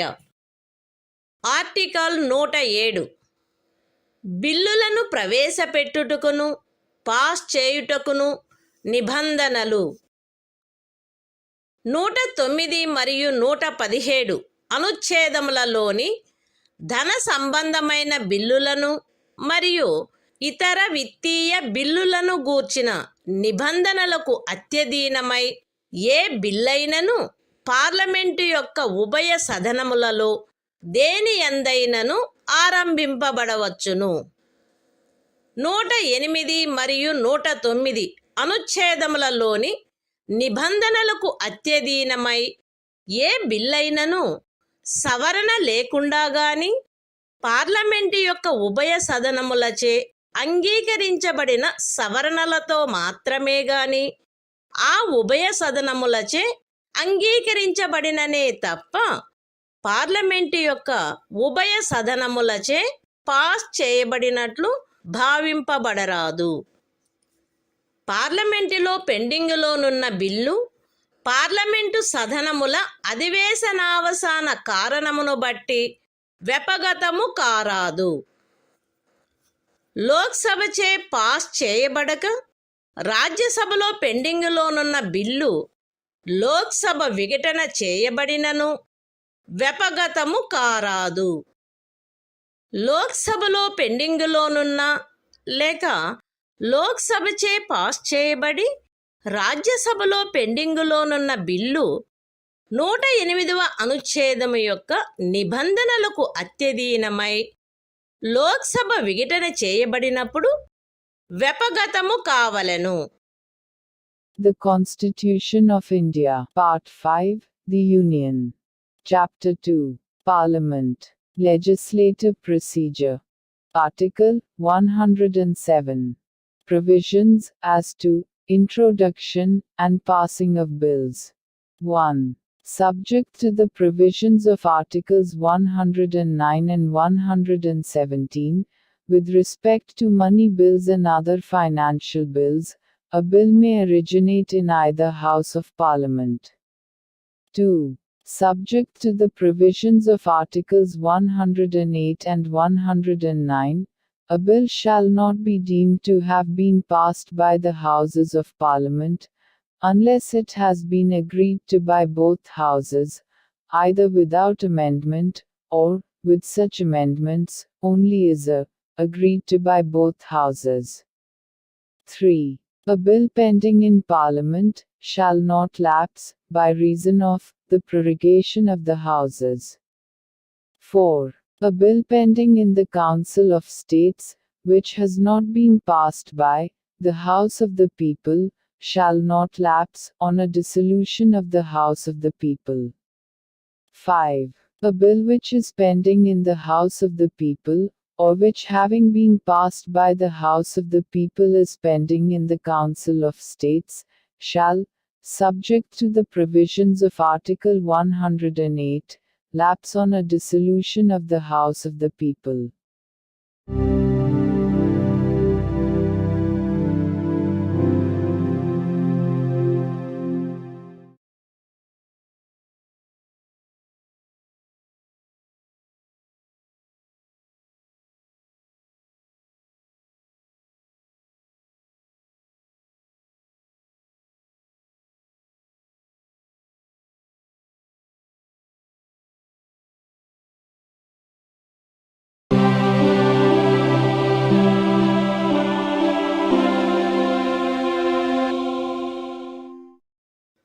భారత సంవిధానము భాగము 5 సంఘము అధ్యాయము 2 పార్లమెంటు శాసన నిర్మాణ ప్రక్రియ. ఆర్టికల్ 108. కొన్ని సందర్భములలో ఉభయ సదనముల సంయుక్త ఉపవేశనము. ఏదేని బిల్లు ఒక సదనముచే పాస్ చేయబడి రెండవ సదనమునకు పంపబడిన తరువాత ఆ బిల్లు రెండవ సదనముచే త్రోసిపుచ్చబడినచో, లేక ఆ బిల్లులో చేయవలసిన సవరణలను గూర్చి ఆ సదనములు తుదకు ఏకీభవించనిచో, లేక ఆ బిల్లు రెండవ సదనమునకు అందిన తేదీ నుండి ఆ సదనముచే పాస్ చేయబడక 6 మాసములకు మించి కాలము గడిచినచో, లోక్సభ విఘటన చేయబడిన కారణమును బట్టి ఆ బిల్లు వ్యపగతమై ఉండిననే తప్ప ఆ బిల్లును సమాలోచించి దానిపై ఓటు చేయుటకు ఉభయ సదనములను సంయుక్త ఉపవేశనమున సమావేశమగుటకై ఆహ్వానించు తన ఉద్దేశమును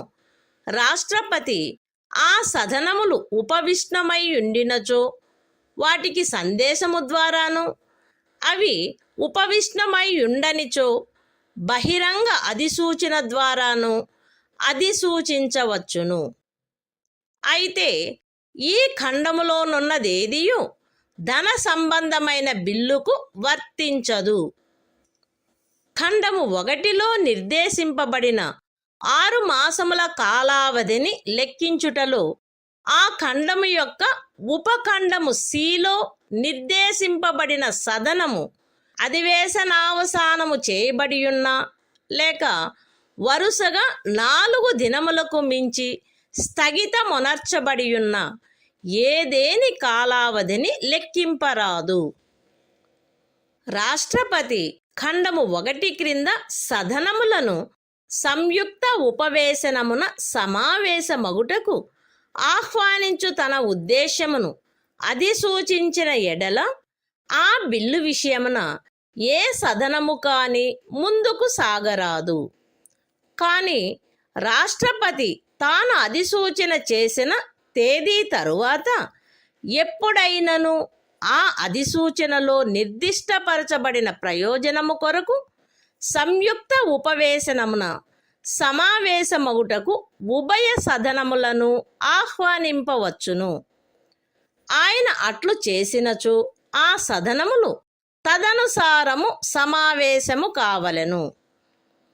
ఉభయ సదనములకు చెందిన సభ్యులను ఆ సదనముల సంయుక్త ఉపవేశనములో హాజరయ్యుండి ఓటు చేయు మొత్తము సభ్యులలో అధిక సంఖ్యాకులచే ఆ బిల్లు ఆ సంయుక్త ఉపవేశనములో అంగీకరింపబడిన సవరణలు ఏవైనా ఉన్నచో వాటితో సహా పాస్ చేయబడినచో అది ఈ సంవిధాన నిమిత్తము ఉభయ సదనములచే పాస్ చేయబడినట్లు భావింపబడవలెను.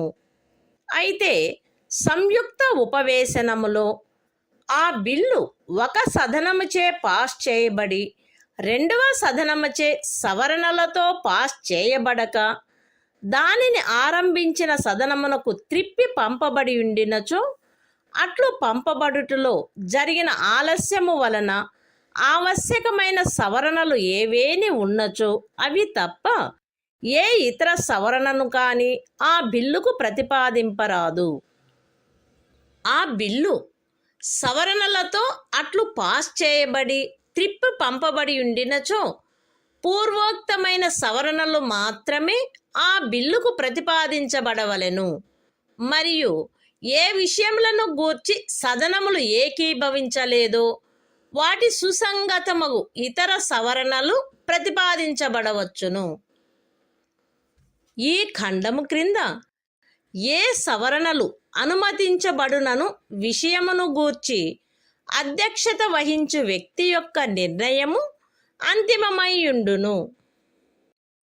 సంయుక్త ఉపవేశనమున సమావేశమగుటకు సదనములను ఆహ్వానించు ఉద్దేశమును రాష్ట్రపతి అధిసూచించిన తరువాత లోక్సభ యొక్క విఘటన జరిగినప్పటికీ ఈ అనుచ్ఛేదము క్రింద సంయుక్త ఉపవేశనము జరపబడవచ్చును.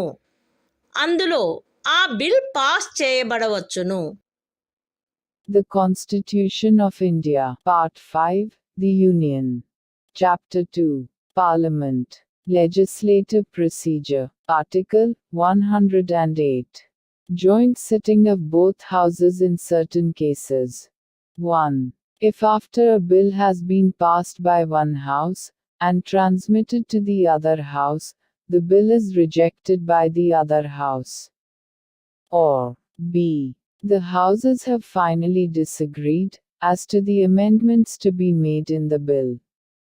Or c. More than 6 months elapse from the date of the reception of the bill by the other house, without the bill being passed by it, the President may, unless the bill has elapsed by reason of a dissolution of the House of the People, notify to the Houses by message, if they are sitting, or by public notification, if they are not sitting, his intention to summon them to meet in a joint sitting, for the purpose of deliberating and voting on the bill, provided that nothing in this clause shall apply to a money bill. 2. In reckoning any such period of 6 months, as is referred to in Clause 1, no account shall be taken of any period, during which the House referred to in subclause C of that clause is prorogued, or adjourned for more than 4 consecutive days. 3. Where the President has under Clause 1 notified his intention of summoning the Houses to meet in a joint sitting, neither House shall proceed further with the bill, but the President may at any time after the date of his notification, summon the Houses to meet in a joint sitting, for the purpose specified in the notification, and, if he does so, the Houses shall meet accordingly. 4. If at the joint sitting of the two houses the bill, with such amendments, if any, as are agreed to in joint sitting, is passed by a majority of the total number of members of both houses present and voting, it shall be deemed for the purposes of this Constitution to have been passed by both houses, provided that, at a joint sitting, a. If the bill, having been passed by one house, has not been passed by the other house, with amendments and returned to the house in which it originated, no amendment shall be proposed to the bill, other than such amendments, if any, as are made necessary by the delay in the passage of the bill. b. If the bill has been so passed and returned, only such amendments as aforesaid shall be proposed to the bill, and such other amendments as are relevant to the matters with respect to which the houses have not agreed, and the decision of the person presiding as to the amendments which are admissible under this clause shall be final. 5. A joint sitting may be held under this article and a bill passed thereat, notwithstanding that a dissolution of the House of the People has intervened, since the President notified his intention to summon the Houses to meet therein.